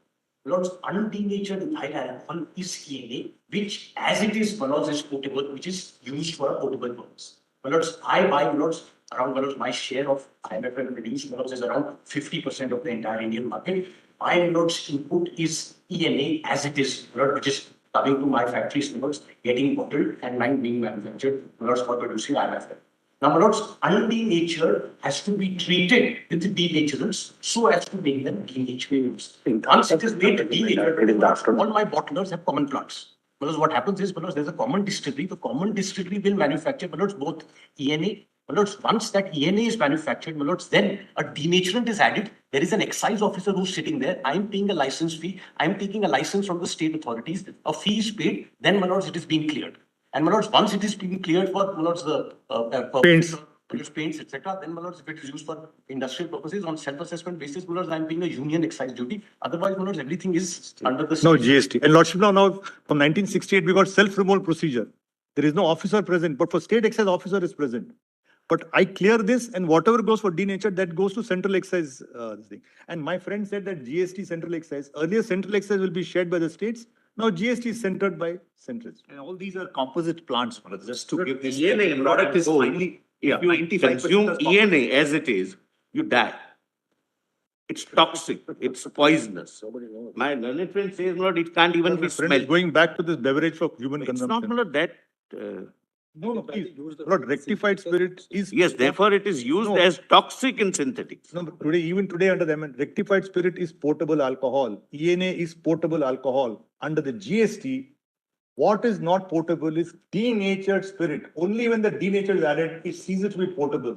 Otherwise, everything else is portable. Let us not, otherwise we'll come back to the synthetics confusion. Everything is portable. Only thing is what happens is you can't consume it fully. You have to dilute it and use it. But even for example, just to take, I was speaking to some doctors. Why do you suddenly get an intoxication? If the volume and the speed is very high, you get completely intoxicated because the liver can't metabolize it. That's why you get drunk. But if you take 30 ml and drink it over 1.5 hours, nothing will happen to you. That's the whole problem. That's IMFL, not. So, Malord, just to summarize, I would say, Malord, now what's happened is if my state's argument is accepted, the industry which is making alcohol, ENA, will neither be under state control nor central. That's the paradox. So I would only humbly submit that please restore the Balsara position. Tikaram ji is good law under Article 141. I would request the Lordship to consider this theory of occupied field and occupiable field. Secondly, Mar Aprem Kuri has to be overruled. Because Mar Aprem Kuri did not consider Belsen sugar. Belsen sugar says, till you bring it into force, it is not law. It's a 5-judge bench. So Mar Aprem, apart from being per incurium, not considering a coordinate bench. Maraprem is 5-judge again. Who coordinate bench should have considered it. And Lordship will just see the danger to federalism if you have the theory that just making a law eclipses the power of the states. The power of the state is eclipsed or taken away not only when the law is made, if that law requires a notified order or the law requires a notification or a rule, that complete process must be done. Only then occupation takes place. Deeply obliged. Thank you, Mr. Datta. Sorry, Lord, in case we have used a high decibel because it was. No, between us, there are never high decibels. Yes, sorry. My Lord, would your Lordships be taking a break now, my Lord, or should I start? No, I can finish in 10 minutes. Yes, we'll continue. My Lord. Is suggesting what should be left. We need about 10-15 minutes. Right. Financial implications for all the states. Huge. Because after synthetics, you're not able to collect any vent fee. At 4 o'clock,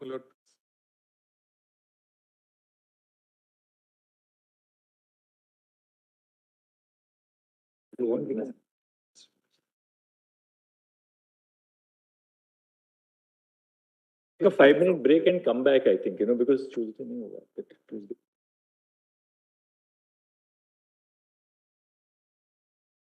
Come back in 5 minutes. We'll just take a small break, just a comfort break, and we'll come back.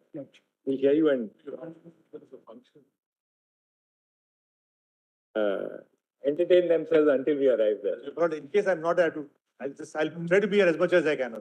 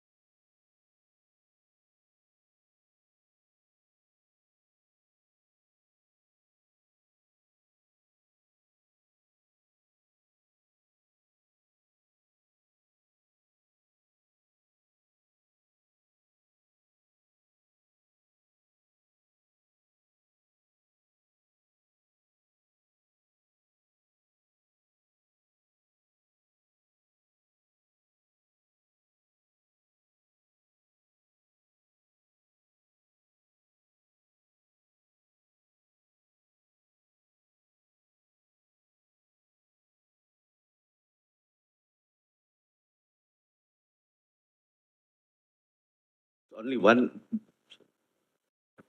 line before they start. So your lordships are examining entry 52, 33, 24, etc. my lord. The real fight appears to be when the association entered. Regarding GST, nobody has argued GST. Please bear that in mind. Whether it is ENA or not will have an impact there. And one of my friends, jokingly said, one of my colleagues, that the test is simple. After completion of the matter, let us have celebration that the matter is over. We'll have IMFL and we'll also have ENA. Let's see who celebrates with what. As simple as that, my lord. They can add as much water as they can and celebrate. Mr. Are you going to participate in that celebration? No, no, brother O, I'm sure the SG can this thing. For the purpose of celebration only, lassi will be deemed to be alcohol. Yeah, yes, sir. That deeming provision would be. Water. Rectified. Milord, just 10 minutes. Milord, the reason why, Milord, there is a certain amount of, Milord, doubt still floating around is because, Milord, there are two different cases, Milord, on the table as far as we are concerned. The first case, Milord, is of Mr. Dwivedi, who is saying that denatured spirit is intoxicating liquor because of Balsara. And therefore, the entire rigor of entry 8 applies not only to potable liquor, but also to denatured spirit. That's his case. The second proposition on the table, my lord, is assuming that denatured spirit is not intoxicating liquor, then also what is the consequence? That's the second aspect. Now, in the process, my lord, we have slightly lost sight of entry 8, which is the product which we are saying is covered by entry 8. Intoxicating liquor includes denatured spirit. Then production, manufacture, possession, transport, purchase, sale of denatured spirit is also outside entry 20, therefore cannot be taken into entry 52, list 1, and therefore it cannot be included in the schedule to the IDR Act. That is, my lord, the sum and substance of what Mr. Dwivedi has said. Because if Balsara is upheld by your lordship, then the phrase intoxicating liquor has been interpreted in Balsara to include denatured spirit. Just one second.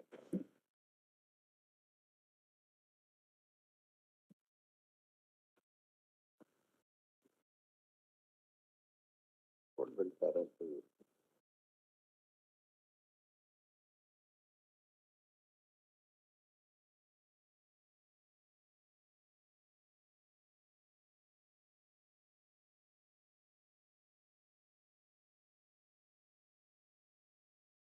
That proposition. That is, my lord, his primary proposition.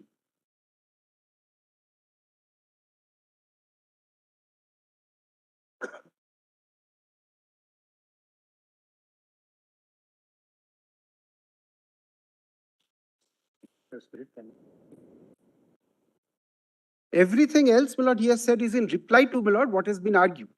Now, the primary test here is not so much how much water has to be mixed or what is to be mixed to make it potable and what is not to be mixed to make it potable. That's not.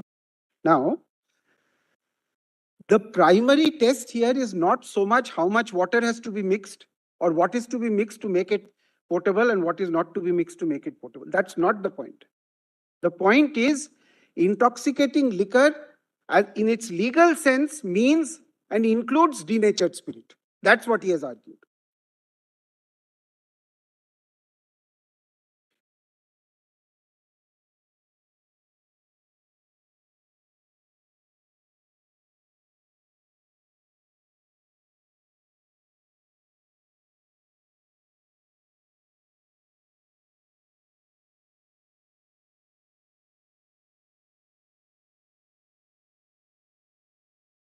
Now, what will happen, my lord? We'll leave that aside for the time being. Your lordship will take a call on that. What will happen if intoxicating liquors as a phrase does not include denatured spirit is the next question.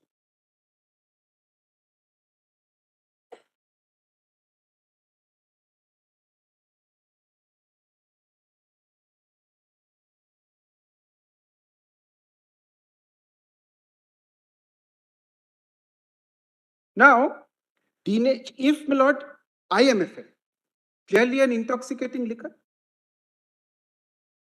on all definitions, everybody is agreed.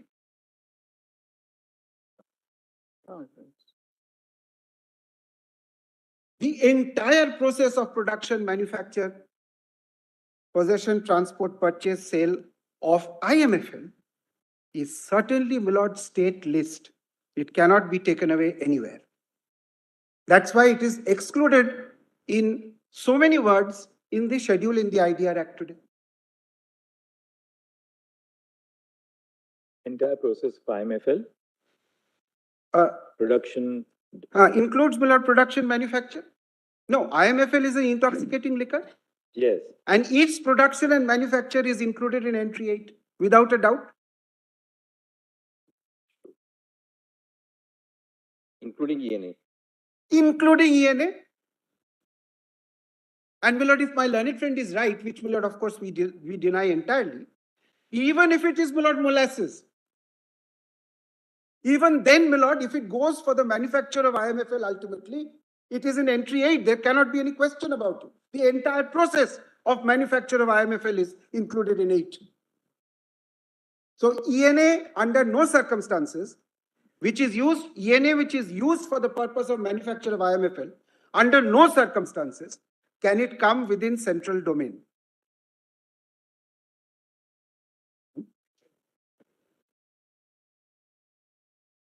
Production, manufacturing, possession, transport.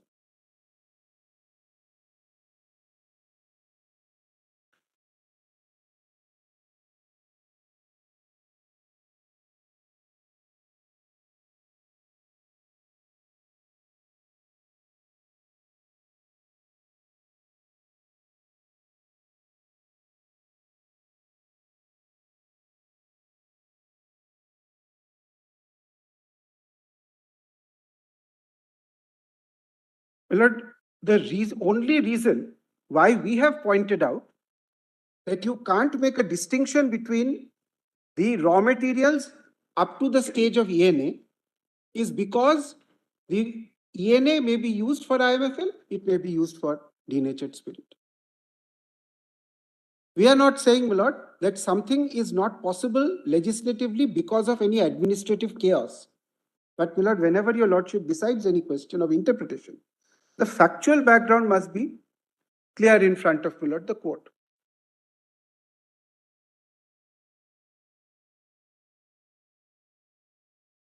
The fact is, therefore, ENA is capable of being used both for IMFL and for denatured. Yes, my lord, and this is noted in Bihar Industries. Bihar Distilleries. Bihar Distilleries. Bihar Distilleries holds so and says that therefore the correct point at which to distinguish between them is when they are being cleared for the purpose of excise. And this is noted in the Law Commission report also.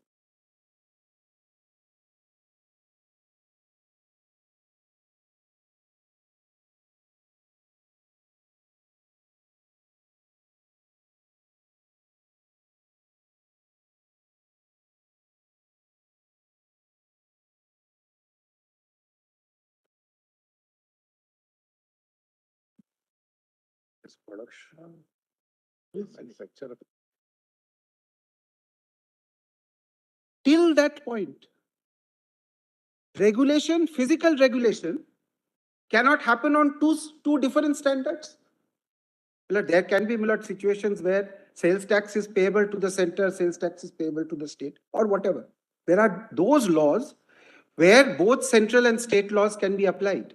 But when you are regulating the manufacture of ENA, the process of manufacture cannot be regulated by two laws. So if the center stage says the wastage allowed is 10%, and the state says that the wastage allowed is 7%, both cannot coexist at the same time. The process can only generate one amount of wastage.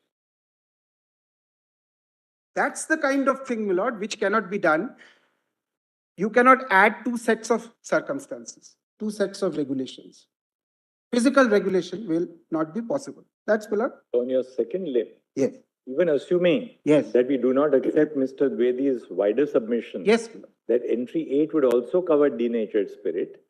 If we accept that submission, of course, and then that's the end of the matter. That's Balsara. That's Balsara. But even assuming we don't accept it, and say that denatured spirit lies outside entry 8, even so, the stage which leads up to the clearance of ENA, it has to be regulated by the state. Has to be regulated by the state. On the manufacturer. On the manufacturer. And if ENA is cleared according to you for denatured spirit, then obviously at that point of time onwards, it becomes part of central control. When ENA is cleared for the purpose of IMFL, continues to retain. Has to be, my lord, entry 8. The solicitor was arguing that all ENA, not being potable liquor, has to be under central control. That's correct, my lord. And that is based on, my lord, the question as to whether ENA is an intoxicating liquor. He is arguing, my lord, that ENA itself is not intoxicating liquor. It may or may not be potable. I'm not getting into that dispute. The point is, intoxicating liquor is IMFL. And ENA, my lord, is a raw material in the production of IMFL. Part of production. Which is clearly intoxicating liquor. And even if it is molasses, molasses is then included in the production process. We say, my lord, that the raw material is ENA. If my learned friend wishes to say that the raw material is molasses, even then, because of entry 8, if it is ultimately used for IMFL, in that event, it will be covered by entry 8. Center will not be able to regulate it.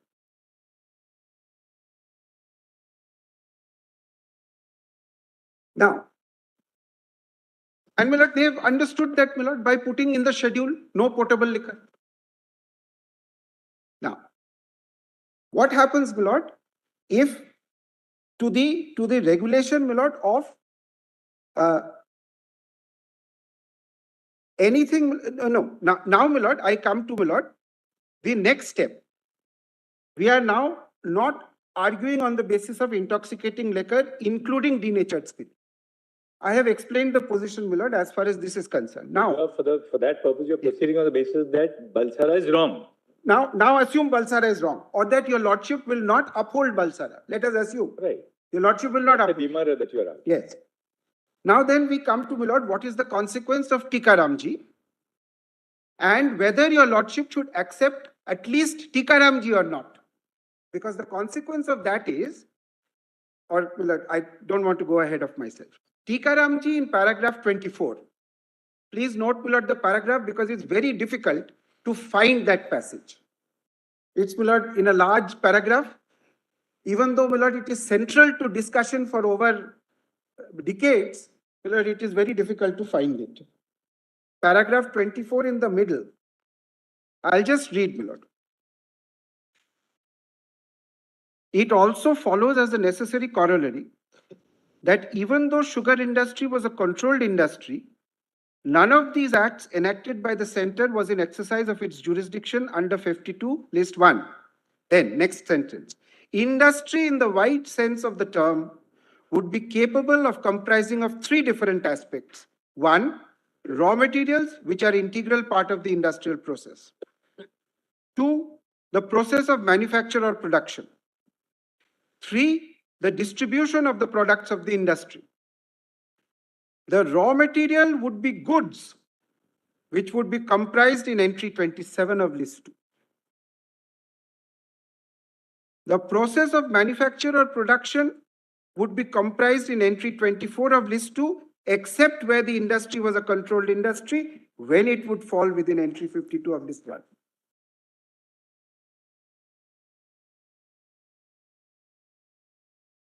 And the products of the industry would also be comprised in entry 27 of list 2, except where the products of controlled industries, when they would fall under entry 33 of the list 3.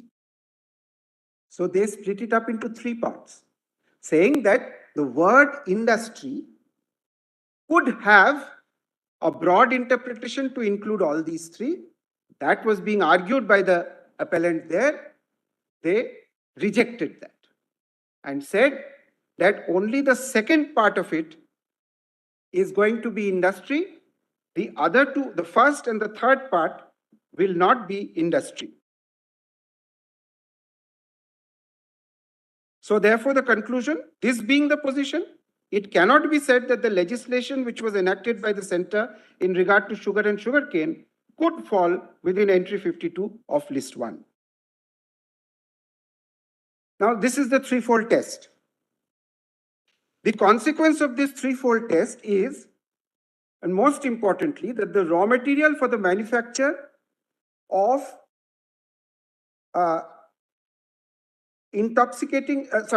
IMFL or denatured spirit, either of these two, the raw material is not covered by IDR Act.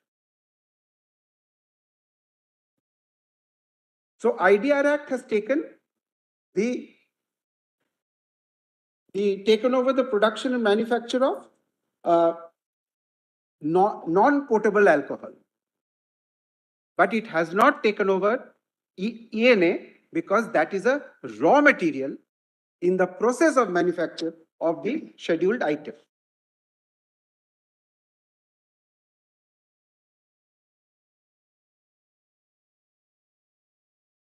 Therefore, there is nothing wrong in the state legislating as far as the manufacture of ENA is concerned.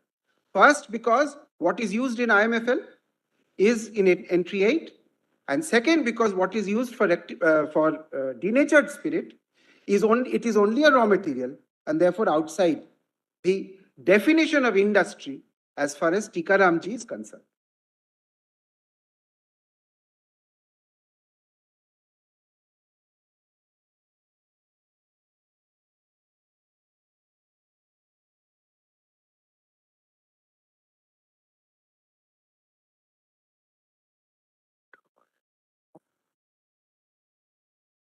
So the entire process, my lord, can be correctly, legally be regulated by the state.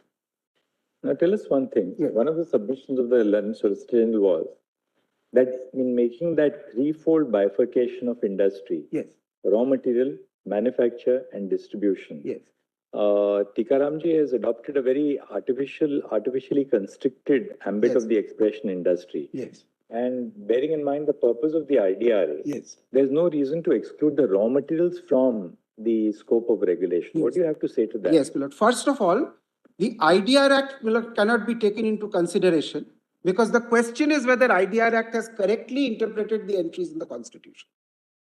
So we have to keep IDR Act out of the picture, right, strictly speaking. Keep aside the idea. Yes, the first proposition. Can you really make that when ultimately the entries 52 yes, speaks of industries? Yes. Can you then bifurcate that industry into these artificial? So therefore, my lord, yes, or would everything which is necessary for the regulation of industry not fall in that? Yes, yes. My lord, I answer that. My lord, Tikaramji, my lord, was expressly asked to decide whether the narrow definition of industry will be taken or the wide definition of industry will be taken. It is not, my lord, obiter dicta because this question was specifically raised as question number 1. For that purpose, my lord. But even so, is Tikaramji right on that? That is the next question. And I will tell your lordship, my lord, I'll give, my lord, 2 submissions as to why your lordship, my lord, should uphold Tikaramji. Assuming that you're not, my lord, impressed by all the submissions that it has been followed for so many years. My lord, I respectfully submit, my lord, on, my lord, principle it should be accepted. Now, first of all, my lord, it is not obiter because in paragraph 14, the first question which was argued by learned counsel for the petitioner, my lord, this is at page 99, my lord, of PDF 100 of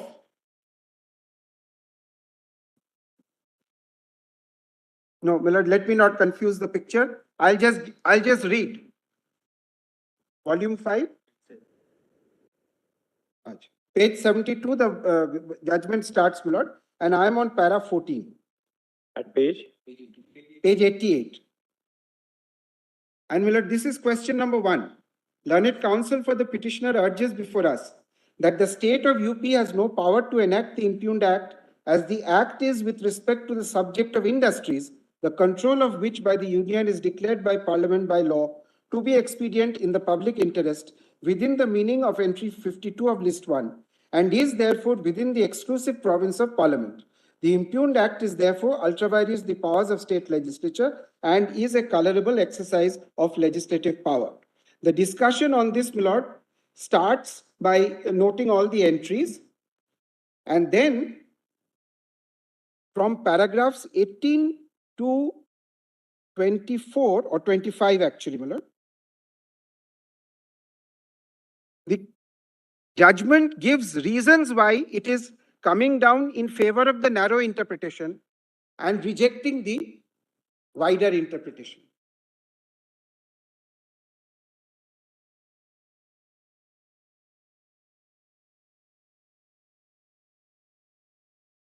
And my lord,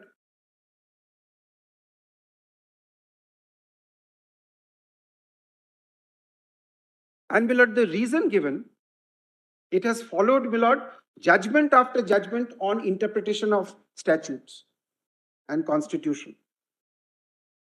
And the primary reason, as far as I can make out, is that we must have a harmonious construction.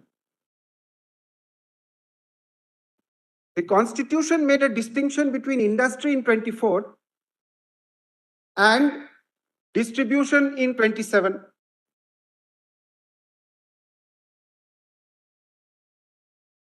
If you now say that everything is covered by 24, then you render 27 nugatory. These are questions of interpretation only. Harmonious construction.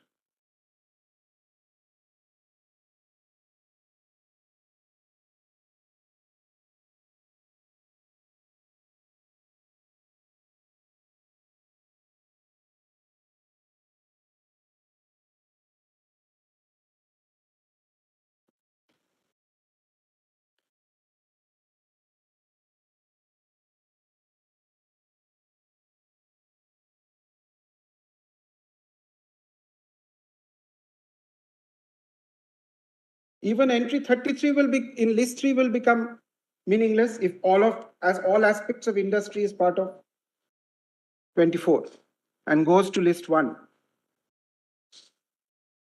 Trade and commerce.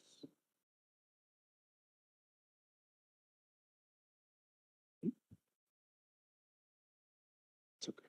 Now, my lord, just as a obiter from my side, my lord, the best definition, my lord, the one I find most easy to understand of what is a harmonious construction is contained, my lord, in the Venkata Devaru matter, which is, my lord, in relation to, my lord, the Mulki Pit, where, my lord, your lordship said that how do we go about harmoniously interpreting?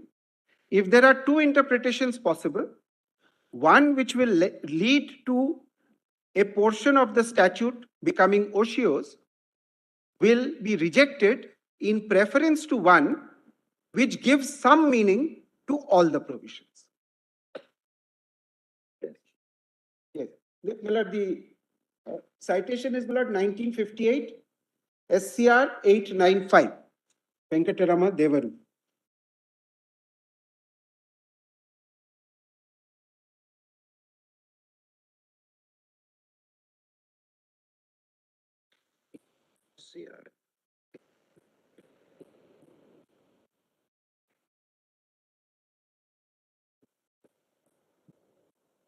Thing should be redone.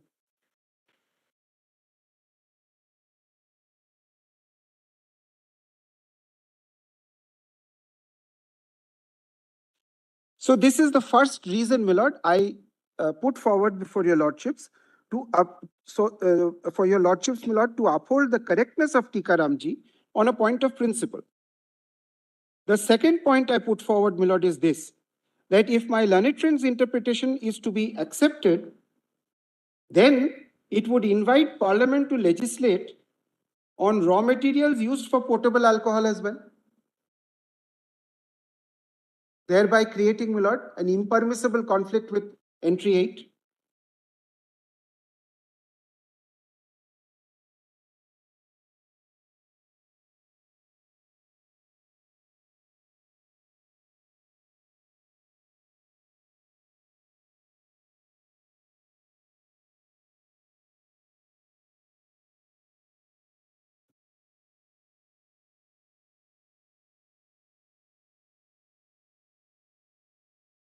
Indeed, Mr. Millard, the whole vertical becomes subject to such central control then, molasses upwards. So where will we stop? Raw materials of IMFL or denatured spirit? Raw material of ENA? Raw material of rectified spirit? Raw material of molasses? Where will we stop, Millard? If raw material is to be included in this fashion, just by mentioning the product in the schedule to the IDR Act. But more specifically, my lord, it will, in this case, your lordship sees how it will actually impinge upon the state's power to legislate as far as, my lord, the raw material of IMFL is concerned. Intoxicating liquor, admittedly intoxicating.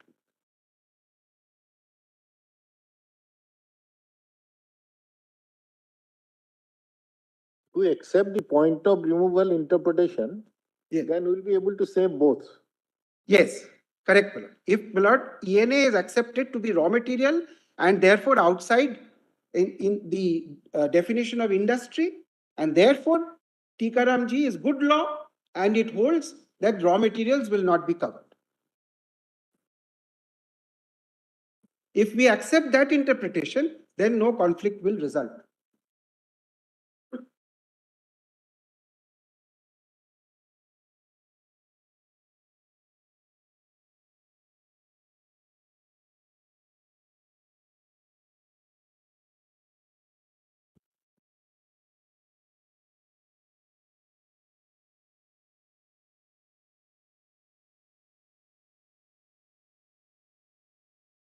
Yes.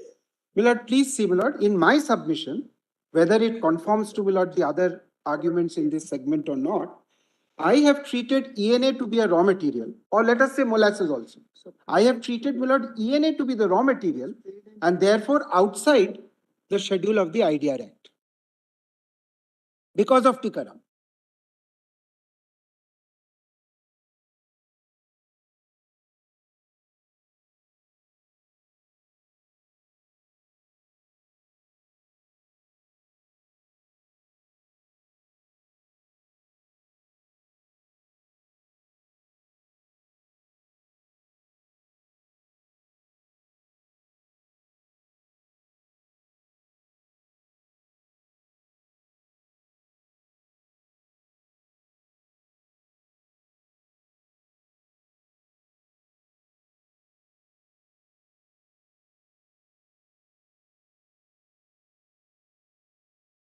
A broader interpretation of the expression industry, in the case of a controlled industry, Yes. that it will also include the raw material in the alternative. Yes. If your lordship takes that view, Millard, in that event, the raw material EMA comes under the control of the center. And there that problem arises. Or would it be that it is at the point of removal? Yes. It is up to the point of removal. Yes. These states will have control. Yes. At the point of removal, whatever part of the raw material will go into Denatured spirit. Denatured spirit would come under the center's jurisdiction. Yes, my lord, I have no difficulty with that in my second argument. In the second limb of the arguments that we have put forward, we have no difficulty with the conclusion that up to ENA the state can regulate. Beyond that, only if it is being cleared for IMFL. This is the second argument. But, my lord, if your lordship, my lord, accepts the first argument, which is that intoxicating liquor includes denatured spirit, these arguments. yes, then, my lord, that's a different situation.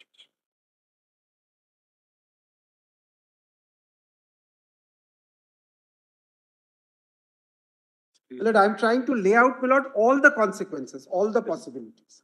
Because, my lord, sometimes it becomes difficult to deal with arguments unless all of it is on the table. Even the ones which are against us. Balsara includes denatured spirit.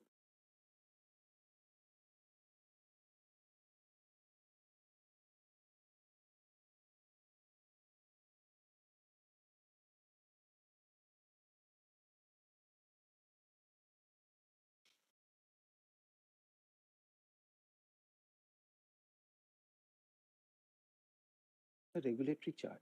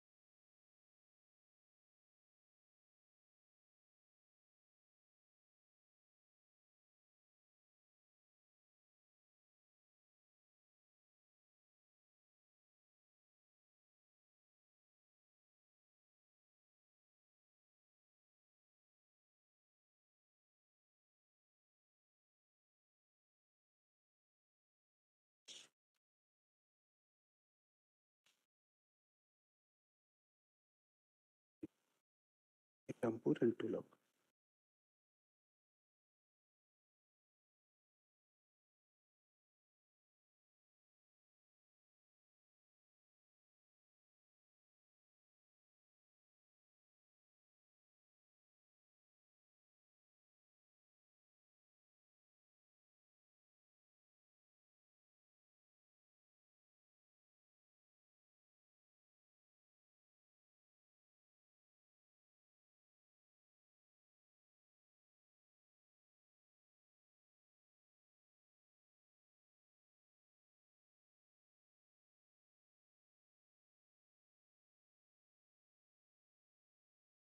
A footnote to this, my lord, and I'll move on to my next point. A small.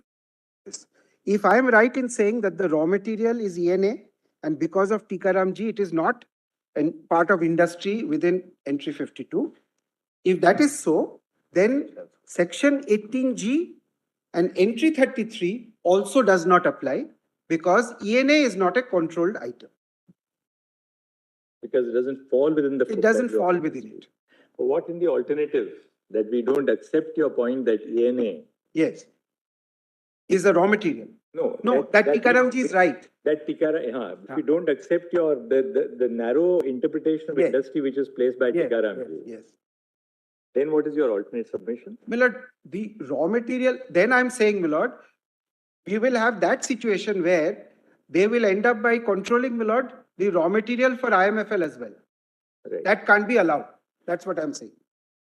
That's why, my lord, I'm saying Tikaram Ji should be accepted. This is the second of my main arguments as to why Tikaram Ji is the correct law, is right law. Yes. First, because, my lord, they consciously applied principles of interpretation and particularly harmonious construction. And secondly, because otherwise it would entrench upon entry. The interpretation would be such that it would entrench upon. So just, I mean, if there is anything I'd like to add, the way I've formulated your submissions is, if there is, you were saying this actually, if the respondents were to be correct, Parliament could legislate on raw material used for IMFL as well. Yes, absolutely. If ENA is accepted as raw material and therefore outside the scope of industry, then no conflict will result. Yes. Because ENA is raw material and therefore outside the scope of the schedule of the IDR. Lord, I'm deeply obliged, Lord. That is exactly what we wish to say. Lord, then I go on to... So, speaking, your argument does not hinge on whether Balsara is accepted to be correct or not. No, Lord. It's my alternative argument. I am not, my lord, going to the extent of saying that the first argument I am opposing. I am accepting the first argument. My instructions... It's in the alternative. Yes. It's only in the alternative. My instructions are very clear that we are accepting the first argument as well. This is the alternative argument. Right. Now, I go on to, my lord, only one other area which I wanted to, my lord, deal with. And that is this confusion, my lord, about occupying a field. What is the consequence of that declaration in section 2? Now, for this, my lord, my learned friends have relied upon Hingir Rampur and MA Tulok.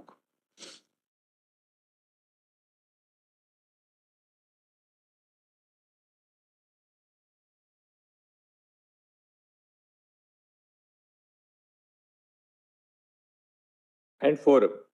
And my lord? My judgment in forum. Yes, the Lordship's judgment.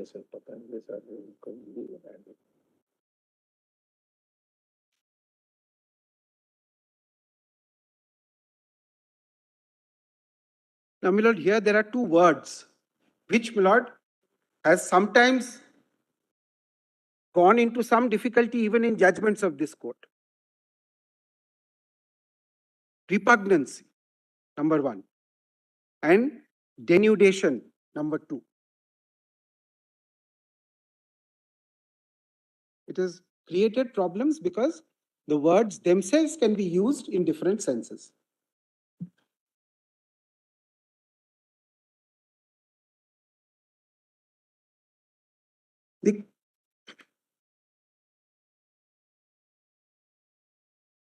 The correct position is specified in Hex judgment, which Mr. Dwivedi mentioned in the morning.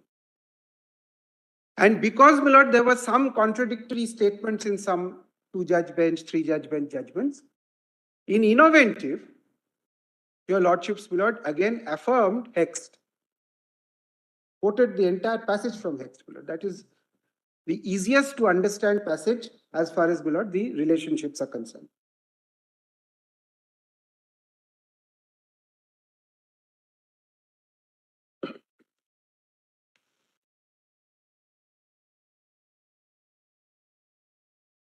And the difference is, my lord, the word repugnancy should correctly be used only for the concurrent list, list 3. Two legislations in list 3, a central legislation and a state legislation in list 3. Repugnance, which is Article 254. Repugnance is not to be used when there is an apparent conflict between legislation in list 1 vis-a-vis legislation in list 2.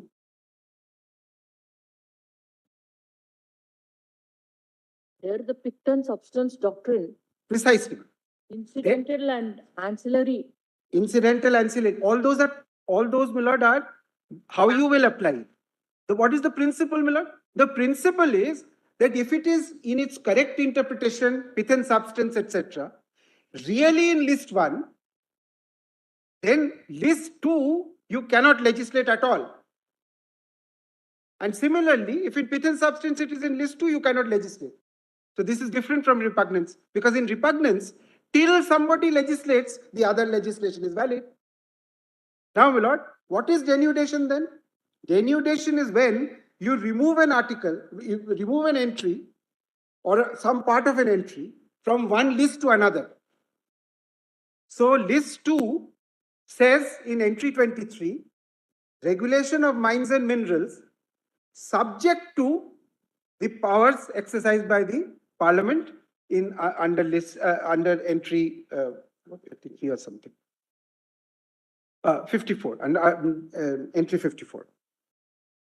Now, when you do that, you remove something from list 2 and take it to list 1. Then also there is no question of repugnancy. Then there is a question of denudation. It's in the nature of an abstraction. It is an abstraction. One entry is made subject to another entry. Yes. So that that's the first entry is in that sense subordinate to the earlier entry. Yes. To the later entry. If you give the declaration. If you issue a declaration. If you issue declaration.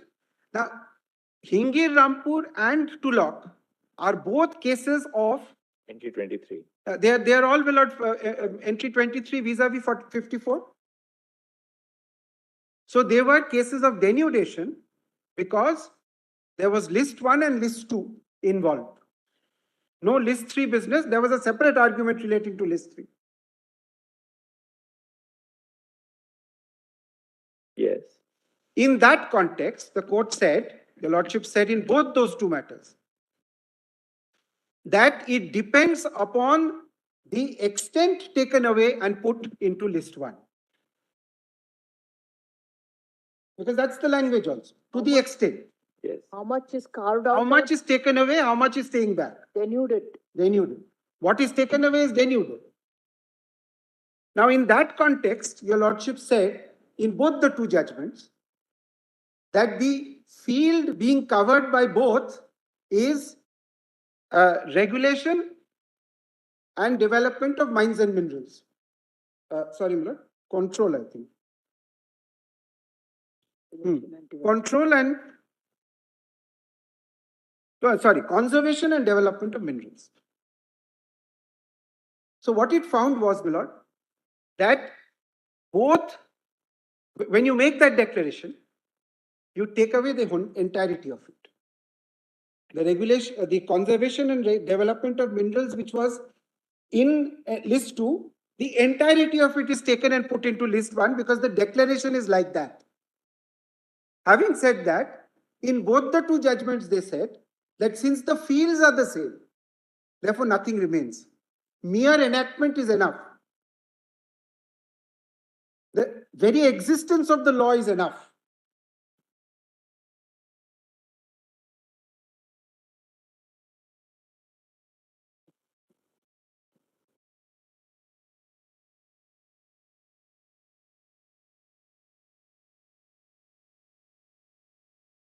Now, the difference between Hingir Rampur and Tulok was very simple. Hingir Rampur dealt with a legislation where the declaration was a pre-constitutional declaration by the central government, whereas the state legislation came in after independence.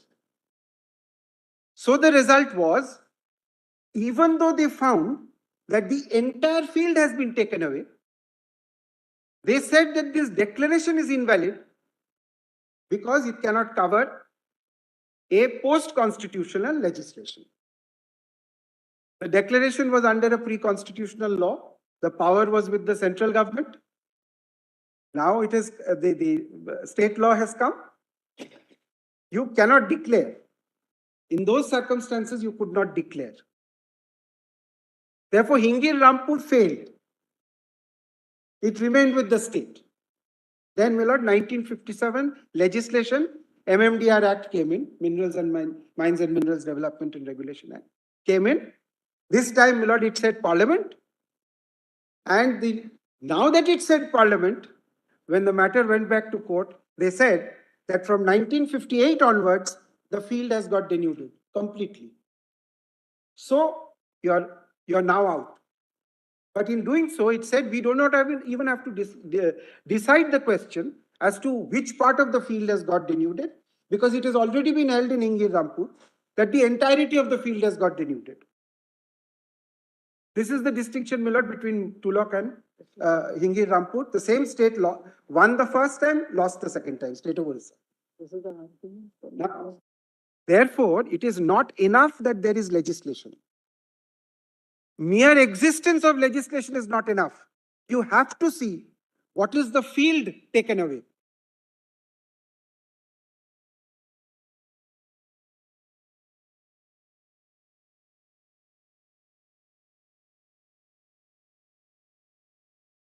Now, my lord, there is one passage here, my lord, which clarifies the situation so much that I am just tempted to read.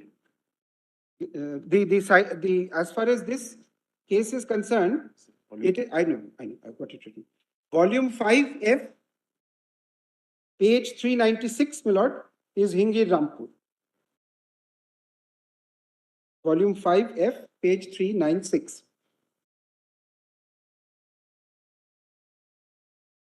Yes. The PDF page, my lord, is 409 and the paragraph is 24. And after reading entry 23 with entry 54 of list 1, it says that the effect of reading the two entries together is clear. The jurisdiction of the state legislature under entry 23 is subject to the limitation imposed by the latter part of the said entry. If Parliament by its law has declared that regulation and development of mines should be in public interest, be under the control of the Union, to the extent of such declaration, the jurisdiction of the state legislature is excluded. In other words, if a central act has been passed which contains a declaration by Parliament as required by entry 54, and if the declaration covers the field occupied by the impugned act. So there are two conditions. One is there must be a declaration, and the other is that the declaration must cover the field occupied by the impugned act. The impugned act would be ultra vires, not because of any repugnance between the two statutes, but because the state legislature had no jurisdiction to pass the law. It's gone, denuded. You don't have power under list 2. Not because of repugnance, because that would take us to the concurrent list. The limitation imposed by the latter part of entry 23 is a limitation on legislative competence of the state legislature. This position is not in dispute. And then it says,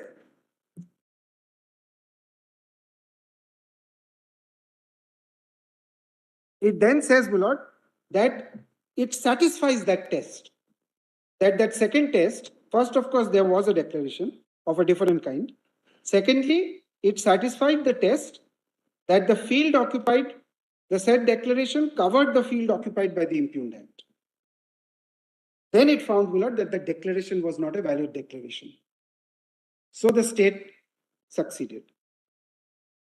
In Tulok, which is, my lord, volume 5B, 5D. 5B, B for not Mumbai, my lord. Page? Page 108 is where it starts. And I'll show you lordship para only, I'll read out para 5 only. Para? Para 5, no, I don't think 5 is necessary.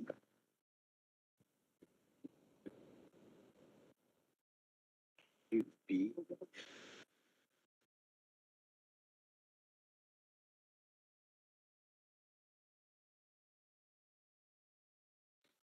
My lord, it says basically, my lord, sorry, my lord, I'll put the paragraph number. It says that it has already been decided in Hingir Rampur that the field was the same. Yes. And now that we have a proper declaration, now it is taken out of the jurisdiction of the court, of the state. In fact, since it is an existing legislation, they say now it has got eclipsed or it has, that is paragraph 14, my lord. Para 14 at page 5B, right? Yes, 5B, but the PDF page is 124. So I'm just reading the first sentence. We consider that this submission in relation to the act before us is without force, besides being based on a misapprehension of the true position. In the first place, the point is concluded by the earlier decision in Hingir Rampur. Therefore, it follows it to that extent. Now, my lord, if I have to apply it to this case, entry 52, there is a declaration under entry 52 here. If Tikaram ji is correct, then entry 52, the field is not the same. So, interestingly, in this para 14 that you were reading out from Tulloch, yes, they applied the doctrine of occupied field here also. They were really dealing with entry 23 and 54. Yes. Bottom of that para. Yes, yes. Where they say the test of two legislations containing contradictory provisions is not, the only criterion of the only criteria of repugnancy. For if a competent legislature with a superior efficacy expressly or impliedly evinces by its legislation an intention to cover the whole field, the enactment of the other legislature, whether passed before or after, would be overborne by the grounds of repugnance. My lord, it says so, but my lord, it is clear that this is, that's why, my lord, I've given your lordship the passages from Hext and Innovative, where they have clearly said that you cannot have repugnance. You can have repugnance, my lord, as the word stands, my lord, it does cover the field, but it's not repugnance. In technical language, it is not repugnance as far as constitutional law is concerned. It is really, my lord, a case of denudation. Then only, my lord, this mere existence of the law is enough. It covers the field. Now you can't touch it. Because what has happened? By that declaration, you have taken something out from here and put it there. Now, what are we arguing, my lord? We are arguing that because of Tikaram ji, raw materials are outside the scope of industry. So the declaration does not cover the field. The field is not the same.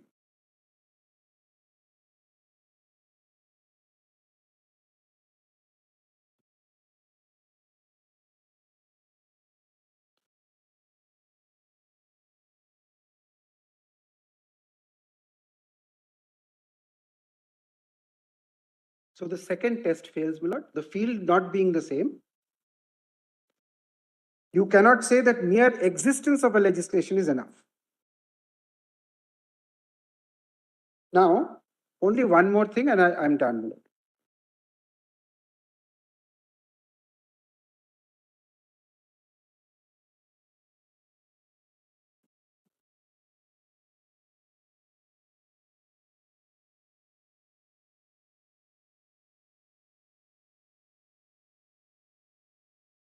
Lord, in fact, Lord, Hingir Rampur has another passage.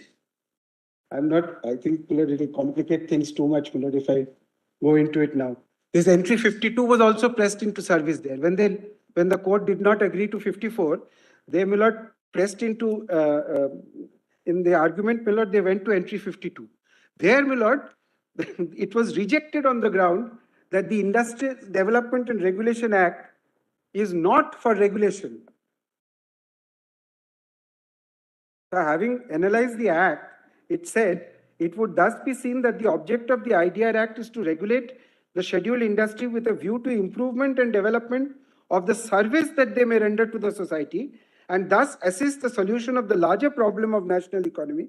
It is difficult to hold that the field covered by the declaration made by Section 2 of this Act, considered in the light of its several provisions, is the same as the field covered by the impugned Act. That being so, it cannot be said entry 52, read with... Mr.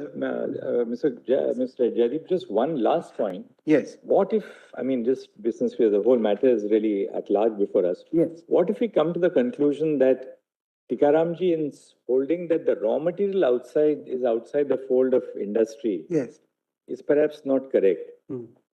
If it's a controlled industry, the product goes to entry 33. Yes. Otherwise, it would go to 27. Right. Otherwise, in the case of a controlled industry, it goes It'll to go to 33, which 33. Tikaramji says. Yes. On raw material, suppose we come to the conclusion that the raw material will also fall within the scope of industry. Yes, the entire raw material.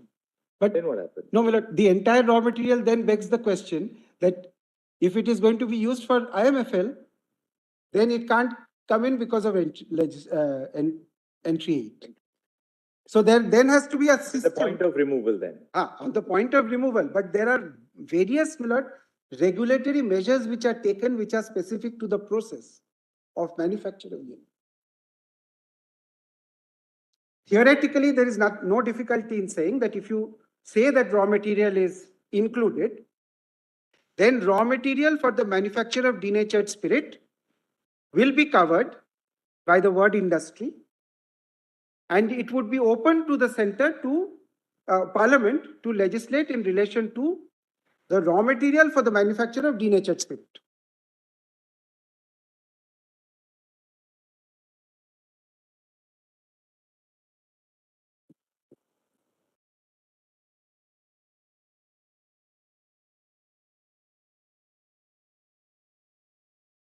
I think, however, Miller,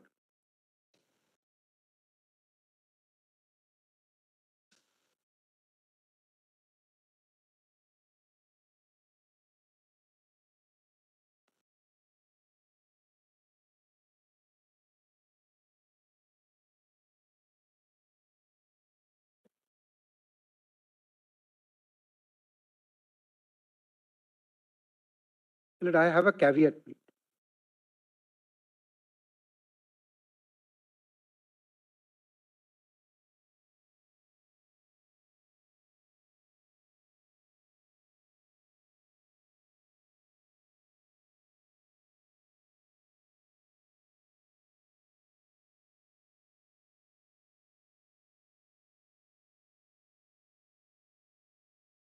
One caveat, Miller, your Lordship will keep it in mind that then production, supply and distribution will be of a notified product. And if it is of a notified product, Miller, then it will be entry 33 concurrent list. So if the center does not in fact notify, and we are arguing that actual notification is required, and I'll just, Miller, make one submission relating to that. Since we are arguing that actual notification is required, till such time as actual notification is made, state will be able to regulate.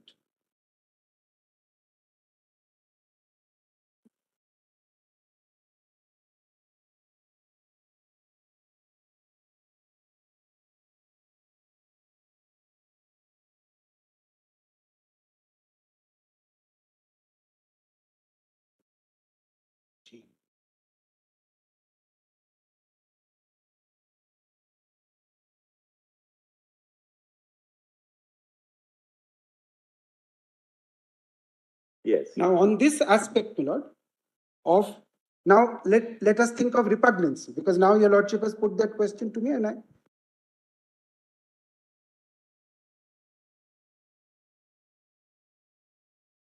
question will arise. Now, my learned friends are interested in saying that even if I do not legislate, even then it is covered. Forbearance. Forbearance. Then what will happen? In a concurrent list item, every non-legislation will also become covering the field.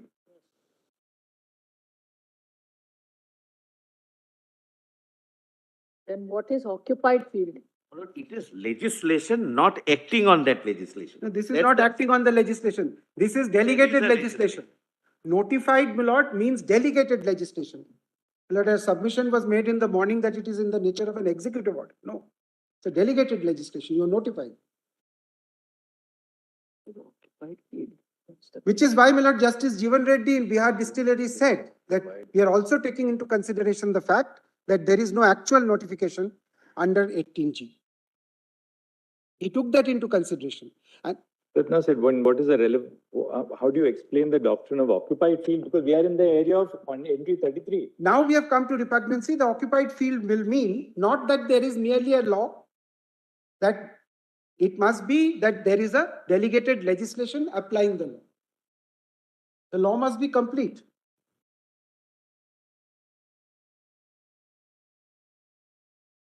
My lord, your lordship has already heard, my lord, it is occupied.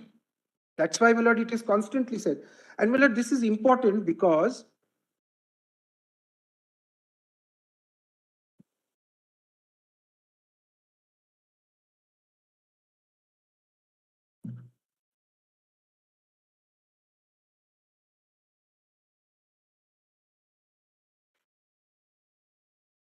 That was the line which Belson Sugar took. that's right, my lord. And this is important because when we come to the concurrent list, the state is also having the power to legislate.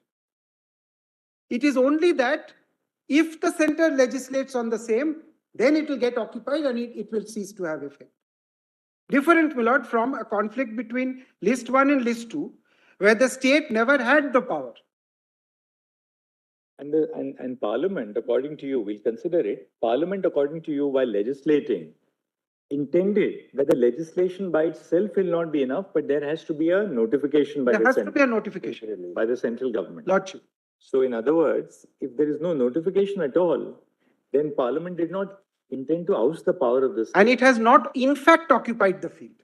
It can easily occupy, my lord. Tomorrow they can do it.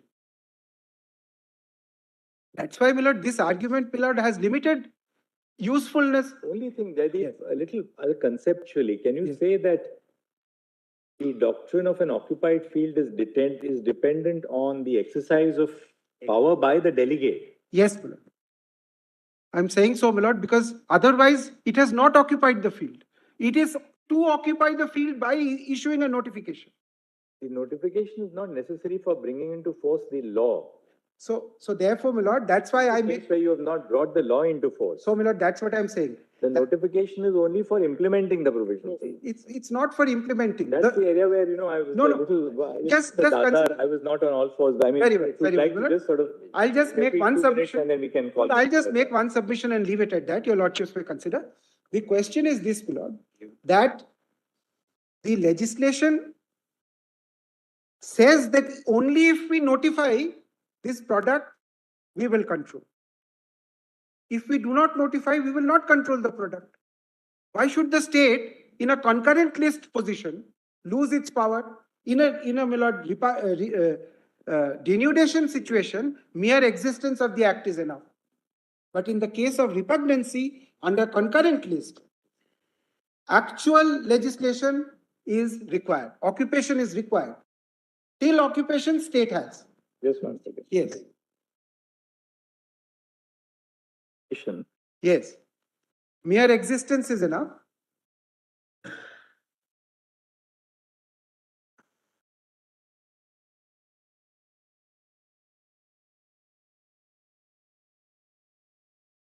Yes. On the other hand, For repugnancy.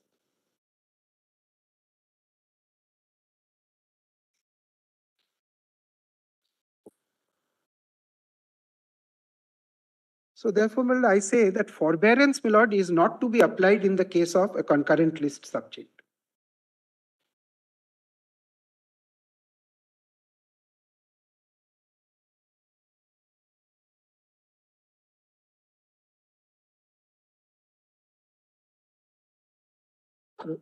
Unless there is a delegated legislation exercise, only because the law is there, the law does not occupy the field, to cause difficulty for the state? To cause repugnancy. Yes. If it is a concurrent list. For repugnancy, it has to be an Yes. And you are saying that it's not occupied. Till the delegated legislation has actually brought it into. Exercise is undertaken. It's very simple, my lord. They can today say that I am now notifying. So far they haven't, that's a different thing. It's in their hands.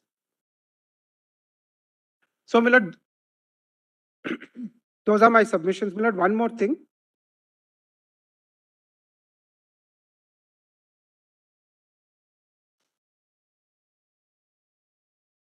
My lord, we haven't spoken about.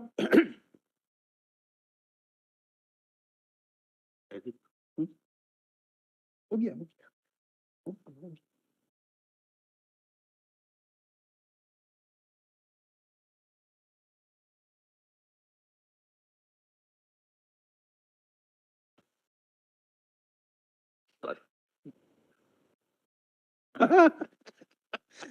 Something not on the merits of the case. Regulatory measures. My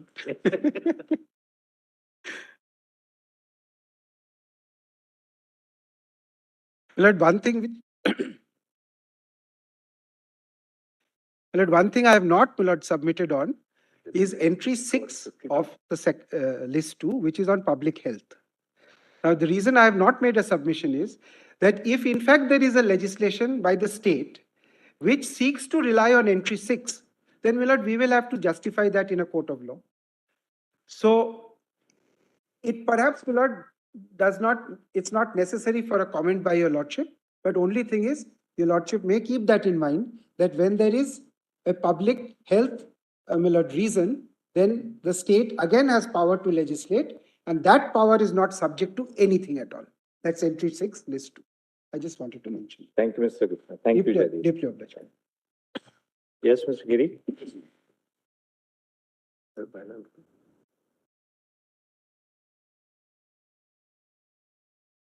Please, your lordship.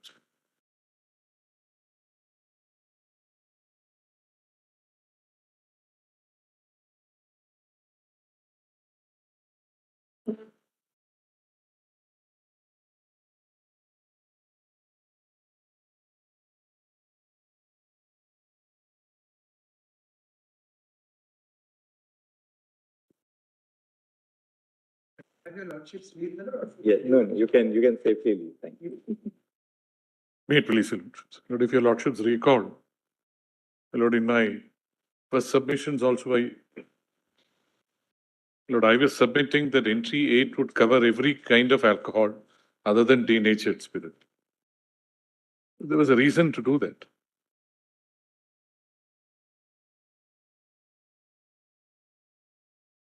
Firstly, my lord, as your lordships had taken note of, the entry starts with intoxicating liquor. Denatured spirit, which is an end product, and therefore, my lord, it could be synonymous with alcohol being used for industrial purposes, which is industrial alcohol, would not come within the purview of entry 8, my lord, because entry 8 deals with intoxicating liquor. And we have no material, my lord, to even assume on a hypothetical basis that denatured spirit could be a raw material for potable alcohol at a later point of time. Entry 8, my lord, is completely exhaustive of intoxicating liquor, my lord, coming into being. And even after that. My lord, the words manufacture and production coming in entry 8 cannot be treated as a repetition, nor can the word, my lord, production be treated as a surplusage. My lord, manufacture generally relatable to the end product, and production could be related to the products which come in between, intermediate products. But post-production and manufacture, possession, transport, purchase, and sale of intoxicating liquors.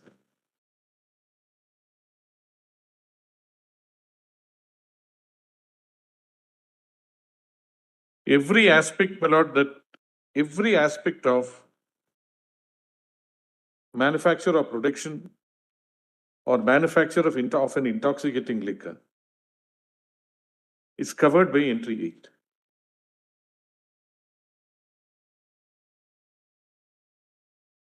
Therefore, my lords, protection of ENA, which could be treated as a stage prior to the stage at which Indian-made foreign liquor or a beverage, as the center would call it, is also covered, my lord, by entry 8.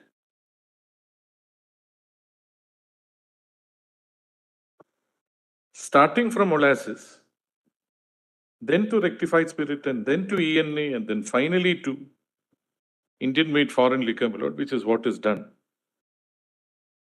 in the case of consumable alcohol, or what is treated as an intoxicating liquor, is covered by entry 8. My lord, the legislative competence of the state legislature, insofar as entry 8 is concerned, would therefore deal with every stage relating to the manufacture of an intoxicating liquor and even stages thereafter. My lord, we can conceive, my lord, of industries which manufacture only extra neutral alcohol and then sell it, my lord, to a bottling plant. There are many such industries. Come again? What do you say? There are industries, my lord, which only manufacture extra neutral alcohol, but don't take it to the next stage, my lord, of an Indian-made foreign liquor. They can sell it to any other unit. That is also covered by entry 8. There are industries, my lord, which procure molasses or malt and then will not come up to the stage of rectified spirit and then sell it to another unit, a distillery, which manufactures extra neutral alcohol. There are units, my lord, which deal only with bottling plants, purchase extra neutral alcohol and then convert it into the different brands of liquor that we see in the market. But every aspect of it, my lord, would be covered by entry 8. That's why, my lord, the entry 8 deals not only with manufacture, but with production and every aspect of it, even subsequent to manufacture. Therefore, my lord, to say that I would stop with molasses, I cannot get into the stage of manufacture of Indian-made foreign liquor. I cannot get into the stage of manufacture of extra neutral alcohol. Would be, my lord, to dissect entry 8 and then say that it will not deal with production, or it will deal with production only up to a limited extent and not beyond. So, my lord, the part of the production, my lord, of Indian-made foreign liquor, as they call it, beverage, my lord, I'm taking the path of least resistance. Of Indian-made foreign liquor would be my lord, the production of extra neutral alcohol or my lord, even rectified spirit, which comes beyond that. I'm just going by, my lord. Stages are also covered. Yes. Lead up to production. Correct. My lord, to do otherwise would be to say. Will the same argument not apply to industry under entry 52? That's, my lord, that's where, my lord, I would respectfully submit. Your lordships may come to that at a slightly later stage. I am saying that if entry 8, my lord, is comprehensive, it comprehends every stage, my lord, of manufacture of an intoxicating liquor. My lord, this is not to give up the argument that ENA is also an intoxicating liquor. My lord, that's why I submit. This first argument. Yes, not denatured spirit. No, not denatured spirit. Yeah. I'm saying, my lord, that extra neutral alcohol is also an intoxicating liquor. And this is why, my lord, synthetics and chemicals has gone completely wrong. In saying that unless I'm in a position to consume it as it is, it cannot be treated as an intoxicating liquor. No. I'm saying, my lord, intoxicating liquor per se would be anything, my lord, which will give the effect of intoxication. It can be consumed without, my lord, without really. In fact, the words "that is to say" yes, are words of expansion. Expansion. It's always been. Yes. My lord, suppose your lordships are pleased to, just hypothetically, Entry 8, intoxicating liquors. Leave it at that. This argument could have been raised even at that point of time, but it is not necessary. I don't have to go to that extent. I'm saying, my lord, that if your lordship say manufacture production means, my lord, of an intermediate product, and then manufacture is the final product. And therefore, my lord, every aspect of it, every aspect of, my lord, the process by which ultimately we get into the stage of manufacture of Indian-made foreign liquor would be covered by entry 8.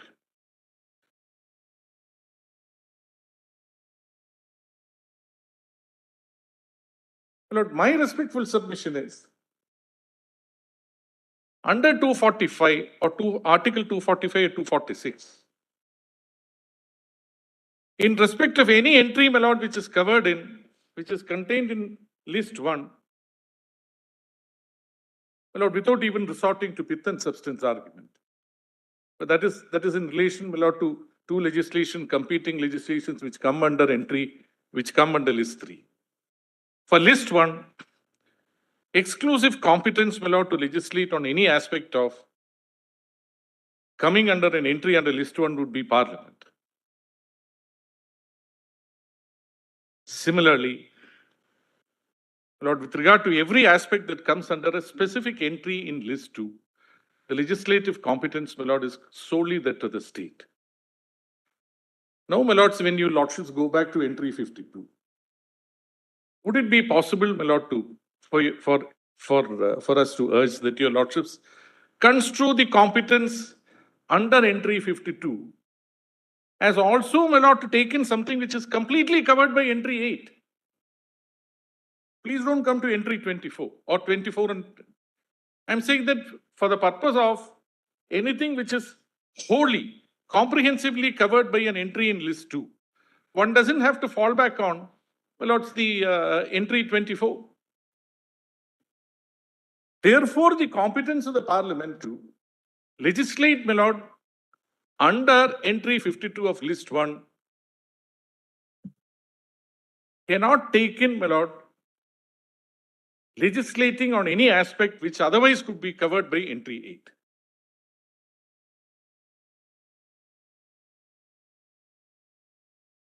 State does not have to fall back upon entry 24. Why can't the reverse apply? Anything like fermentation industries is covered under entry 52. Fermentation industry, my lord, it But is only... how much of fermentation industry is covered is the question. No, I'm saying, my lord, that fermentation industry, suppose, my lord, it takes in any aspect to the manufacture or production, my lord, of intoxicating liquor, then it is completely covered by entry 8. My lord, there is no question of supremacy of Parliament in this. The amendment of 2016, again, my lord, makes it clear, probably, that's what Mr. Balbir Singh, my lord, my learned friend says. But I'm saying that to construe, my lord, the scope of an entry, one cannot go into a legislation, my lord, which has been enacted under that. And therefore, my lord, I'm stopping short of it. Maybe they have done it right in 2016. But in my respectful submission, a declaration under entry 52 of list 1 cannot take in, my lord, anything which is exclusively covered by an entry, my lord, in list 2. I don't have to challenge the IDR Act, my lord. I'm only there before your lordships to, where your lordships can construe that this, therefore, will not cover anything under entry 8. But for all this, my lord, I'll have to still, my lord, convince your lordships that every aspect of it, every aspect of intoxicating liquor is covered by entry 8. If that is so, the exclusive legislative competence to legislate on those aspects of intoxicating liquor would lie with the state, in which case, my lord, consequently, the legislative competence of the center under entry 52 would not take in anything that is completely covered by entry 52. This is not a case of competing entries. This is not a case of competing entries under list 3. For that, my lord, I'll have to, the list 3, entry 33 will have to be looked into. I'm saying that the declaration under entry 52 will have to stop short of any aspect that is covered by a comprehensive entry in list 2. And consequently, my lords, the industry or industries which are mentioned in entry 24. For this aspect, for this purpose, will not take in.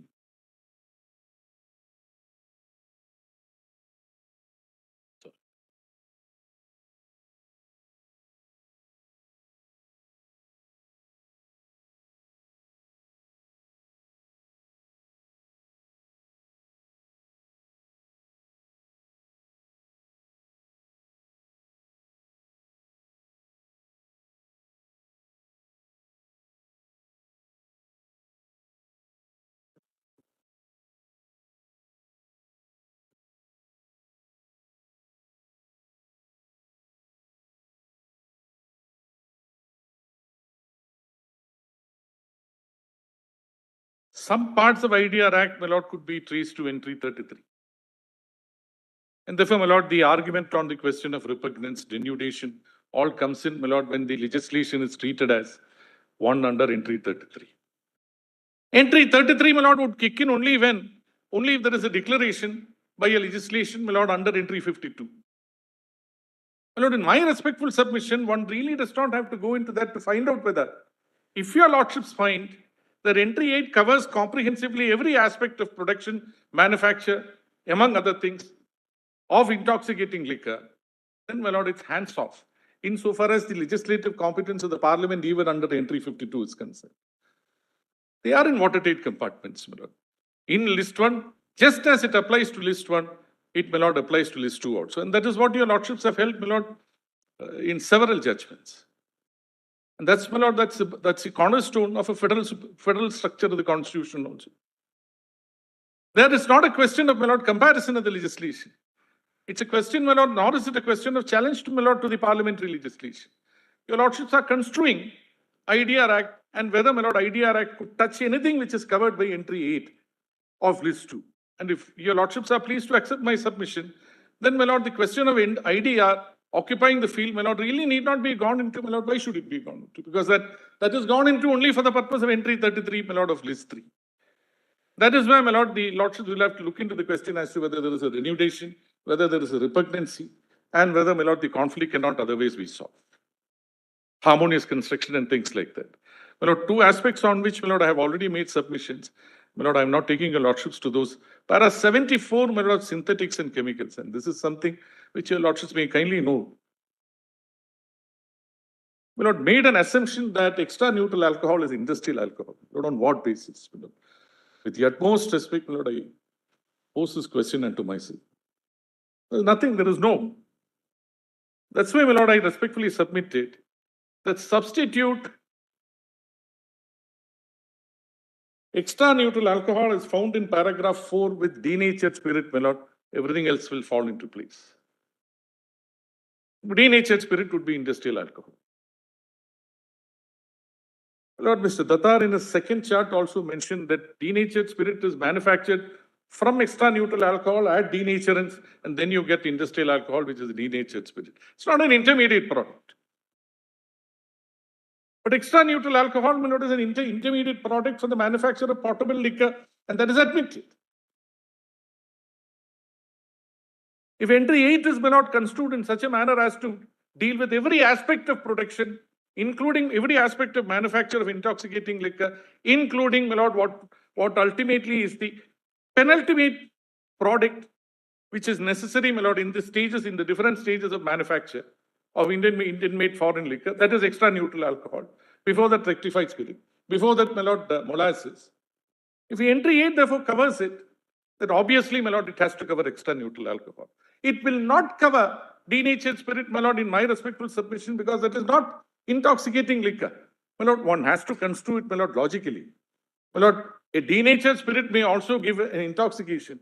Nobody takes it that way. It's fatal. Methylated spirit, my lord, in small quantity also results in the death. Therefore, denatured spirit would go out of it is my respectful submission. The point still remains that, your argument on entry 8, yes, that production would cover every anterior stage, including ENA, yes, which is really a raw material in that sense in the manufacture of, correct, would then run contrary to the logic of Tikaram. My lord, I really that don't. part. I really don't, my My lord, Tikaramji has been argued, my lord, in.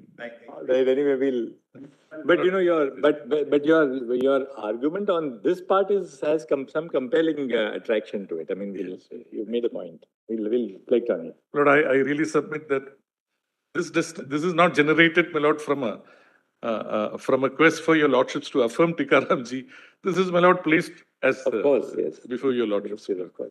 Therefore, my lord, keep aside Tikaramji also, my lord. I would also respectfully submit that Tikaramji may be affirmed by your lordship. That's for the purpose of entry 33 of list 3, my lord. And that is how it has been gone into in Tikaramji also. But if your lordships are pleased to accept, my lord, and this is a submission, my lord, which I respectfully place before your lordships. And this is in sync with, my lord, my submission that except denatured spirit, every other sect of alcohol would be covered by entry. And that, my lord, in my respectful submission, that should be an answer, my lord, to the question of whether, my lord, the fact, my lord, that in para 74 of... You have got an answer to it, because even if, you know, we accept suppose what Tikaram, the solicitor, argued, that Yes. Tikaramji is really wrong in constricting the scope of industry. Yes.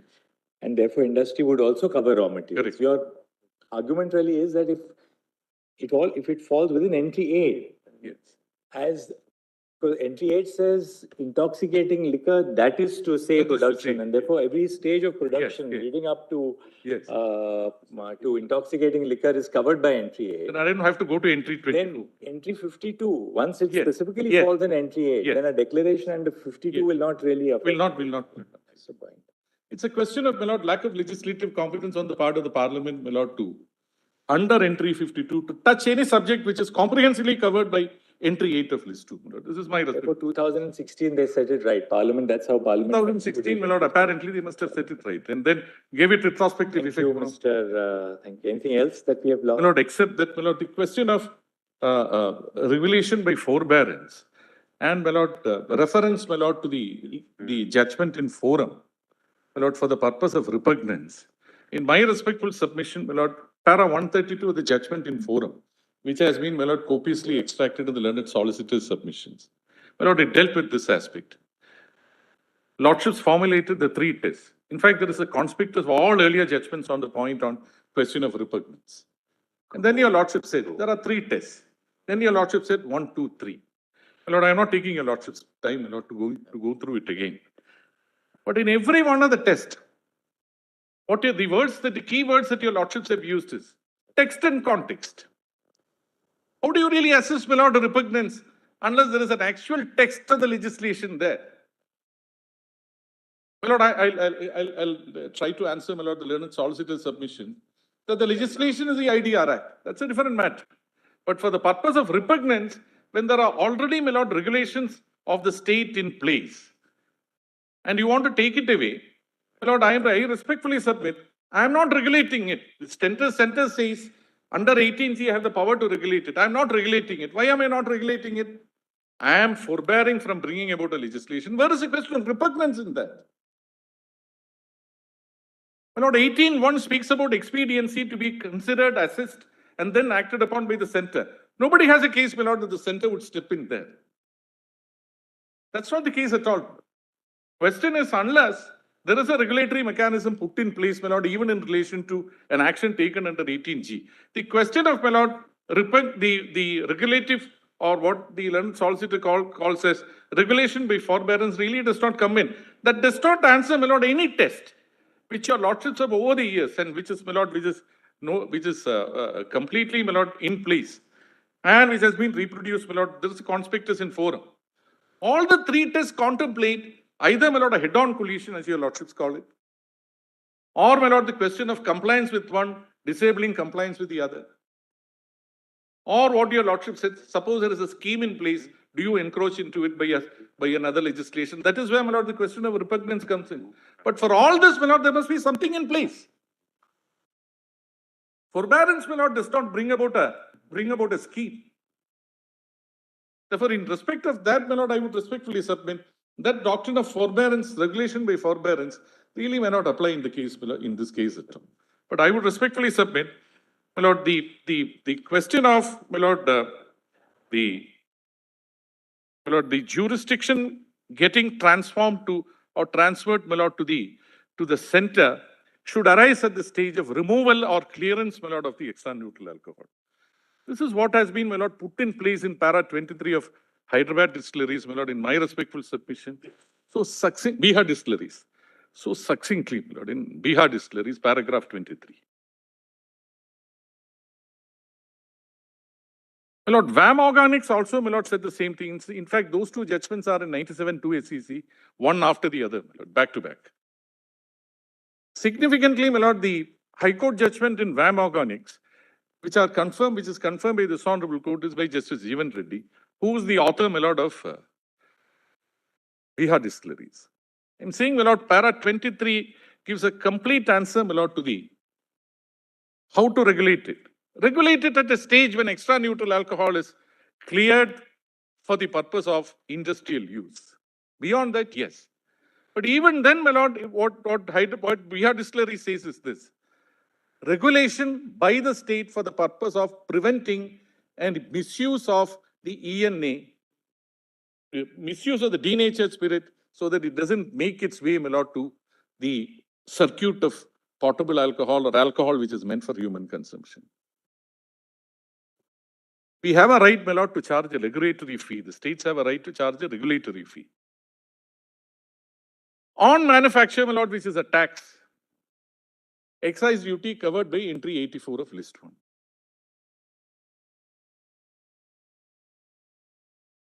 Lord, I would most humbly submit, your lordships would have been taken through para 23 of Bihar distilleries. I would most humbly submit that if your lordships are pleased to affirm that,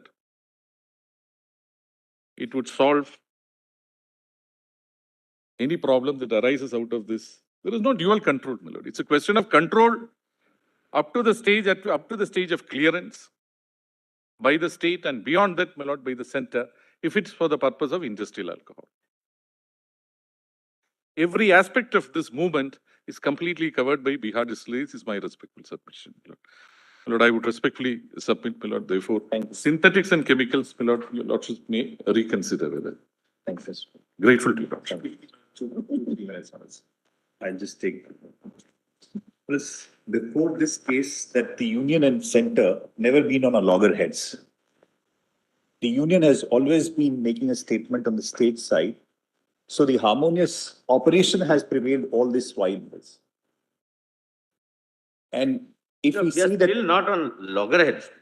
The constitutional interpretation. No, it's only on the, what I meant was only on this. Which state are you appearing for? No, state of Maharashtra.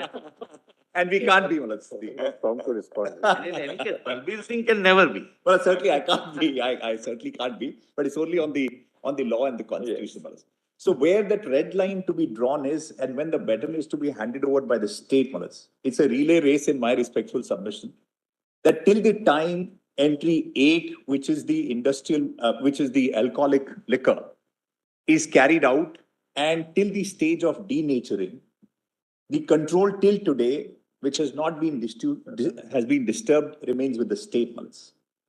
Today, the distilleries which are operating, the state authorities prescribe forms, documents, and the processes to be carried out, including the charging of excise duty and finally handing over the product to the bottlers or to the final distributors. It's only at the denaturing stage, the product, if ANA is cleared, then it goes to the denaturing industry, and at that stage, the union's control starts. Pre that, the line is very clear. And if we see, this in the light of not only entry 8, but entry 24 and entry 52 of list 1. And if I may try and see the sense of Tikaram. Tikaram talks of the industries in schedule. Only 18G talks of articles and talks of distribution and supply. Rest of the other act talks of the industries which are given. And industries can have multiple products. And one of the objectives, if we see, of this act is control by the union in public interest.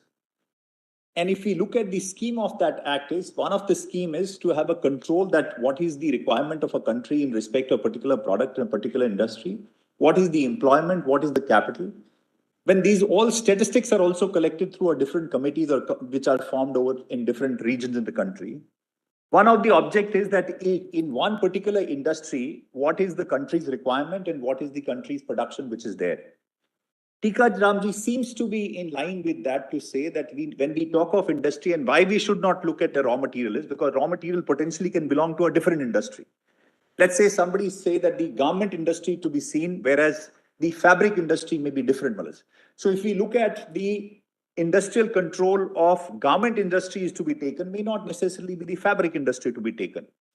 India need how many garments in a year, how many jobs to be created, how much capital to be requirement in a one industry may not be there. So Tikaram in that sense has seen that. If we see or contrast this with the requirement of 18G is a fair price and fair distribution of a particular article for supply and distribution in public interest is to be seen. If we see this in that particular light and the control on a product or an article to be seen, although it constitutes a part of industry, in my respectful submission, and especially in light of entry 8, which is that is to say, and all aspects of right from the beginning of manufacture and final supply, transportation, even including a purchase which has been there, that has been given to the state in my respectful submission. And if we see Bihar distilleries, that makes it very clear that in this sense, if we harmonize two laws, looking at entry 8, and even if we pitch it at the level that how do we resolve a conflict of entry 24, although the first submission is the entry 8 is a carve out of entry 24. Even if we stop at that and we compare entry 24 with entry 52, then we have to have two segments in the 1951 Act. One act is an industrial level, which is to be seen, which is Tikaram when say production and manufacture. And second is at 18G, till the time it has not been, there is no delegated legislation, there is no notification which has been there. So looking at this, I don't want to go in any other area.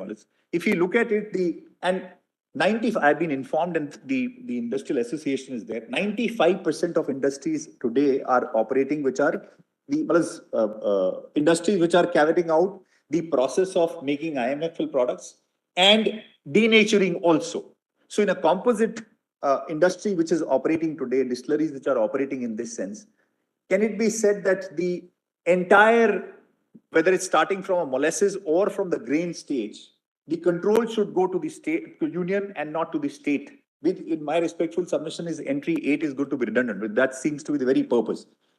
Comparing with one industry which is not doing denaturing, finally clearing ANA or IMFL, in that case, that industry certainly will not be within the domain of union or the legislative competence of union.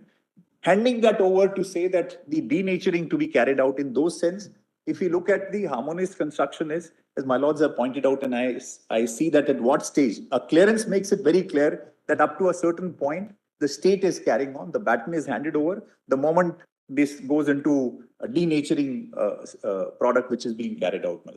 That, in my respectful submission, was that's the way of looking at this. Grateful. Only one line, no? But I did not. But I did not address your loss because I concluded literally just pointing out on the question of the term industry. My note is 2G, Roman 2G. Kindly note just one. G. On raw material, whether it should include within the term industry or not. But since my lord, I stopped at 2G. Roman 2, capital G. It was filed earlier, my lord, but since I stopped at, my lord, occupying field question, I did not, my lord, take your lordship. This may kindly be, my lord, treated as only lordship, only one last thing. By thanking all of you for your very erudite argument. My lord, I appear for UT of Puducherry, which has confounded generations of judges and lawyers. And Lordship, sir. thank you very much for your. One last. I have a my lord, Somebody wants to argue. Well, Lordship, just permit me last thing as a matter of fact only. So far as excise duty is concerned, because that is not what your Lordships are considering, no state has ever charged excise duty on extra neutral alcohol. That has been the position because that's entry is different. That talk about alcoholic liquor for human consumption. That is not intoxicating liquor. So no industry, no state has ever charged excise duty. That's a factual situation that Lordship will consider. Kindly, my lord, take care of, if there indirectly they may not get any relief in because GST regime. Nobody dealing with the argued GST that. But that's the intention of the industry. If I may just have a word, finally, I'm looking at the watch, Yes, which is facing us but behind you.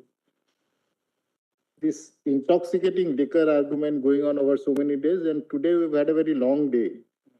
Are we concluding so that everyone can go and have a happy hour? Lawyers maybe, but we don't know about the judges' policy and they have a happy hour. My lord, I appear for UT of Puducherry, my lord.